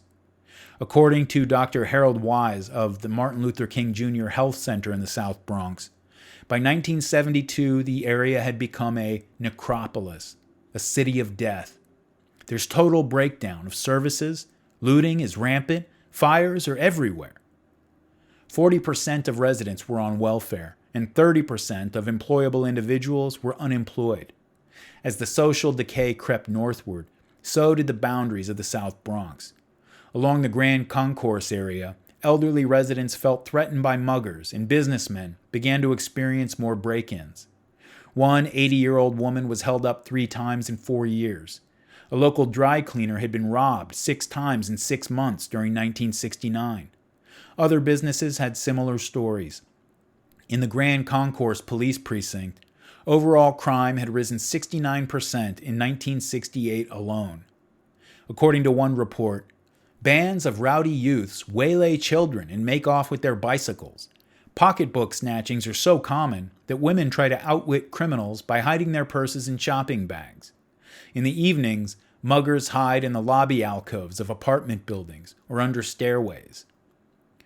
The journalist Jill Jones documented the flight of white Jews from the South Bronx. Now quoting Jones, "The Jews moved because what they saw in these new families scared them. The symptoms of poverty and social disintegration that they had struggled so hard to escape from on the Lower East Side and to avoid in their own lives on Charlotte Street. They saw men standing around the streets drinking and gambling during the day. They saw families with too many children crammed into too small a space. They encountered housewives who didn't understand the neighborhood codes about garbage disposal. They saw sons and daughters growing up too much on the streets without supervision. They saw casual attitudes toward sex, procreation, and marriage. They saw men without steady, decent jobs." Now back to Canado. Fear gripped residents as they fled the streets and park benches for the security of their multi-locked fortress apartments. In a 1968 letter to a Brooklyn Congressman Emanuel Seller, one constituent wrote, "Thousands of people of Jewish faith have stood by helplessly to see their businesses destroyed, their lives in constant peril as politicians blithely court the Negro vote and ignore those who elected them to office. Why is it your sworn duty to protect robbers, muggers, and rapists?" In 1967, Jay Kriegel received a letter from the Rabbi Eugene Sack of Park Slope, Brooklyn. The letter read, "My fervent good wishes in your efforts to bring a little law and order to the city. Last week, the neighborhood grocer's delivery boy was beaten and stabbed and severely wounded by a gang of hoodlums whose color I will not mention. We have installed extra locks in our house. Also, we are considering bars for the windows. The neighbors are gathering to hire extra private police, and shortly I will begin to consider that great American privilege of carrying firearms for personal protection and the protection of my family." And finally back to Canado. In relaying the letter to the mayor of New York, Kriegel called the rabbi one of the calmest, most liberal men I know. He also worried that if the letter was indicative of sentiment in that area, we have an even worse problem than I thought. Edward Bates, owner of Bates Pontiac Corporation on the Grand Concourse in the Bronx, wrote to the mayor about the effect that robberies and thefts were having on his inner-city business. "Frankly, in all our years in business, we have never been faced with a dilemma as seemingly unsolvable as the thefts and burglaries to which we are continuously exposed," wrote Bates. "Our neighborhood is overrun with hoodlums and prowlers. Tires and accessories have been stolen and brand new cars damaged during the thefts. Earlier, 2 of Bates' workers were held up in broad daylight while going to the bank. End quote. Well, this is how people were talking in the aftermath of the 67 riots. Working and middle class people, I mean. Again, in Manhattan penthouses like Leonard Bernstein's and the one that Mayor John Lindsay lived in. It was those to them, it was these working class and middle class Catholics and Jews who were viewed as having sole responsibility for any racial tension in the city. Period. But in the factories and offices, and among truck drivers and longshoremen and insurance agents and salesmen and construction workers, they had had enough. Enough of having their kids come home bleeding from school, enough of getting mugged and carjacked and seeing their neighborhoods go up in flames because some criminal got shot trying to stab a policeman. They'd had it. And there's kind of this misconception today, at least on the dissident right, I've seen this misconception that this stuff only affected the Catholics, the Italians and the Poles and the Irish, and that the Jews, 90% of whose politics did range on the spectrum somewhere between liberal and communist, that they were fully on the side of integration at all costs and that they were doing everything they could to push it as far as possible. But that is not true. And you have to look at the class element to really have a sense of what was going on back then. People point out instances, and there were instances like this, where a court case to force an Irish or Italian parish neighborhood to accept the relocation of a black housing project. And the judge is Jewish, and the lawyers arguing on both sides of the case are all Jewish, and they're sitting there discussing among themselves whether this Catholic neighborhood should have this imposed on them. But what people miss is that the same thing was being done to poor, working, and middle-class Jewish neighborhoods, especially in New York, with the largest population of Jews in the country. And so sure, Leonard Bernstein and his rich Manhattan friends, they were on the side of the rioters and the cop killers and the Black Panthers. And they were joined in this view, by the way, by a lot of the rich Manhattan WASPs. But down at ground level, Jewish guys were standing shoulder to shoulder with Irish, Italians, and all the rest. Nathan Glazer and Dan Patrick Moynihan wrote a book in 1963 called Beyond the Melting Pot about the major ethnic groups in New York City. And in the 1970 edition, there was an extended introduction where they discussed what they had gotten right and what they had gotten wrong. In the 1963 book, the authors were still thinking entirely in ethnic and religious terms. There were Jews, there were Irish, Italians, and more recently, blacks and Puerto Ricans, which is not how it would be framed in 1970 or today. Today, they would talk about whites, blacks, and Latinos. Racial, not ethnic terms. Maybe Jews would get their own chapter still, but only as an idiosyncratic portion of the white population.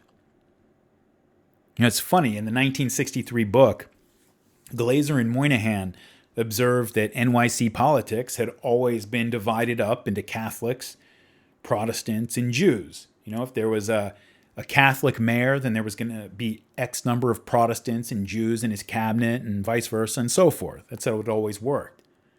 And they actually predicted that since blacks were mostly Protestant Christians, that they would become part of the city's Protestant coalition, and that would be their primary identifier and their primary mode of political organization. They recognized in 1970 how silly that sounded, and they remarked about how over the course of the 60s, the Protestant, Catholic, Jewish distinction, along with ethnic distinctions, at least among the middle class, had faded into the background to become almost invisible, as working and middle class Protestant Anglos, Italian and Irish Catholics, and Jews just looked at each other as white people. And that was how they were viewed by black and Puerto Rican people, as well as by the policymakers at each level of government. This shift in perspective was fundamental to the civil rights revolution. You couldn't have a code of laws that favored Catholics over Protestants, or Italians over Irish, or blacks over Jews. That just would not have gotten by in modern America.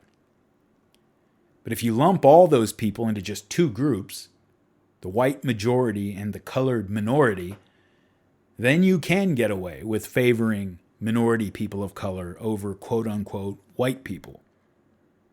This was a massive transformation in the demographic and social composition of the United States.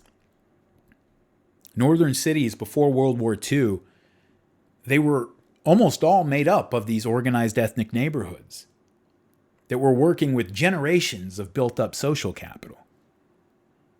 These were communities that had some capacity for self-help, and so when we encountered a crisis like the Great Depression, say, we never could have gotten through that as well as we did if these parish communities in the big cities were not able to take care of themselves to some degree. The Catholic churches in Irish and Italian and others neighborhoods, they had real pull in their communities. The priests were real leaders in their communities with genuine influence. This is why, for example, the Catholic League of Decency was able to put hard limits on sex and violence in the movies for so long. Catholic communities were organized. And so the priests had a lot of pull. And if they said boycott this movie or this studio because they're putting out smut, people would do it. And so those standards lasted all the way up until the 1960s. And the biggest factor was that those Catholic neighborhoods were mostly gone, broken up and scattered by the Great Migration. All those people had moved out to the suburbs. And now, there's this scene in The Sopranos where Tony's taking his son AJ on a drive through the old neighborhood in Newark where Tony grew up. And so they drive past this old Catholic church, and Tony tells his son that his grandfather came to this country with $4 in his pocket, but he was a stonemason and he'd helped build that church. Everything else in the neighborhood that they're driving past is destroyed. And they're driving past crack houses, and there's trash everywhere, and things are run down. And Tony's trying to impart to his son some respect for their family's history in the area. And so he tells him that the neighborhood didn't used to be like this. Not when it was all Italians living here, because even though they were poor, they cared about their community. The existing Irish Catholic churches, they let Italians in the door, but they weren't exactly welcome. And so Tony says the people wanted a new church, and so the neighborhood got together and they built one. They didn't ask or expect anything of anyone except themselves, he says. His son's not really getting it, and so Tony says, this church right here, people from the old neighborhood still drive from miles around to go to this church. And his son says, well, how come we don't do that? And that's really the rub. There are still people, mostly elderly people, who drive in from the old neighborhood to go to the old church that their grandfathers built. But it's not the same. It's a place to go to church on Sunday mornings. It's not the center of a functioning community the way it was in the past. The people live out in the suburbs now. And suburbs are great for nuclear families. But you can't build a real community out in the suburbs. Or at least usually you can't. Or it's really difficult because, you're an Italian Catholic and your neighborhood on the left is a Jew and to the left is a German Protestant, and all three of you have different political views and different ideas of how things should be. And that's not to say you can't all be good neighbors, but a community is more than just good neighbors. It is an organized corporate entity, self-conscious and capable of self-regulation and mobilizing its members for action. People today remark all the time about how nobody knows their neighbors anymore, and it's true. That was inconceivable back in the old days. You didn't just know your neighbors, you knew everybody, and everybody knew you. It was like a small town or a village located in the middle of a big city. That's what people meant when they said the Italian-American community. I think I might have said this earlier, but it wasn't like today when the term just means the Italian-American population. It was a real community. And cities were made up of communities like that. And so, when something like the Great Depression did come along, they were organized enough to bear some of the load, taking care of their own people without having to resort to government programs. Communities that can take care of themselves, that regulate the behavior of their members to some degree, they make it much easier to run a society. They take a huge load off the government. But once those communities are wiped out, and you just have a bunch of individual families living in isolated existence, the extended family maybe lives out of town or even out of state, then the government has to do all those things. And it's like Charlie LaDuff said, negative changes hit the ghetto first, the trailer park second, and then finally start working their way up into the middle class. And that is what we have been seeing since the 1960s. The decimation of families and communities created a terrible situation for inner city blacks first, but eventually those same trends caught up with poor whites and then working class whites. And Charles Murray shows in his book Coming Apart, the statistics clearly demonstrate that poor and working class whites have been on the same downward trajectory already traveled by poor and working class blacks in decades past. So anyway, that was a long aside. In the aftermath of the '67 riots, President Lyndon Johnson set up the National Advisory Committee on Civil Disturbances, better known as the Kerner Commission, to study the causes of the rise in urban violence. And since New York City was the most notable big city to have avoided major rioting, the city's mayor, John Lindsay, was asked to lead the Kerner Commission. Now, John Lindsay was the quintessential Eastern establishment Rockefeller Republican, a Yale-educated elite liberal, enlightened on racial questions, and seething with contempt for the ethnic groups and ethnic politics that had shaped city life in the East and Midwest for over a century. For Lindsay, the protests of an Italian or Lithuanian or Polish community against the relocation of a public housing project to their neighborhood had no more legitimacy than the wails of white Southerners who didn't want to share a drinking fountain. They were the same thing as far as he was concerned. And the Kerner report that eventually came out reflected that perspective. It concluded that the causes of urban violence were economic inequality, failed social services, police brutality, and media bias, all of which existed and continued to exist because of the racism latent or active in the hearts of white Americans. Not white Americans like him, of course. Well, when Lindsay's attention turned to the schools, Lindsay asked the Ford Foundation, who've already caused enough trouble in this episode, but he asked the Ford Foundation, led by former Harvard Dean and JFK and LBJ National Security Advisor, in other words, Lindsay's kind of guy, McGeorge Bundy was his name. He asked him to set up a commission through the Ford Foundation to assess the causes and propose solutions for the ongoing deterioration of the schools, particularly black majority schools. Bundy's tenure at the Ford Foundation was defined by its focus on racial issues. When they weren't funding urban decay, like I described earlier, outfits like the Ford Foundation were studying it, and that's what Mayor Lindsay had tapped McGeorge Bundy to do for New York schools. The New York public school system, by this time, served about 1.1 million students. It employed 70,000 teachers, 43,000 administrators, and it was and still is the largest school system in the country. When the Brown versus Board of Education Supreme Court ruling to desegregate the Southern schools was handed down in 1954, New York City activists and education bureaucrats sprang into action. At the time, the ruling was understood by most Americans outside the South as something intended to strike a blow against Jim Crow in the South. And they were right about that, but they were wrong that that's what it was only about. Because almost as soon as the ink was dry on the ruling, people were on the clock looking for ways to make it apply to institutions other than schools, and not just in the South, but everywhere.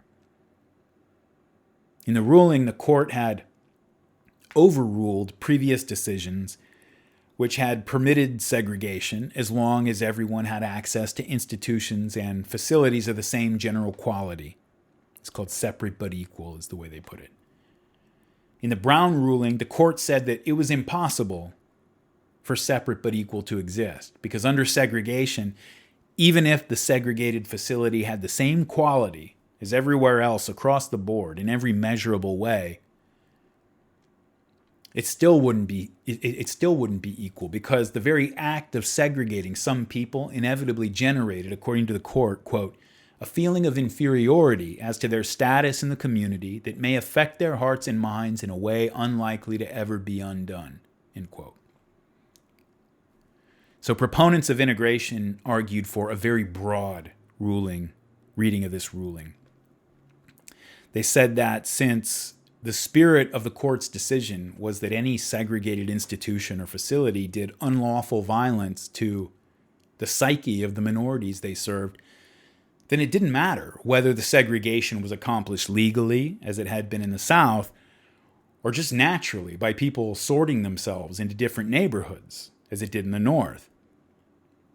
Diane Ravitch, the historian of New York's public school system, writes, quote, militant integrationists in the North, anxious to erase the stigma of racism that had permeated American society from its beginnings, read the decision to mean that any large clustering of blacks was evidence of racism.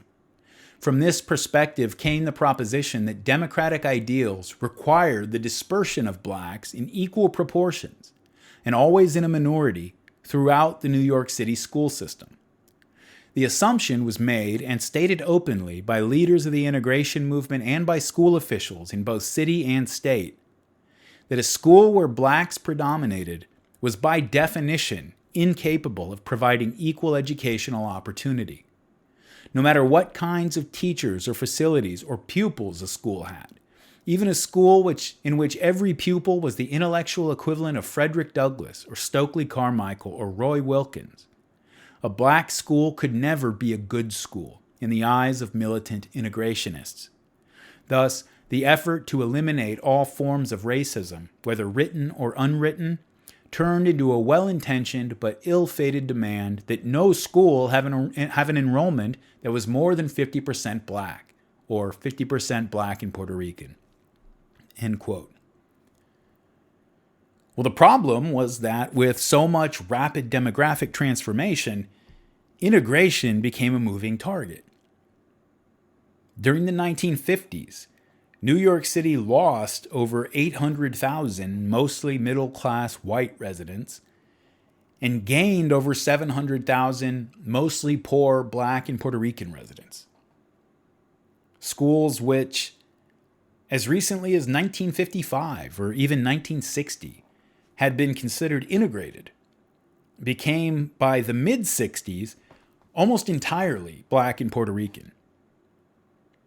Well, to counter this self-segregation taking place, the city started an open enrollment program to allow students in black neighborhoods to transfer to middle-class white schools in other parts of town. It was a voluntary program, and transportation was paid for by the city.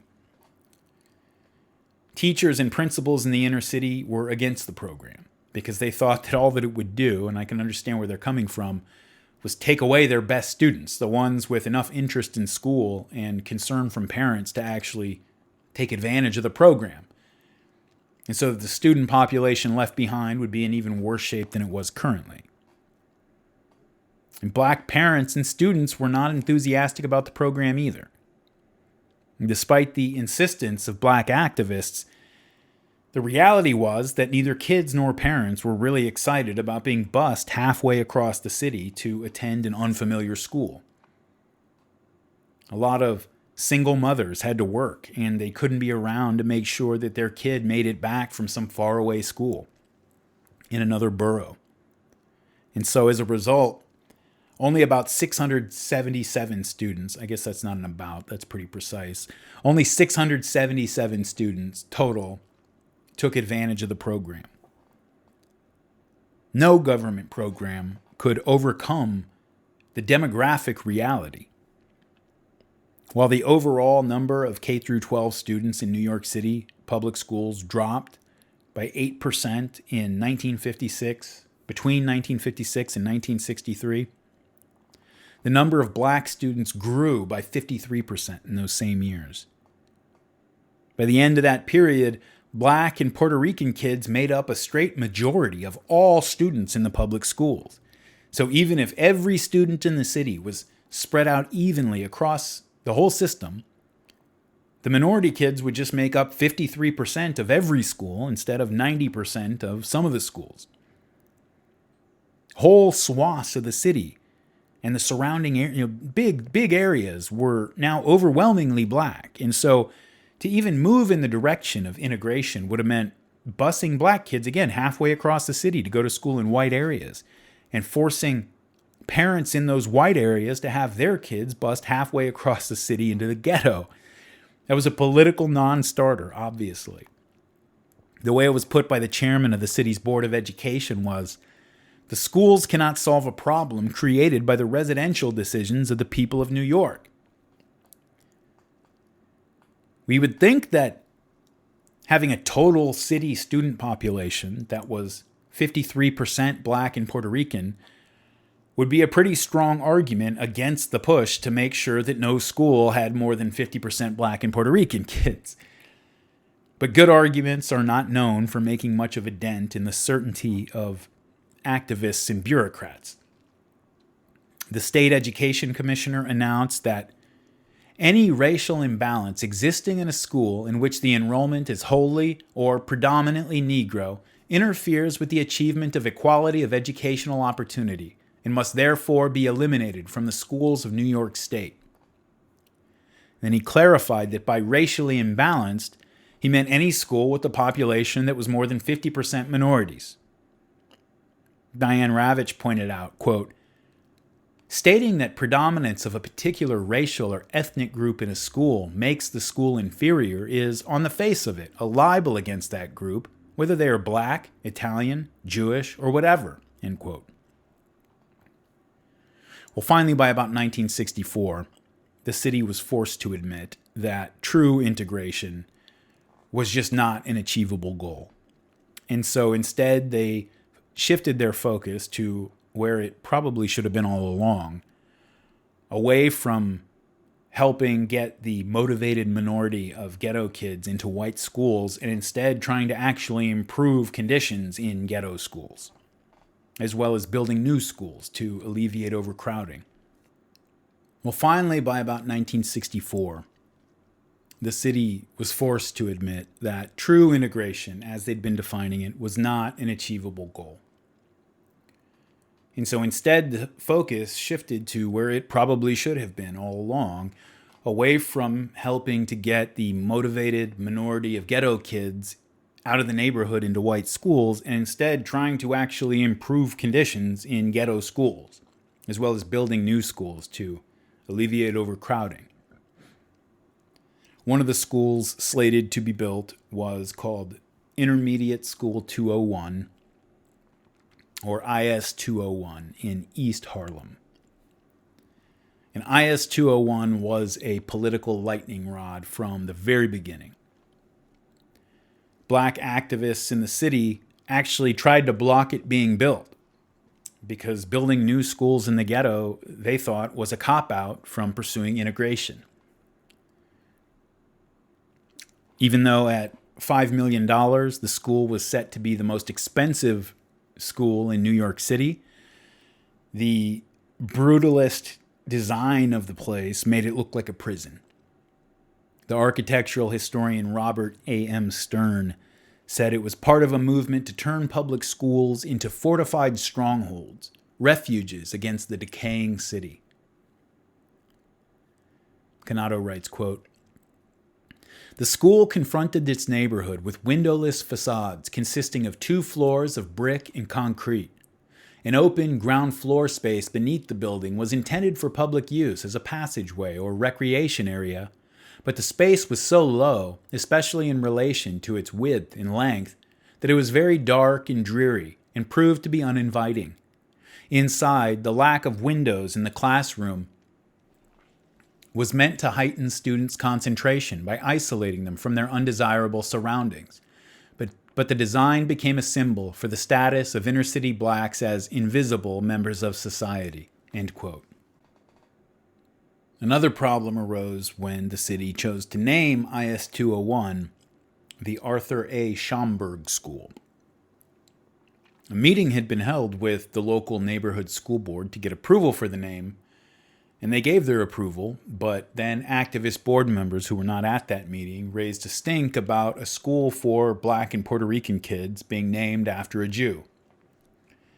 Which is funny, because Arturo Schomburg, as Mr. Schomburg was born, was not Jewish at all. He was a well-known, though apparently not well enough known to the Harlem parents and activist organizations, a well-known historian of black culture who had been born in Puerto Rico to a black mother and a white father. Schomburg had moved to New York in 1891, and he was part of the Harlem Renaissance. He ended up selling his large collection of books and prints and paintings and photographs and so forth to the New York Public Library in 1926, and that became the nucleus of the Schomburg Center for Research in Black Culture, which was in Harlem. So he was the perfect person to name a mostly black and Puerto Rican Harlem school after, but the fact that it took a lot of back and forth with angry parents to explain that gives you an idea of the mood in the city at the time. And so while this IS-201 controversy is brewing, the Bundy panel, the Ford Foundation's Bundy panel, is wrapping up its work and preparing a report on the schools for Mayor Lindsay. The Bundy panel was made up of wealthy philanthropists, executives from the Ford Foundation, academics who specialized in educational policy, and Black and Puerto Rican community activists. Missing from the panel were any K-12 teachers or administrators, no representatives of the teachers union, and no representatives of the working and middle-class white parents whose kids would also be affected by whatever the panel put out. And McGeorge Bundy had actually requested representatives of those groups to be on the panel, but Mayor Lindsay vetoed it. You know, it's how Lindsay viewed the role of government and his role as mayor specifically. As far as he was concerned, he did not work for everyone in the city. The working and middle-class white people did not need him working on their behalf. They were fine. They had representation through their labor unions, their economic power, their Italian American associations and Irish American and Jewish American associations. Those people had all the representation they needed. And Lindsay's job as mayor, as he saw it, was to represent the people who had no representation.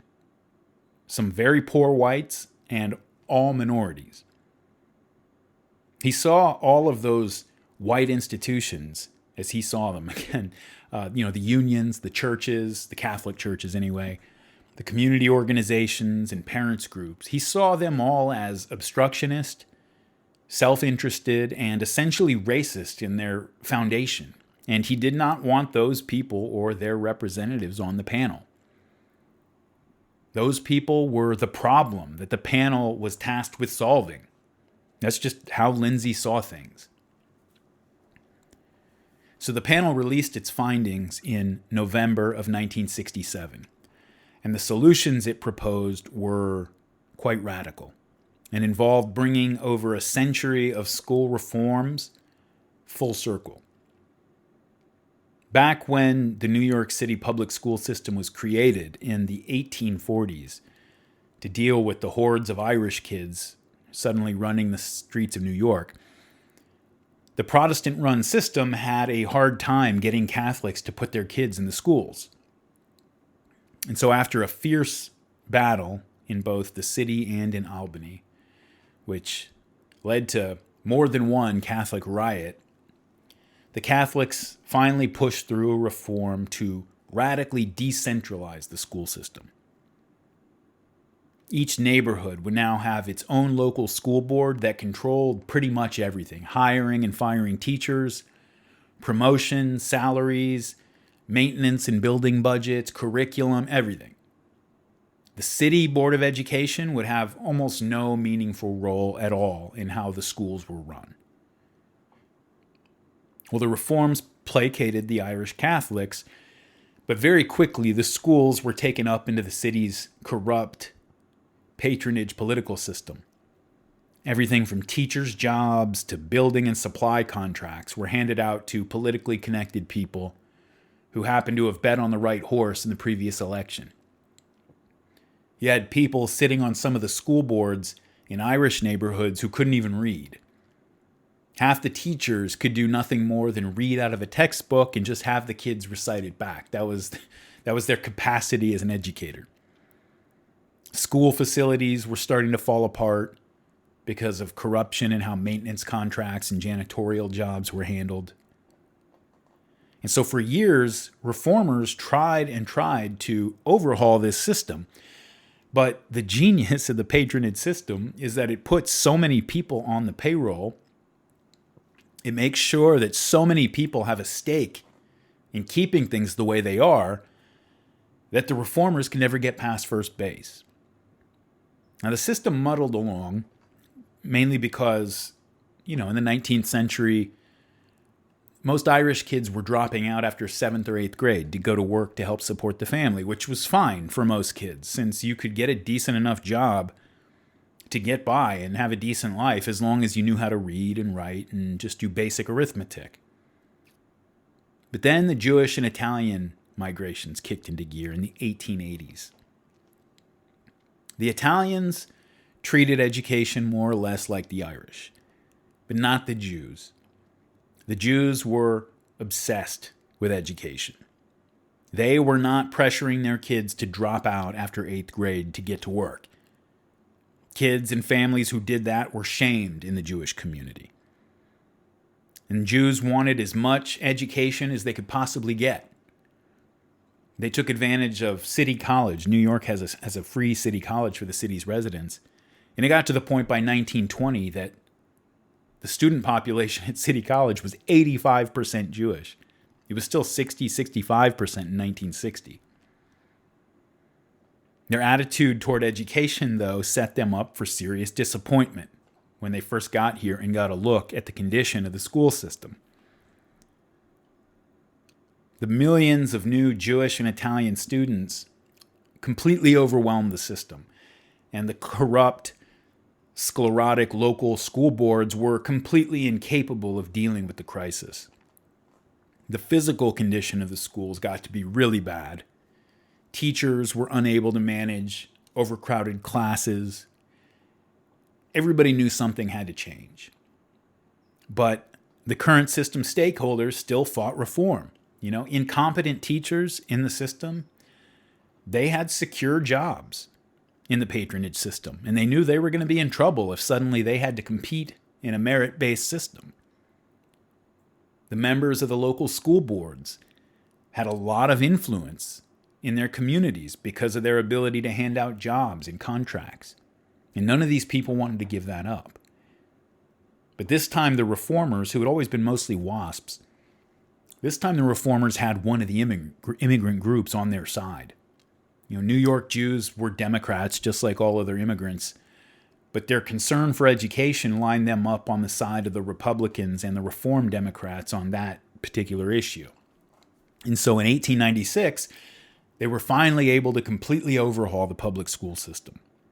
They eliminated the local boards altogether and centralized all authority in a single city board of education.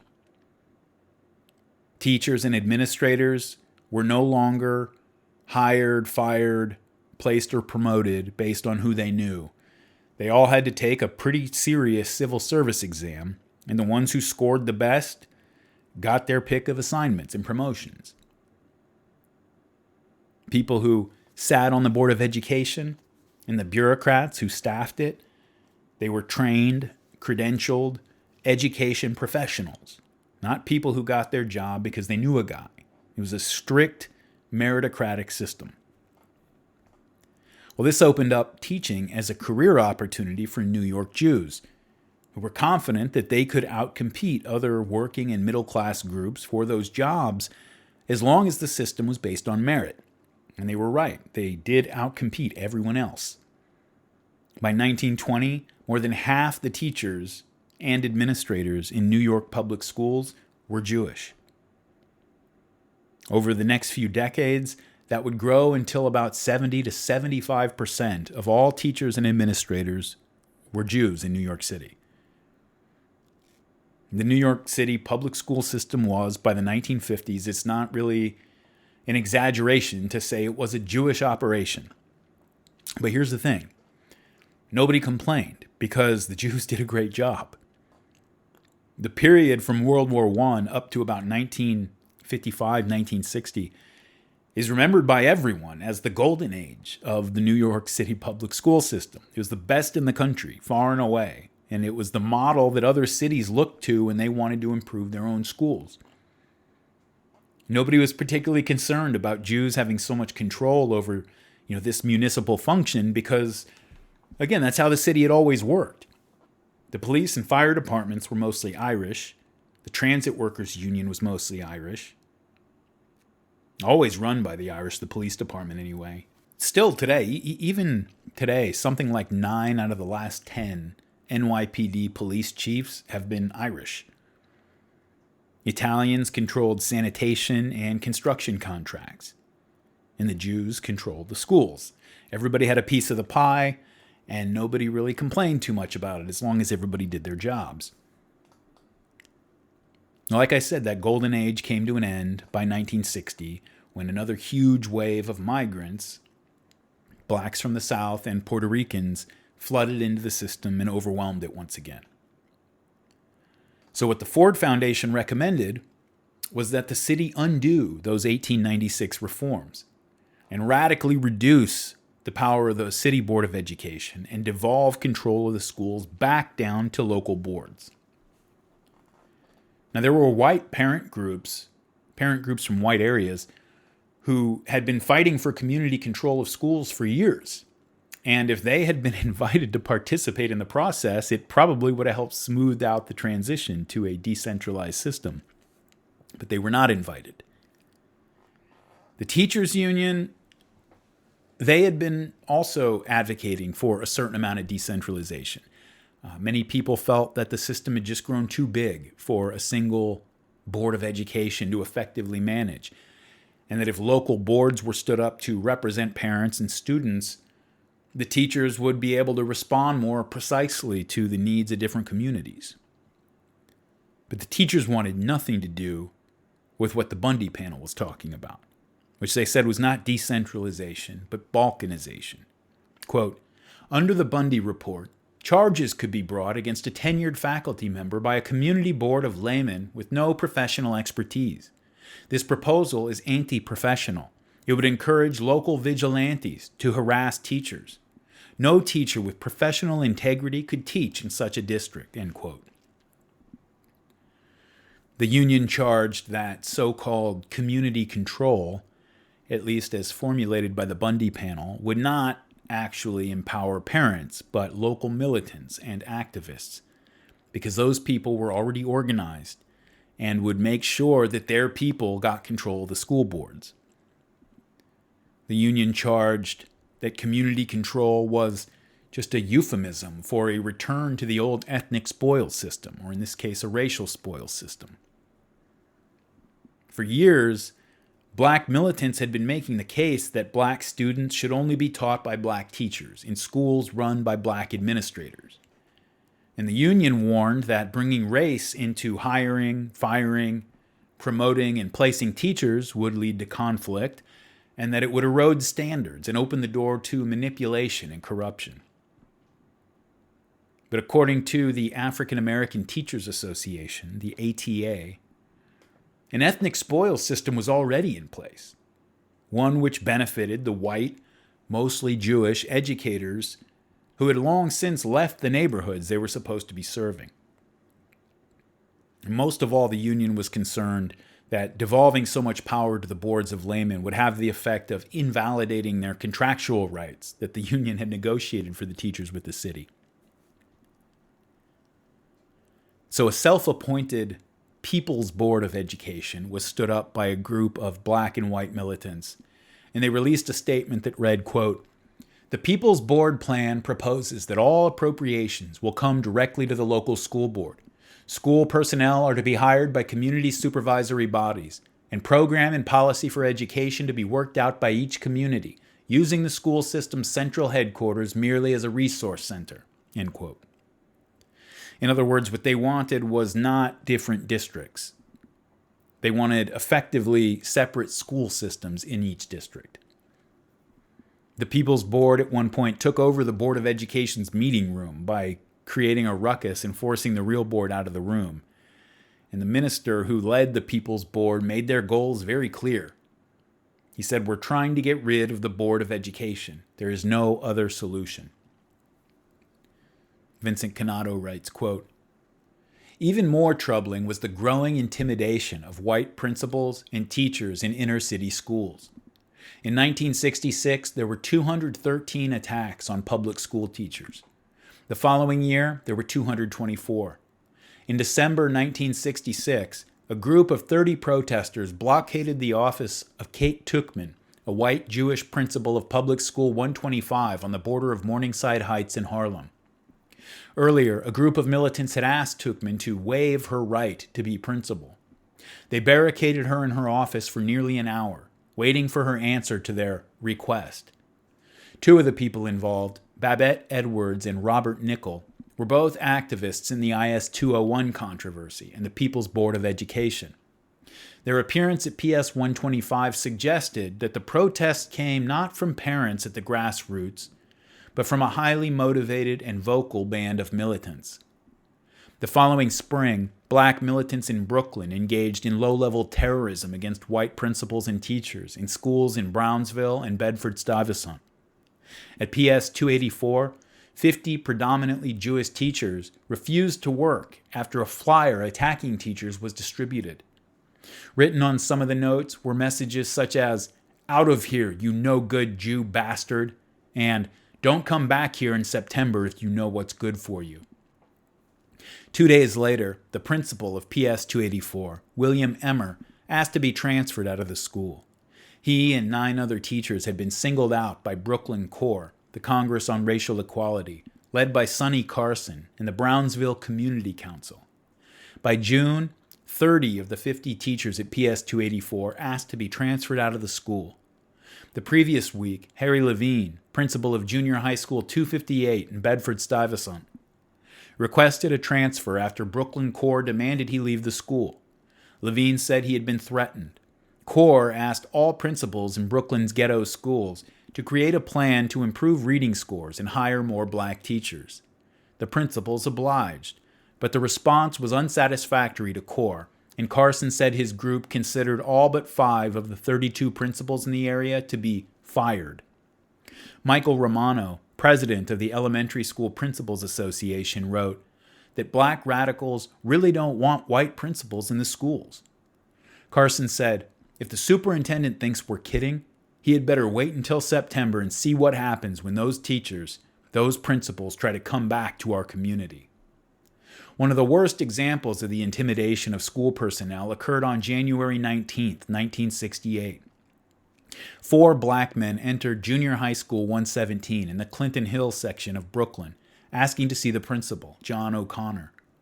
When O'Connor arrived, the men, none of whom had children at the school, called him a honky and pushed him. When the acting assistant principal, George Elias, stepped in, he was pushed. Robert Goldberg, head of the social studies department, became involved. One secretary who witnessed the fight called it a wild western brawl with fists flying everywhere. O'Connor, 47, and Goldberg, 29, were knocked out, while Elias, 45, was knocked down. A secretary fainted. Some parent and community representatives seemed to condone the violence. Margaret Campbell, chairman of the Parents Organization of District 13 in Bedford-Stuyvesant, said, "We don't say that anybody should beat up anybody, but we also say that nobody should have to feel they have to beat someone. This system has made people feel like this. While we don't condone it, we're in a position where we cannot condemn it, knowing their root causes." Albert Vann, president of the African American Teachers Association, called the attack at JHS 117 but an inkling of the increasing hostility felt by the black community as it begins to realize that it has no control over forces that directly and adversely affect its life and the lives of its children. End quote. The next month, the United Federation of Teachers, the New York Teachers Union, took out a full-page ad in the New York Times. The ad displayed an open letter to the people of New York titled, "End Chaos in the Schools."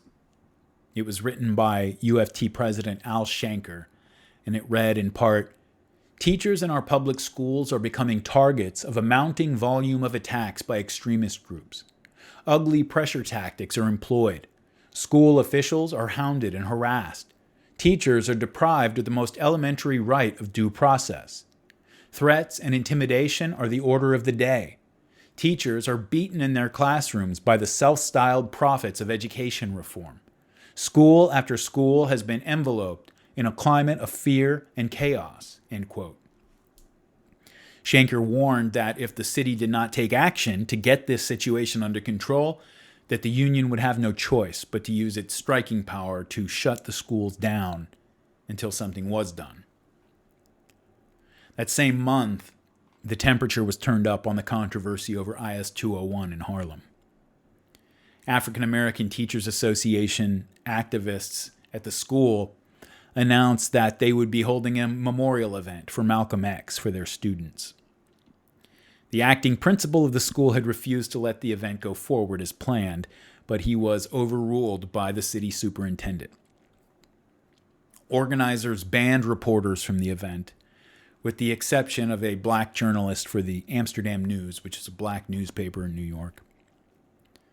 The program featured speeches by Malcolm X's widow, Betty Shabazz, by James Baldwin, and by a school employee named Herman Ferguson, who was actually out on bail after being indicted for plotting to kill the moderate civil rights leaders Roy Wilkins and Whitney Young. Ferguson told the crowd to arm themselves because Vietnam was just a warm-up for what white America had planned for black people. He told the kids and the adults who had come that after destroying the black population, quote, "the white man will come in with his defoliation chemicals and spray all the watermelon patches and remove all vestiges of us," end quote. Black people not only needed to be armed, he said, they needed to be prepared to kill. Quote, "When the deer hunting season comes in the fall, I certainly don't want any brother to have the unfortunate experience of developing buck fever when he sees his first deer, zeroes in on him, and then can't squeeze off the shot," end quote. There weren't a lot of deer in New York City, and everybody knew exactly what he meant. Leroy Jones, the playwright who had been arrested in a van with two other guys for riding through the Newark riot shooting out of the windows, he put on an anti-white play for the IS 201 audience. James Baldwin got wild applause when he referred to America as the Fourth Reich, but then he was booed off stage when he said that some white liberals were not so bad.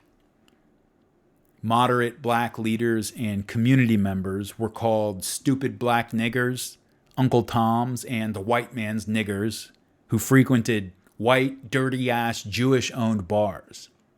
These are just quotes. I'm sorry, don't blame me. A running theme of the program, according to the Amsterdam News reporter, was the need to avenge Malcolm's death.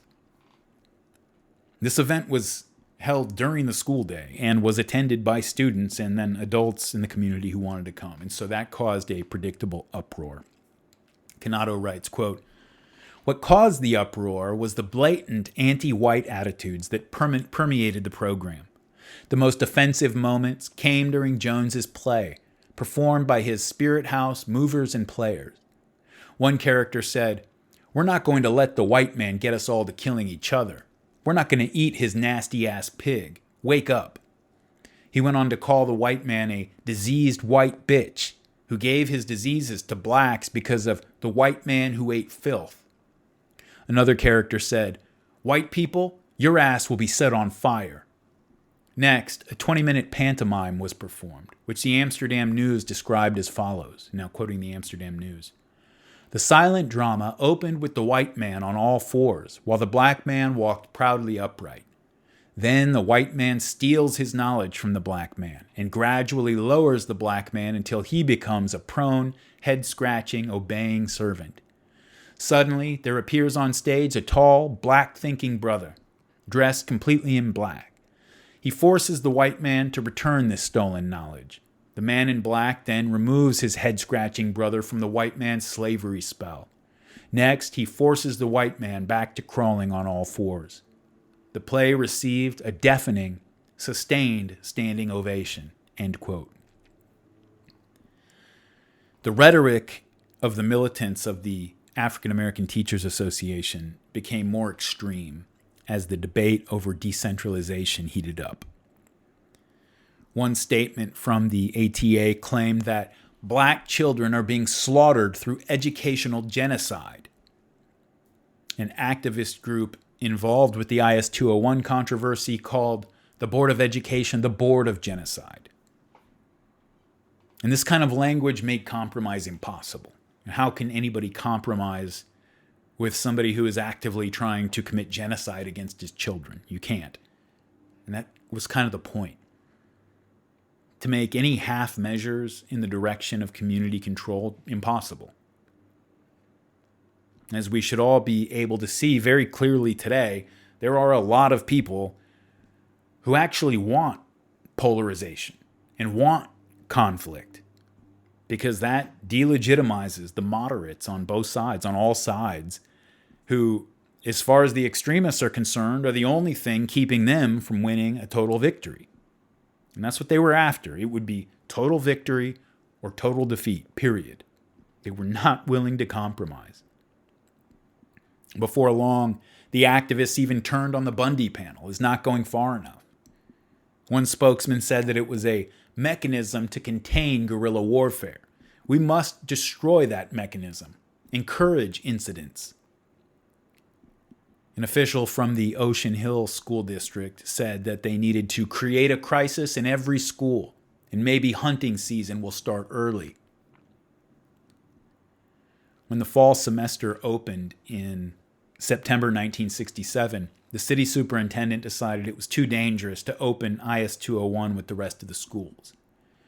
And so as students got to work in the rest of the city, local militants took over IS-201 for a protest demonstration.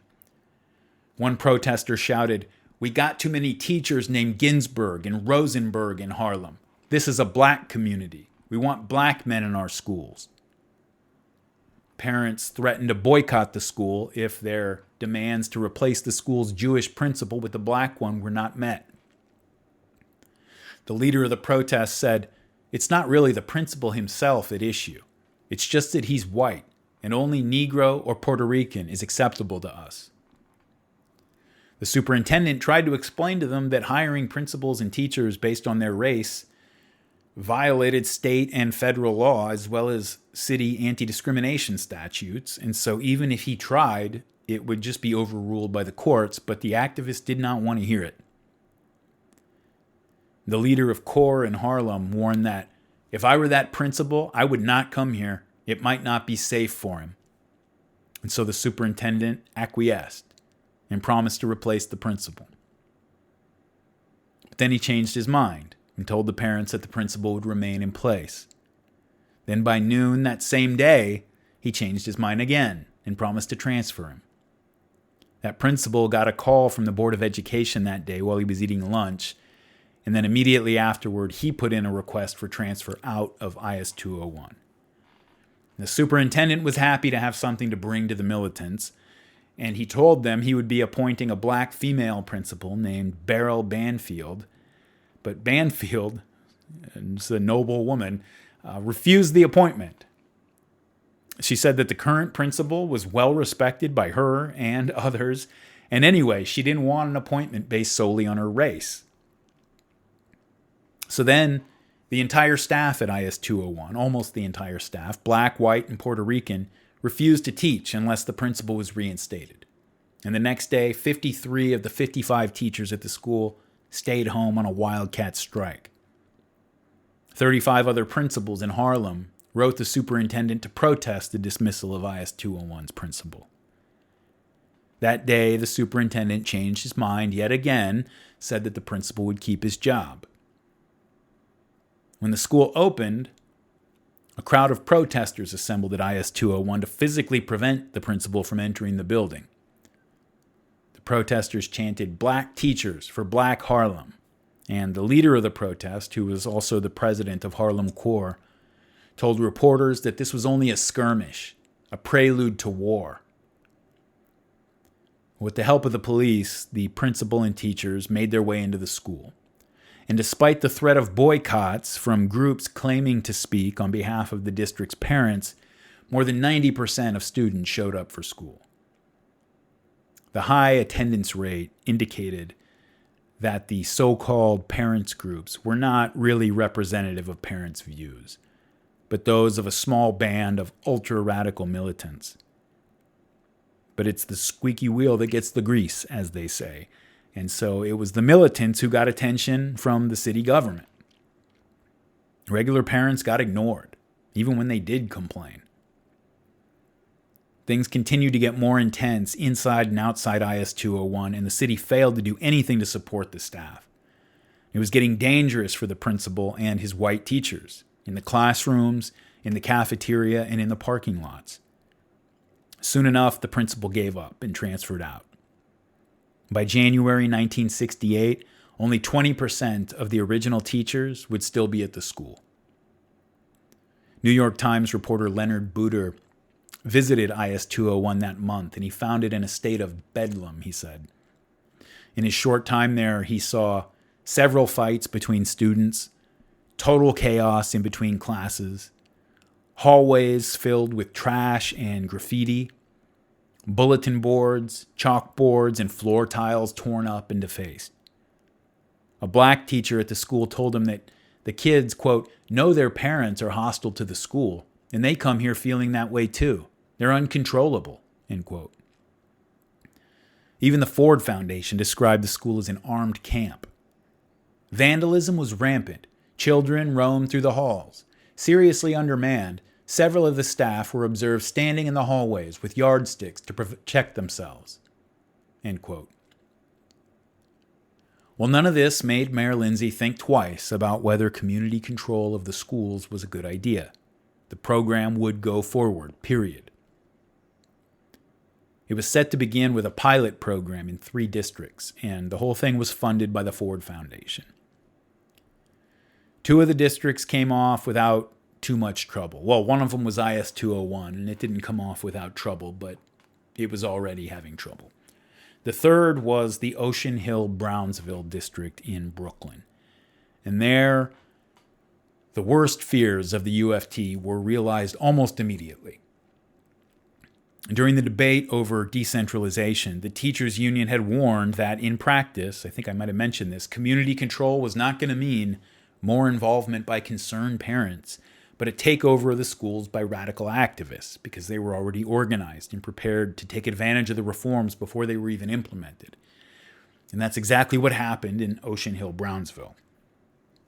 Elections were held for the local school boards, but election day came and went, and turnout was so low that it was decided to extend the election and send paid activists door to door to help parents fill out and return their ballots. Or it wasn't just parents, everybody in the community. 20 of the people sent around to collect ballots were also on the ballot, and not surprisingly, almost all of them won their seat. An organization representing ordinary, non-militant parents complained that their candidates had been harassed and intimidated, and in several cases were not even placed on the ballot, but the city ignored them. The man chosen to head up the Ocean Hill-Brownsville district was a guy named Rhodey McCoy. McCoy had grown up in Washington, D.C., and moved to New York as an adult. He had been an acolyte of Malcolm X, often visiting him at his home and attending the mosque where Malcolm preached. McCoy was heavily influenced by a 1967 book by Harold Cruse called The Crisis of the Negro Intellectual, and he agreed with it that Jews had too much power over the American left in general and the black struggle in particular. That's a major focus of the book. Cruse's book was published the same year as the Arab-Israeli Six-Day War, and it fit well with the anti-Zionism that had been incorporated into the third world identity of black militants in America. That same summer, the expulsion of white, again mostly Jewish, activists from SNCC was initially sparked by a debate over whether and how the organization should take a position on Zionism. Rhodey McCoy's intellectual influences, in other words, led him to see Jews where other people, including other black activists, mostly would have simply seen white people.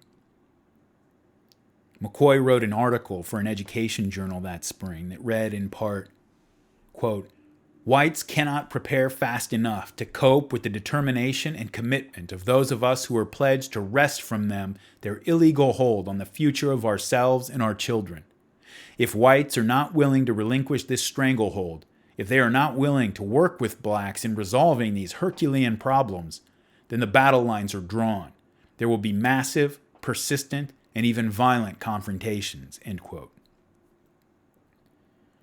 One of McCoy's first acts as head of the Ocean Hill-Brownsville district was to appoint Herman Ferguson, the man indicted for plotting to kill the two moderate civil rights activists who was still out on bail, as principal of one of the schools. And Ferguson had a long and public record of extremist racial rhetoric, even beyond that IS-201 Malcolm rally. In 1967, he wrote in the newsletter for the African American Teachers Association, quote, "Black teachers must begin to assume our natural role as a revolutionary force in the just struggle for liberation that is now going on in the third world that encompasses Black America, as well as Latin America, Asia, and Africa," end quote. In March 1968, Ferguson published an article in The Guardian in which he wrote that it wasn't enough for black people to get control of their schools. "Once we really take this control," he said, "we must be prepared to teach our black youth how to survive in the hostile society that we do not yet control." In the article, Ferguson described his ideal school. He said, students would learn in classrooms, quote, "adorned with pictures of great black fighters like Malcolm X, Marcus Garvey, and Muhammad Ali. They would start the day pledging allegiance to the black, red, and green Pan-African flag and reciting a poem by Leroy Jones. Morning classes would consist of physical exercise, martial arts training, instruction in gun weaponry, gun handling, and gun safety," end quote. Loudspeakers, he said, placed in the ceilings, would continuously bathe the black student with the quiet sound of Malcolm X preaching, Leroy Jones reading one of his poems, Aretha Franklin singing a soul song, and other black heroes speaking to him and filling him with a constant pride in his blackness, end quote. He said math classes would take a practical approach and would teach students things like wind velocity and muzzle velocity and, quote, other mathematical considerations involved in firing, repairing, and making weapons. Home economics would teach students first aid and, quote, how to survive off the surrounding environment when all food and fuel supply lines into the black community are cut off, end quote. shop class would instruct students in things like making electronic timers and gunsmithing. As Canado says, quote, all this could be dismissed as the quasi-fascistic dreaming of a crank, except that it was written by a man deemed by Rhodey McCoy of becoming a principal, end quote. And Fred Siegel wrote, quote, the ATA, again, that's the African American Teachers Association, wanted what amounted to publicly financed black nationalist schools organized around the ideas of Marcus Garvey and Malcolm X. Like Eldridge Cleaver, the ATA wanted to assert pure blackness, unsullied by the need to hyphenate into an African Americanism. They wanted to eliminate the second half of the hyphenated term, to speak not of African Americans, but of Africans in America.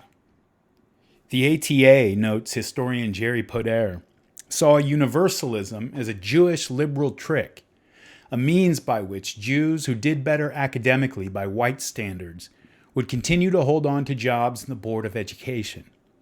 They pitted that which is private and ethnic as against that which is public and culture blind. They insisted that racial cultures were so separate that only black teachers could teach black children effectively. Individualism and personal merit, the ATA argued, was a myth perpetuated by whites to create, quote, black versions of the white middle class, or black Anglo-Saxons. The ATA called for an alternative black value system based on principles of collective work and responsibility, cooperative economics, and unity. They said giftedness in black children could be measured by a willingness to challenge authority, end quote.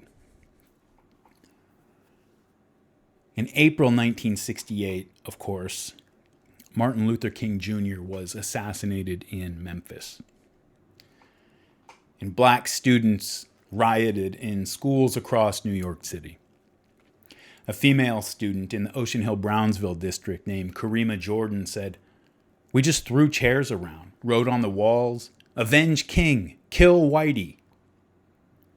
Students rampaged through the halls, and many teachers had to lock themselves inside their classrooms to keep safe. A black nationalist teacher named Leslie Campbell, one of the leaders in the ATA, who had been brought into one of the schools in the Ocean Hill-Brownsville district by Rhodey McCoy, was asked to speak to students at a school assembly to try to calm things down. And instead, he told the students, brothers and sisters, you have to stop fighting among yourselves. You have your money and finally get enough for a leather jacket, and your brother steals it. You've got to get your minds together. If you steal, steal from those who have it. Stop fighting among yourselves. When the enemy taps you on the shoulder, send him to the cemetery. And you know who your enemy is, end quote. The speech fired up the students so much that they tore through the halls, attacking any white students and teachers that they could corner. One white female teacher was punched, and her hair was torn out, and her clothes were ripped off. Well, despite everything, the UFT was trying, at first, to be accommodative.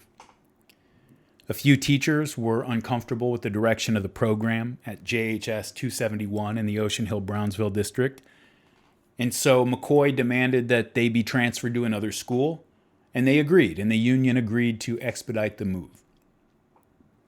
Then the new Community Control Board began implementing curriculum changes, which included advocacy for black separatism and revolution.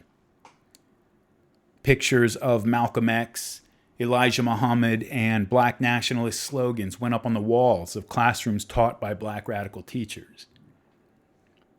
A few black teachers began holding extracurricular training in martial arts and guerrilla warfare tactics, and effectively turned their classrooms into training centers for black militants.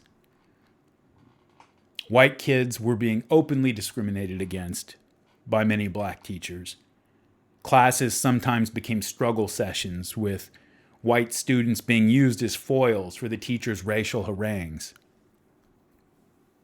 More white teachers started becoming alarmed at what was happening, and this time McCoy didn't wait for cooperation from the teachers' union to act. He summarily fired 19 UFT teachers and administrators for ideological noncompliance. Asked why the situation hadn't been handled with more tact, one radical said that confrontation with the Board of Education and the teachers' union had to come sooner or later, and so it was better to start the fight in the spring, to hang the threat of summer riots over the heads of city officials. They learned from experience that the city was so desperate to avoid a riot that in the end they would always buckle. And if they could get away with firing these teachers, then they would set a precedent that would carry forward into the future. McCoy didn't even pretend that the firings had anything to do with performance. He admitted openly that they had been fired for what he called their politics. All the fired teachers were white, except for one black teacher who was a victim of mistaken identity, and that teacher was reinstated as soon as the mistake was recognized. Such a flagrant violation of the teacher's contract with the city forced the union to do something. Al Shanker, the leader of the union, said that if they didn't take a stand now, then there was no point in even having a teachers' union. And so after giving the city fair warning and a chance to reinstate the teachers, UFT teachers across the city walked off the job in protest, promising to shut down the schools until the fired teachers were back in their classrooms. In city after city and neighborhood after neighborhood, racial militants and their elite liberal backers had just swept aside the opposition of the white ethnics trying to resist the changes in their communities. Just swept them aside. But their long run of success in the 1960s had made them overconfident. They were so used to everybody buckling and giving in and surrendering to all their demands. When it came down to do what we want or there will be violence, they were so used to the city's buckling that they became overconfident. And by picking a fight with the teachers' union, they had bitten off more than they could chew. This time, it was the activists who would be put on the back foot.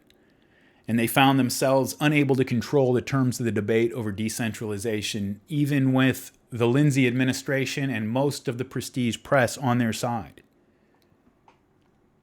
See, McCoy's strategy of getting militants to focus on the teachers' Jewishness was a huge tactical mistake. By choosing that path, he transformed a conflict that in other circumstances would have been framed as blacks versus whites into a fight between blacks and Jews. And by doing that, he ran right into the teeth of the teachers' strongest defenses. In the current climate in 1968, the teachers' whiteness was their vulnerability. But their Jewishness was a strength. If the battle had been understood as black versus white, then the radicals probably would have routed the white teachers. But by focusing on the teachers' Jewishness, that mobilized the Jewish community against them. In the former case, the teachers would have been on the defensive, fighting off accusations of white racism. But as it happened, they were able to go on the offensive, returning fire with well-substantiated accusations of anti-Semitism. The mostly Jewish teachers' union, again, 75% of all the teachers and administrators in the public school system were Jewish. The same was true in the union and in the union leadership. These people had taken in left-wing politics and organizing with their mother's milk. Their politics typically ranged from anti-Soviet Trotskyites to New Deal Democrats, and they had always supported civil rights and racial integration.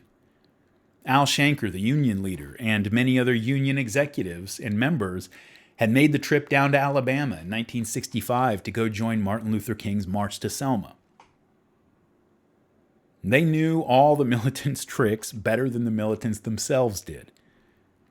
And they were not people to be easily cowed with frivolous accusations of racism, especially when their accusers were using language reminiscent of old world anti-Semitism.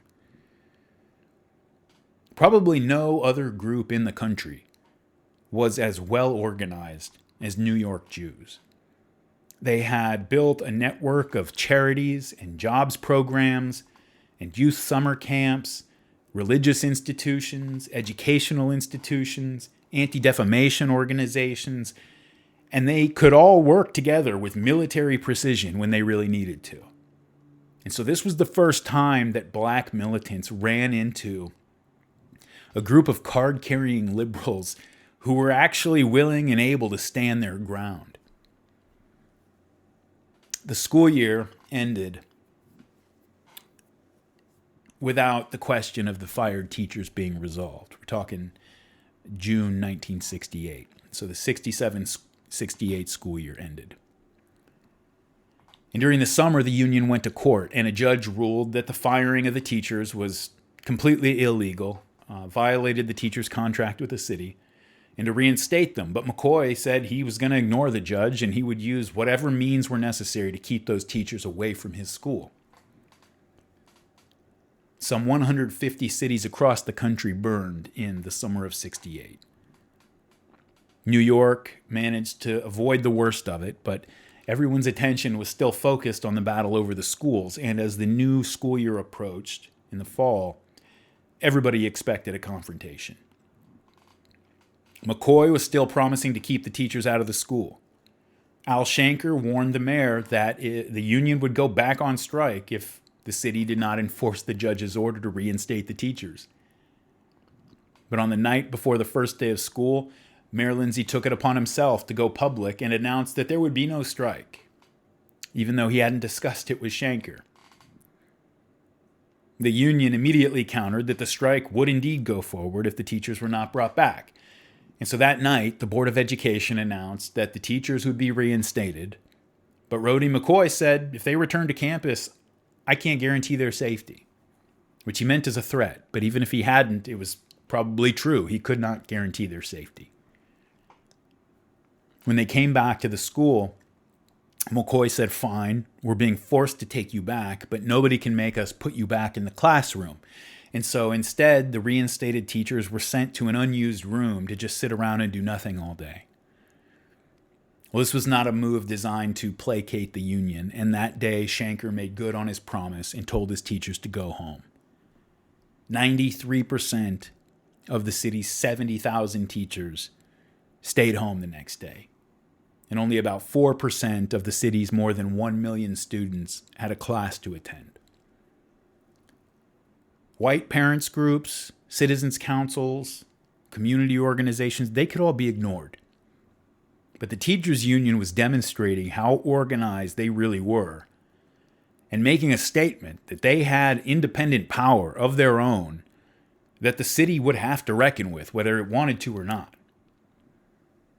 The mayor's office, the Ocean Hill-Brownsville governing board, the Board of Education, the Commissioner of Education, the superintendent, and the New York Times and most of the major media all supported decentralization and community control. They were laying into the teachers' union. Only the teachers and administrators opposed it. But they could not and would not be ignored. That strike only lasted 2 days before the union extracted what sounded like guarantees to protect the teachers of Ocean Hill-Brownsville. But Rhodey McCoy and the militants standing behind him were not part of that deal. And so when the fired teachers tried to return, Sonny Carson, the head of Brooklyn Corps, and a gang of Black Panthers and other militants were asked by McCoy to come to the school and physically prevent the teachers from entering it, which they did. In an interview, Carson said that if it was up to me, they wouldn't be letting them in simply because they're white. I don't think any white person is interested in giving black children an education. By whatever means necessary, they are going to be kept out. The NYPD sent Lloyd Seeley, the assistant chief inspector and the highest-ranking black cop on the force, with 3 other officers, and they escorted the teachers into the school. But once inside, all the union teachers in the school were ordered into the school's auditorium. Canato writes, quote, "One incident that day gave life to the union's worst fears. At the auditorium, the teachers encountered a crowd of 50 to 100 young people who hooted and cursed at the teachers and called them faggots and honkies. One of the teachers described the scene, now quoting the teacher. The president of the PTA and some others walked back and forth by us, pointing to various people, saying, you're going to get it. You pigs, we'll never let you back. We'll get you. One man went up and went to the microphone, where he informed us that if we reported to work, we would be carried out in pine wood boxes. Bullets were thrown at us. One man with a violin case walked back and forth by us and acted as if he had a gun in it and made believe he was shooting us. He poked it at us and went rat-a-tat-tat. And back to Canado. Teachers believed McCoy had orchestrated the whole scene. A community liaison person with the governing board kept giving signals to the people walking up and down, said one UFT teacher. McCoy looked up at the lights at one point, and right then they started going on and off. When the auditorium went dark, voices shouted, "It's dark now. We can see you, but you can't see us. We're going to get you now." According to a Post story, among the teachers exiting the auditorium, quote, "Many of the women could be seen crying as they left the building. Some men teachers, their voices trembling, said they feared for their lives and sought protection from clusters of police in the neighborhood," end quote. As the teachers filed out of the auditorium, someone threw a bullet at them. Another teacher described leaving the auditorium as an anti-union activist shoved and threatened teachers. A pregnant teacher was punched in the stomach. A woman who said she was a member of the governing board waved the sheet with the teachers' names and addresses and chanted, "You better never come back. We have your names and we know where you live. If you come back, we know where to find you and we will bury you," end quote. Now, Mayor John Lindsay did not get along with any union leaders. Actually, that's a huge understatement. He could not stand them, and they could not stand him. He saw them as narrow-minded, bigoted power brokers protecting privileges that they had accrued through years of complicit city government. And they saw him as an insufferable, self-righteous limousine liberal. That term actually came into being to describe John Lindsay, who was bigoted against working-class whites and knew nothing about what happened in his own city outside of his posh Manhattan neighborhood. In his first year in office, Lindsay had picked a fight with the mostly Irish transit workers union in the city. And that led to a strike that shut down the subway system for 13 days and cost the city hundreds of millions in lost economic activity. The next year, he picked a fight with the mostly Italian sanitation workers union. And that led to a strike that ended with 100,000 tons of uncollected garbage piled up on the streets of New York. Both of those strikes became bitter and personal between Lindsay and the union leaders, and both times the governor of New York State, Nelson Rockefeller, had to step in and impose a settlement. When the garbage men went on strike, Lindsay actually requested that the governor send in the National Guard to come pick up trash, but only to pick it up in Black and Puerto Rican neighborhoods. Because as far as Lindsay was concerned, the working and middle-class whites in Queens and South Brooklyn and Staten Island, those people all supported the sanitation workers' strike, and so they were complicit in what was happening. Rockefeller refused to do that. Lindsay also failed to avoid work stoppages by hospital workers, welfare department social workers, and he failed to stop job actions by the police and fire departments. Michael Harrington, author of the book The Other America, wrote, quote, "John Lindsay has not once given the slightest hint that he has any sympathy for or understanding of unionism. He has botched every negotiation he has handled, in part because he is so obviously contemptuous of organized workers. He is capable of a charismatic relationship to the under-organized ghetto, but not of any ongoing participation in collective bargaining," end quote. Edward Hurley, who was later to become one of Lindsay's top labor aides, said that Lindsay looked down on blue-collar workers, and union leaders picked up on this right away.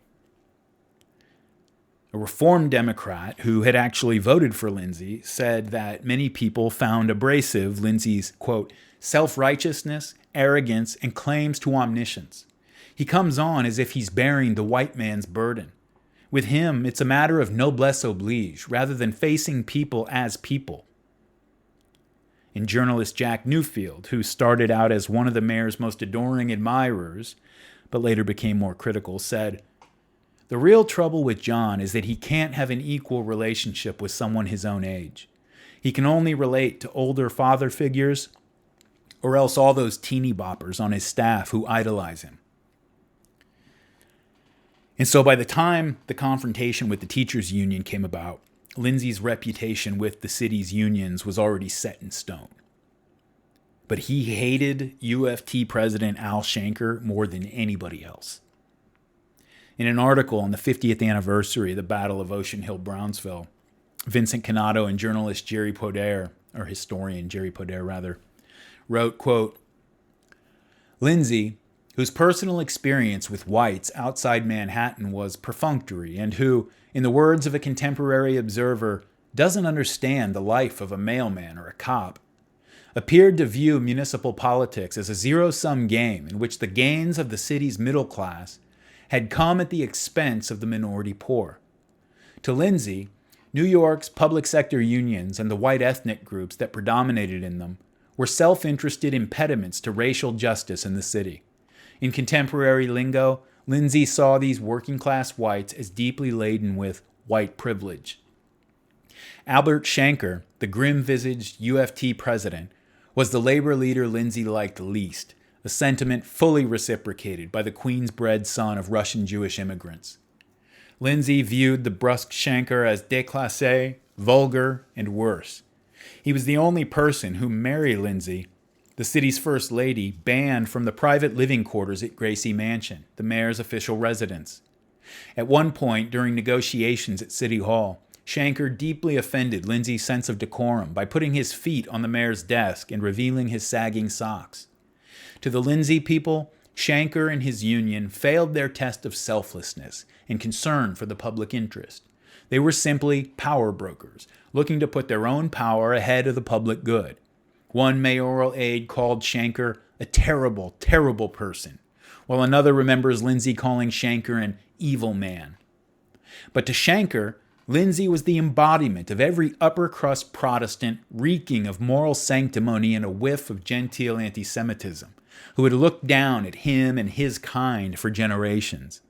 Lindsay and Shanker's incompatibilities would impart an ethno-cultural sting to the events to come at Ocean Hill-Brownsville and beyond, end quote. In meetings, Lindsay told Al Shanker that the strike could lead to riots in the city. And was that what he wanted? And Shanker told Lindsay that he was sick of being afraid of doing the right thing because people are raising the fear of civil disorders. He accused the mayor of giving in to blackmail and pandering to extremists. He said Lindsay's position was the response of a type of white liberal who somehow has come to feel that because of 100 or 200 years of constant rejection and saying no strictly on the basis of race, the way to overcome the evil of this negativism is to constantly say yes. Lindsay accused Shanker of not caring about the children of New York City and of deliberately stirring up racial strife for his own purposes. Shanker said that Lindsay was the one stirring up strife by accommodating this minority of vocal extremists and framing the issue in racial terms. He said, quote, "The mayor has categorized every strike as a strike against the poor and the blacks and Puerto Ricans. To have the mayor constantly telling the people of the ghetto that the unions are against you, that they're striking against you and your children, well, he is inciting polarization and racial hatred," end quote. After the incident in the auditorium with the teachers, the UFT walked out again for the second time in a week. And so McCoy in Ocean Hill-Brownsville district declared all those teachers fired, and he started hiring a bunch of young radical teachers just out of college to take their place in flagrant violation of the law. He had wanted to replace the fired teachers with black teachers, but it turned out that he couldn't find enough qualified black teachers to fill the vacated slots, and so he ended up hiring mostly whites. He brought representatives of the Black Panthers and other militant groups into the schools and gave them free rein to walk the halls and go into the classrooms distributing literature and talking to the kids about black power. Leaflets were being distributed to students that said black children should be taught by black people and not by, quote, the Middle Eastern murderers of colored people. By Jews, in other words. Another pamphlet that was being passed out to students said, "The idea behind this program is beautiful, But when the money changers heard about it, they took over, as is their custom in the black community. Mobs of activists, including many students, often led by radical teachers from the ATA, broke into the schools while they were shut down and vandalized them. That second strike lasted 17 days. Finally, on October 6th, the Board of Education suspended the Ocean Hill-Brownsville Governing Board for refusing to obey the court order to accept the UFT teachers back to their jobs. But the next day, Rhodey McCoy said there was no way he was letting them back in, and that he would continue to obey the orders of the suspended governing board and ignore the Board of Education and the superintendent. So the Board of Education suspended McCoy and 7 of the district's 8 principals for insubordination, and the UFT called off the strike. Once the teachers went back to school, they encountered the replacements who had been brought in and who still refused to leave. The young radical teachers, as well as members of the ATA, screamed at teachers in the halls, at union teachers rather in the halls. They threatened them, broke up their classes. Mobs of students rampaged through the halls, breaking windows and pieces of furniture and pulling fire alarms. Many of the union teachers said that the situation was intolerable and they went home. And the superintendent once again ordered the school shut down. Outside, hundreds of protesters fought with police. Groups of students were led by black radical teachers on attacks against the police lines. The wishy-washy superintendent panicked and ordered the reinstatement of McCoy and the suspended principals. And so, for the third time, the UFT went back on strike on October 14th, and they would not come back until well into November. The union published a full-page ad in the Times that asked, "Should life in the classroom be guided by people who are responsibly concerned with education?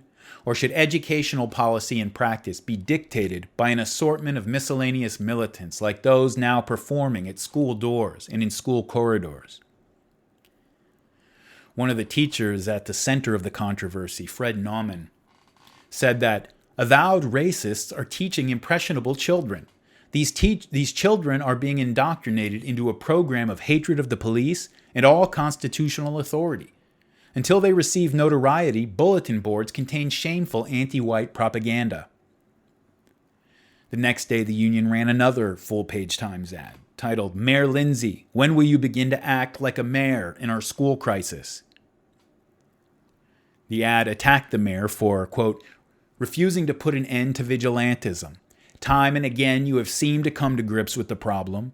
You issued directives, you gave assurances, you made pledges, but they ended up as so many words, no action. The record of vacillation, indecision, permissiveness, and backtracking is so bizarre that the people of New York, including the parents of Ocean Hill-Brownsville, are rubbing their eyes in astonishment, end quote. The union would run several more full-page ads in the Times. The teachers' strikes and the war of Ocean Hill-Brownsville was on the front pages every day for months and consumed the attention not only of New Yorkers, but the whole country for months. For New York, most of the year, really. As the conflict wore on, the rhetoric of the militants became even more stridently anti-Semitic.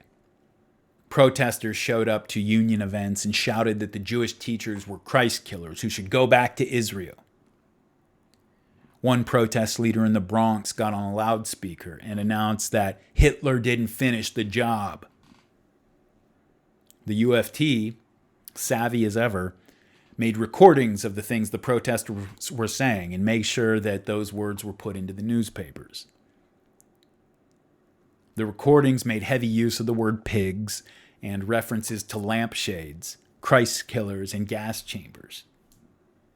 Al Shanker made damn sure that the public heard about these things, and he called on the Jewish community organizations to take action against what was really the worst upwelling of open anti-Semitism in recent memory in the United States. The Jewish organizations obliged, and the newspapers started running letters to the editor from Jewish New Yorkers attacking the black militants and the Lindsay administration for coddling them. When one of Lindsay's aides showed up at a school, where union teachers were picketing, the teachers threw up Nazi salutes at him. Finally, just as it had in the previous 2 strikes of the transit and sanitation workers, the state of New York got involved. After a 27-hour marathon negotiation, a settlement was reached between Mayor Lindsay and Al Shanker, with the state commissioner of education acting as guarantor of the agreement. It was not an agreement Lindsay was happy with, but the state told him that he was going to make an agreement or the state was going to make one for him. According to the agreement, the Ocean Hill-Brownsville principals and teachers who were hired in violation of established regulations were all to be removed. A state trustee would be appointed to oversee the district, taking it out of the hands not only of the governing board, but out of the hands of New York City altogether. A 3-person panel was to be set up to monitor the treatment of teachers throughout the system, and Rhodey McCoy would be allowed to remain as a disempowered administrator of the Ocean Hill-Brownsville district if he agreed to abide by the settlement, which they knew he would not, and so the agreement was effectively to remove Rhodey McCoy as well. And the governing board overseeing the district was to be abolished, and the community control experiment came to an end. Some of the teachers felt that after everything that they had been through, the settlement didn't go nearly far enough, but the overwhelming majority signed off on it. On the other side, militant leaders complained that the mayor had laid down in total capitulation to the union, but he really had no choice. On Tuesday, November 19th, New York City teachers returned to their schools for the first time in 5 weeks. The administrative victory was not the end of the matter, however. ATA leader Leslie Campbell and Brooklyn Core chairman Sonny Carson, both of whom had been very prominent in the student rebellions and led student riots in different parts of the city, created the citywide Student Strike Committee and began to organize and incite violence and vandalism at schools throughout the city. On December 2nd, they led hundreds of students as they threw rocks and bottles at police who were providing security for the Ocean Hill-Brownsville teachers, many of whom had had serious threats made against their lives. Several teachers had threats the police took so seriously that they received around-the-clock protection at their homes. Hundreds of black students stormed through schools throughout the city, shutting several of them down and destroying property in and around the schools. Student riots occurred in 4 out of 5 New York boroughs, and they continued every day for the entire week. About 50 adult militants, led by deposed members of the abolished governing board, shoved their way into JHS 271. They barged into classrooms, started screaming at union teachers in front of their students. The PTA president was part of the group, and she stormed into a classroom telling the teacher to get out. And when the teacher wouldn't budge, the teacher was a female, she was punched in the face. And 2 other teachers were attacked in a similar fashion. Well, then on December 26, 1968, Leslie Campbell, the ATA teacher who was at the center of so many of the problems over the course of the year, was interviewed by Julius Lester on a popular black radio station out of Harlem. And he had brought with him several poems written by his black students, and Lester asked him to read one of them. The poem he chose was titled Anti-Semitism, a tribute to Albert Shanker. Hey, Jew boy with that yarmulke on your head. You pale-faced Jew boy, I wish you were dead.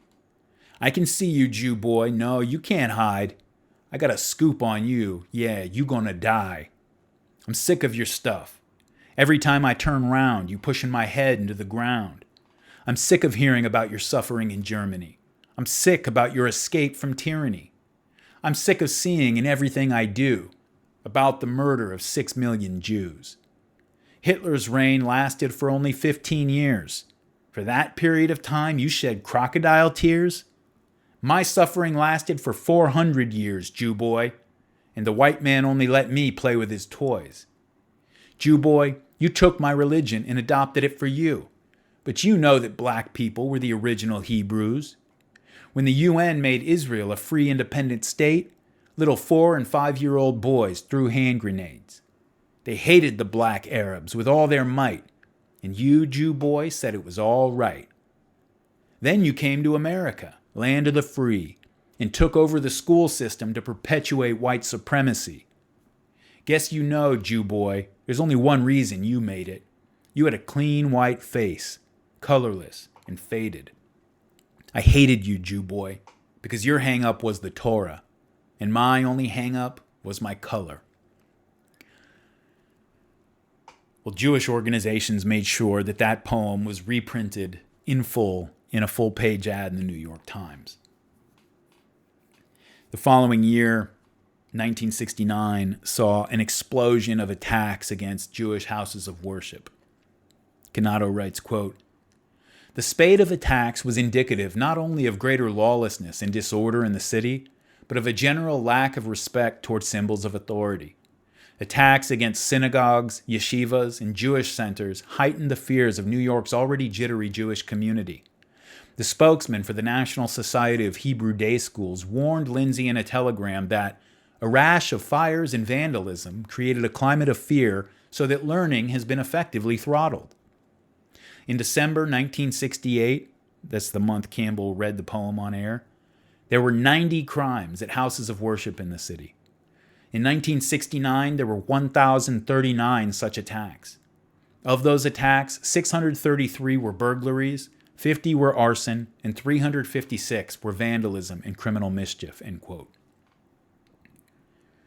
Now, there was a dispute at the time, and there kind of still is among people who care about this stuff, whether that increase in attacks whether it was an organized effort to intimidate the city's Jews or if they were just part of the overall increase in chaos and violent crime in New York. But the Jews in the city, they didn't need to be told what it was about. As far as they were concerned, there was no question about it. It was obvious. A Jewish writer named Meir Kahane was the editor of the Jewish Press, and he started to receive a lot of letters from Jews around the city with stories of being harassed and attacked. And so in response, he created the Jewish Defense League, which subsequently became known to the FBI as a violent extremist organization. One study of Jewish terrorism in the U.S. between 1980 and 1985 showed that 15 of the 18 Jews indicted for terrorist acts were members of the JDL. These were very serious people. They weren't afraid of anybody. When black militants showed up to intimidate and harass a Jewish business or public person, the JDL would show up and go toe-to-toe with them in the streets. And if they wanted to fight, they'd have a fight. To this day, the JDL is suspected in the 1972 bombing of a Manhattan theater that killed 2 people and injured several others. But meanwhile, violence just escalated in the schools after the settlement was reached between the teachers' union and the city. It just got worse and worse. Majority black schools had long been unsafe for white students, but now they were unsafe for white teachers and other adults. Harold Salzman, who was a teacher and union leader at the time, described the decline of his school, Franklin K. Lane High School in South Brooklyn. Lane was located in an integrated neighborhood with about 50-50 white and POC, but then the city, in all its wisdom, decided to use Lane as a dumping ground for ghetto kids in an effort to placate black parents who were demanding integration of their own schools.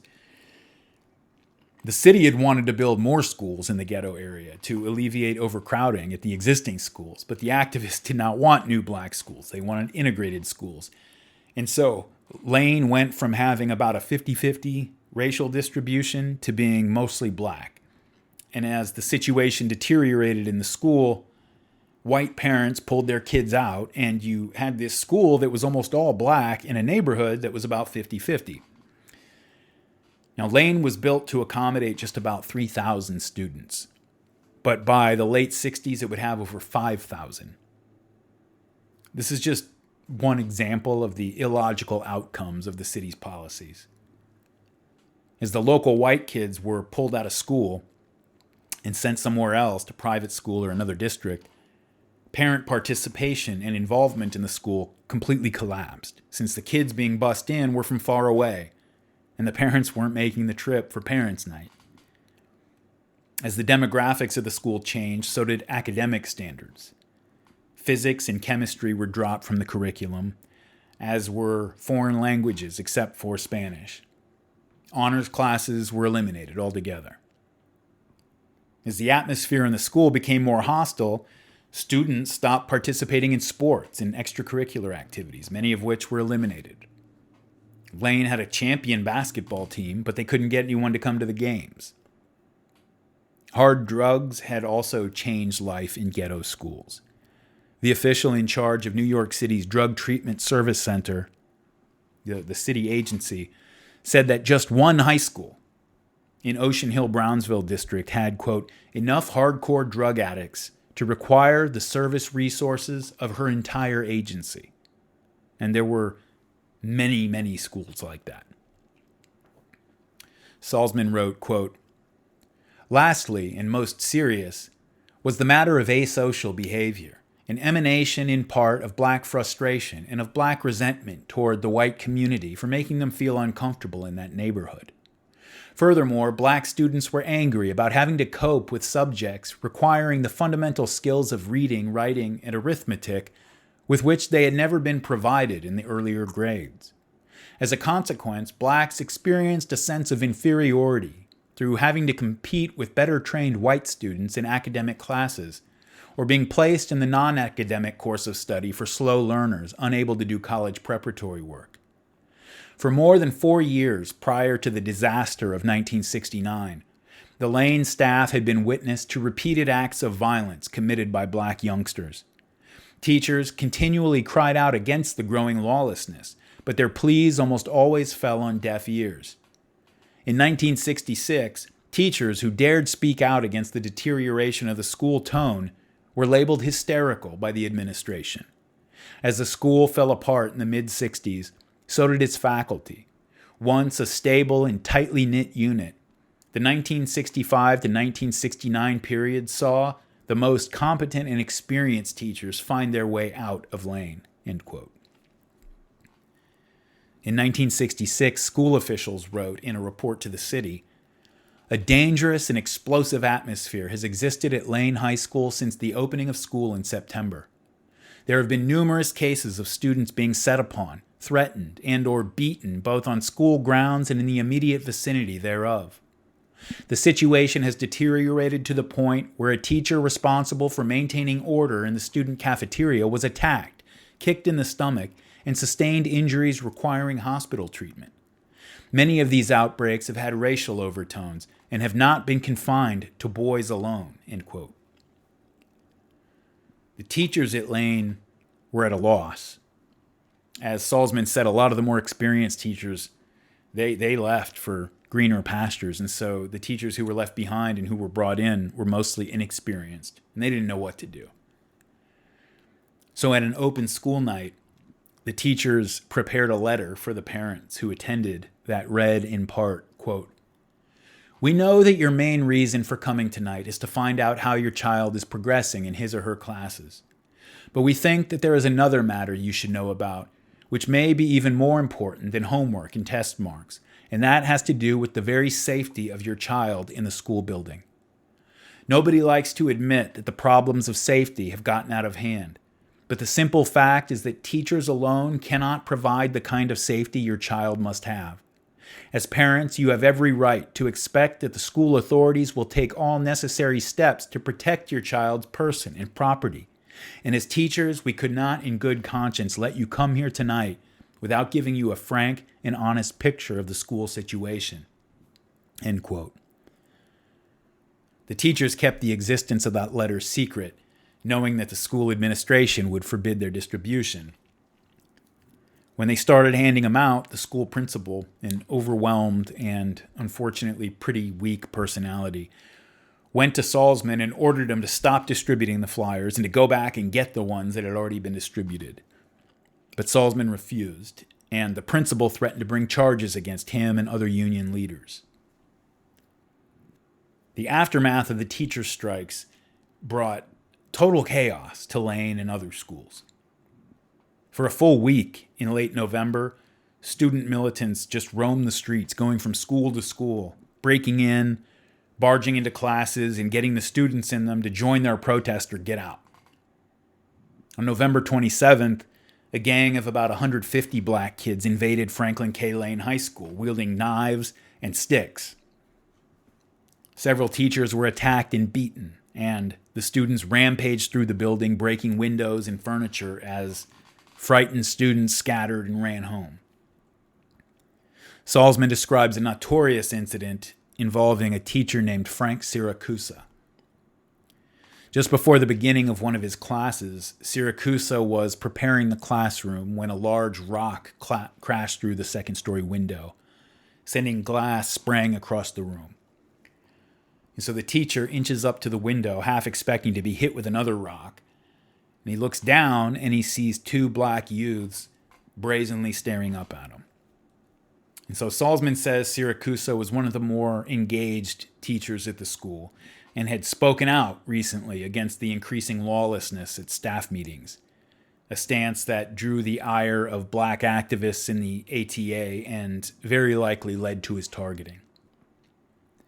Fatefully, he decided that he had a responsibility to address this situation, and so he went downstairs to confront the students. Quote, slowly he approached the two tall youngsters who were by now joined by a third youth, somewhat shorter and younger, but with as menacing a veneer as the older pair. I'm Mr. Siracusa, he said quietly. I'm a teacher, not a cop, and I'd like to know who broke my window. There was no reply, no discussion, not even a denial or an argument. In a flash, one of the youngsters drew a water pistol from his jacket pocket, spraying the teacher's outer garments with a liquid that was later discovered to be highly flammable lighter fluid. Siracusa was befuddled. What's all this about? He thought to himself. For a brief moment, Siracusa figured it to be a juvenile prank, unaware that one of the trio was circling behind him. Suddenly, he felt a thunderous blow crashing into his spine. As he dropped to the ground, anguishing in pain, defenseless, he felt the smashing of fists against his jaw and the pounding of booted heels against his groin. Lying helpless on the cold concrete, barely conscious, he sensed the burning flames from his overcoat, which had been set afire by his assailants, who then left him there as a potential immolation fatality. End quote. Siracusa was physically and emotionally scarred, but he did survive the attack. Salzman writes that by December 1968, that same month when Leslie Campbell read that poem on air, that the situation inside the school, he said, has become intolerable. Quote, the deterioration was complete. Nobody was safe, as gangs of black youths, many wearing the berets and insignia of the Panthers, roamed the halls, ringing fire alarms, breaking windows, setting fires, and assaulting any white youth who dared to go into a lavatory in any part of the building that was not under the supervision of an adult. Among the numerous incidents that shocked the staff during those December weeks was the ugly, unprovoked attack by 5 black girls against a young white girl. The hideous assault occurred in the auditorium, which was being used as a study hall due to the shortage of classroom space. Brutally attacking their victim, laughing and chanting, they stripped her of her clothing from the waist up. Viciously and sadistically, they punched her in the face and left her lying there helpless, half naked and hysterical. Her only crime, the color of her skin. In another incident that same month, a young white female teacher was sexually assaulted by a black student on school grounds. In her after-action report, she wrote, quote, a matter of 2 minutes passed between the leaving of my students and the point where I walked into the storeroom. He followed me and grabbed me from behind around the throat. I felt that I could not breathe. He pulled me to the floor, he on top of me, pulling tighter and tighter against my throat. At this point, I had no breath, and the pain in my throat was unbearable. I started to black out. I then became hysterical, throwing anything I could put my hands on, kicking, fighting, and yelling, please don't kill me. During the fight, the boy had ripped off my chain belt, torn my stockings to shreds. Blood was pouring out of my mouth and all over my clothes. The extent of the rape I could not tell, as I was only semi-conscious the entire time. The only thought I had was that of losing my life." End quote. And that same week, a white teacher named Michael Bedinger responded to a small explosion in a cafeteria, which he found crowded with unsupervised students. In his after-incident report, he wrote, quote, "During my prep period, I was informed by students that there were no teachers in the students' cafeteria. I went down to the cafeteria, located in the basement, and called the dean's office. I noticed students stealing supplies. I went to pick up a box dropped on the floor. At that time, my path was blocked by a male Negro student. I stood there for 2 seconds, did nothing, said nothing. At that time, the student punched me in the jaw without provocation. As I started to chase him, I was kicked, shoved, and punched. Trays, garbage, and cake were thrown at me. I was spit upon and attacked by a large number of students, at least 30. And Salzman picks up the story, quote, "Bedinger, weeping and holding an ice pack to his swollen eye, made a direct report of the incident to an emergency meeting of the Union Chapter Council that afternoon. Then Tony Lamarca, a health education teacher who was in charge of supervision in the cafeteria, told about having witnessed the attack on Bedinger. Lamarca was a stalwart on the faculty, well liked by the students. But on this day, visibly shaken and on the verge of tears, he blurted out the rest of the story of how he tried to apprehend Bedinger's assailant. In his written report to the principal, he said, 'As I was escorting him, the assailant, to the dean's office, the following events occurred. 1. His friends came running from the cafeteria and surrounded me. 2.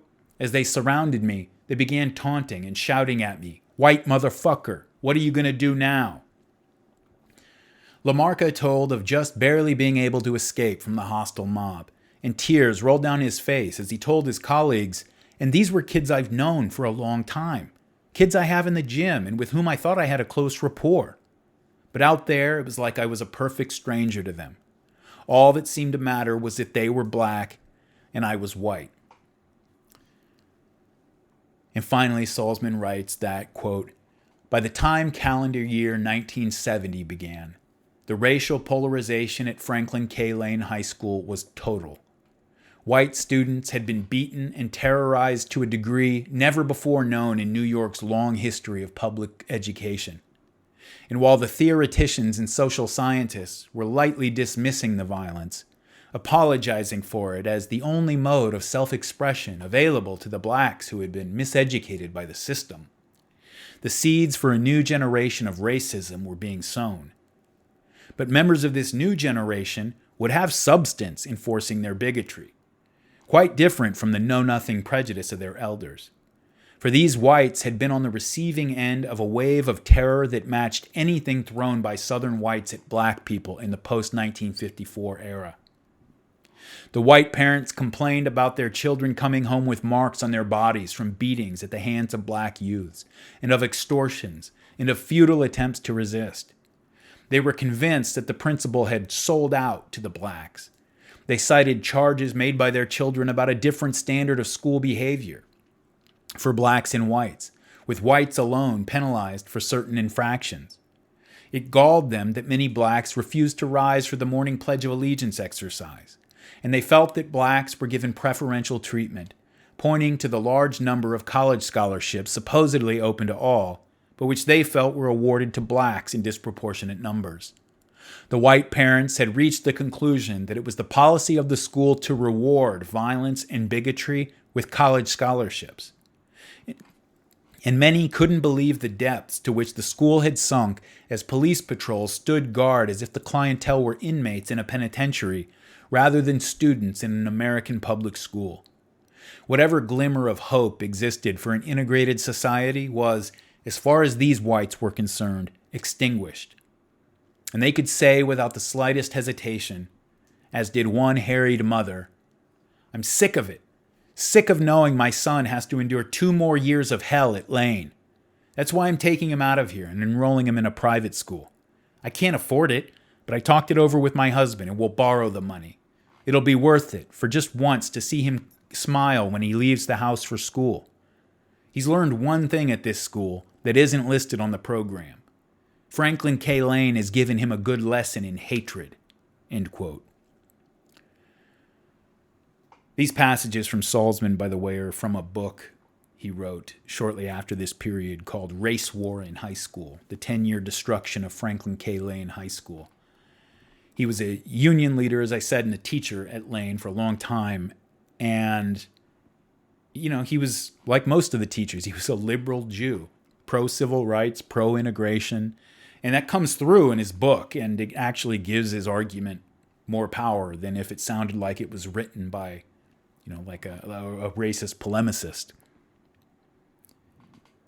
These were some of the events of the 1960s that had caused Bernard Malamud, the author whose two stories I described at the beginning, to take such a different view of the racial dynamics of New York City. By 1970, the flight of whites and the black middle class out of the inner cities was virtually complete. And they had left behind dangerous, hostile, economically and physically ruined hellholes. Since the mid-1950s, the focus of the country had been on civil rights and racial justice. And a big part of the reason for that was the support for the movement by the well-organized and well-funded Jewish organizations around the country. But by the end of the 1960s, relations between Jews and the black activists had completely broken down. Jewish citizens and activists went from advocating for the black ghettos to demanding that the state take a firmer hand against them. That critical base of support, without which the civil rights movement very likely never would have gotten off the ground, at least not until a long time later. That base of support was the only thing keeping the rest of white America from turning away from the ghettos altogether. And when it evaporated, that is exactly what happened. White people out in the suburbs, happy to have escaped the cities and didn't want to think about them anymore, they turned inward. They elected politicians who cut welfare budgets and increased police and prison budgets. Rather than trying to fix the ghetto, the policy became to patrol the borders of it and just keep the chaos contained. And it's really important to recognize, and this is probably something I have not, in fact, it's definitely something I've not emphasized enough, but I'll emphasize it now, that despite all the madness I'm describing in this episode, the great majority of people who lived in the ghetto were perfectly good, ordinary people. When we describe the increase in crime or drugs, we're not talking about 70% of the population being criminals or drug addicts. A 100% increase in crime, a doubling of crime. It's a massive increase that will be felt dramatically by the people living in an area. Well, very often that just meant that instead of 1% of the population being criminals, it went up to 2%, or something like that. The majority of people, they were not activists. They weren't militants. And they didn't share the activist views on most things. They wanted the police around. They wanted the government to be more aggressive toward criminals and drug dealers. But the country, by this point, the country had had enough. And they just did not want to hear it. And so things just got worse and worse and worse.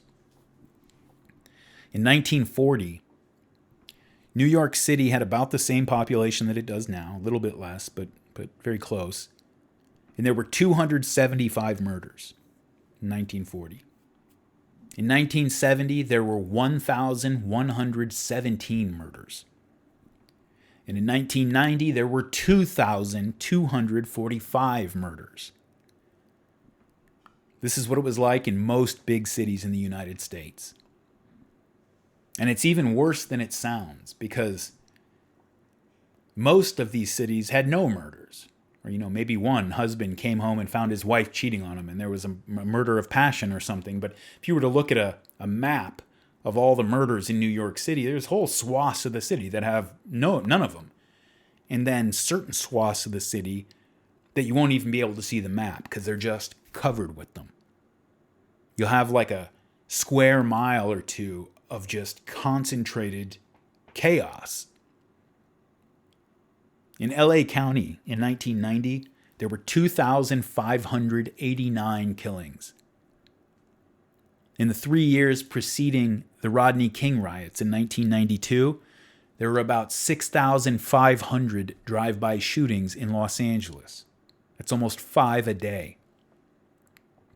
And in all of these cases, and this remains true to this day, unfortunately, but it was true in the 60s, and it was true in the 70s and 80s and 90s, and it's true today, that in pretty much every big city in America that has a significant black population, between 80 and 95% of serious violent crimes are committed by the black people in that city. But again, I want to emphasize committed by a very small number of people. Most people, they're not a part of this. They're victims of this. The LA riots in 1992 really shook the country out of a long period of apathy over what was going on in the ghetto. After that riot, in which people watched a live feed of a mob of black men pull a white driver out of his truck and smash his skull with a cinder block, things changed. The Congressional Black Caucus, the NAACP, and other black activist groups joined the tough-on-crime Republicans and passed a series of laws under the Clinton administration that nearly quadrupled the prison population and made it so that more than half of all inner-city black men would end up at some stage of the criminal justice system at some point in their lives.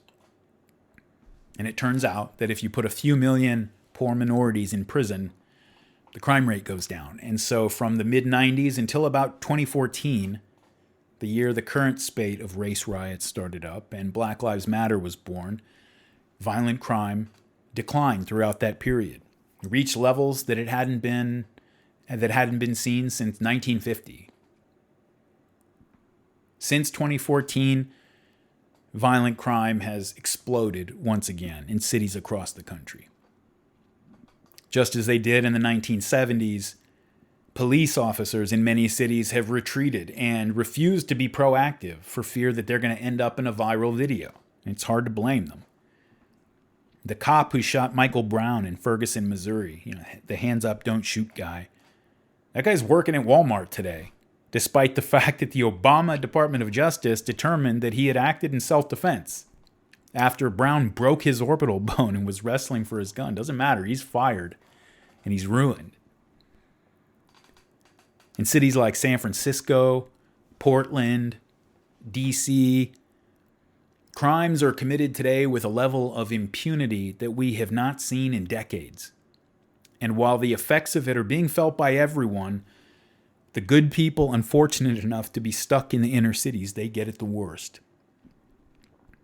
As bad as the situation is today, it's nowhere near what it was at the peak in the late 80s and early 90s. But it's trending in the wrong direction.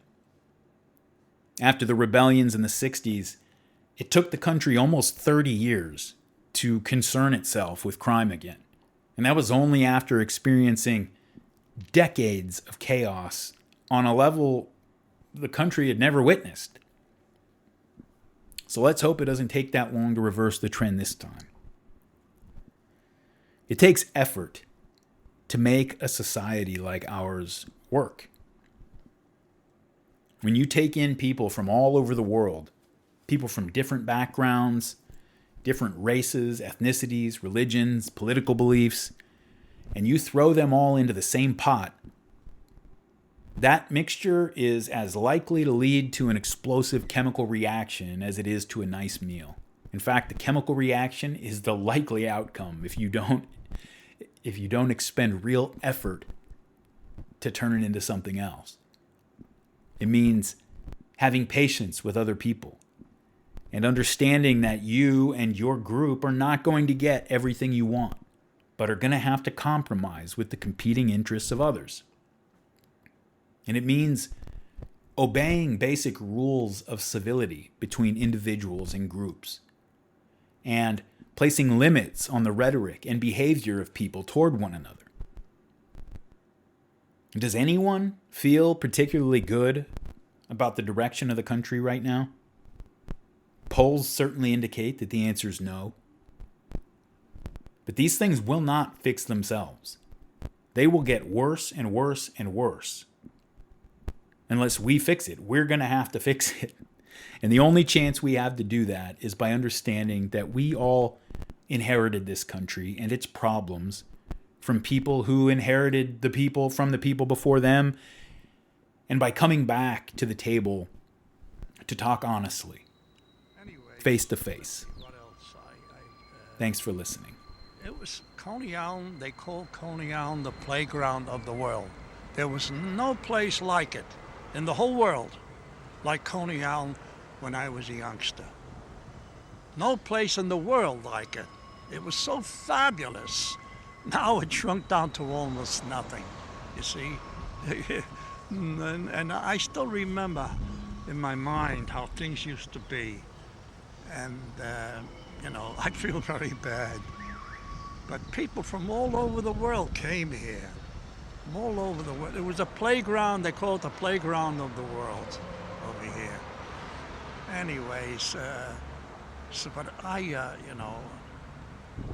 even got, when I was very small, I even got lost in Coney Island, but they found me on the beach. And we used to sleep on the beach here. Sleep overnight. They don't do it anymore. Things changed. See? They don't sleep anymore on the beach.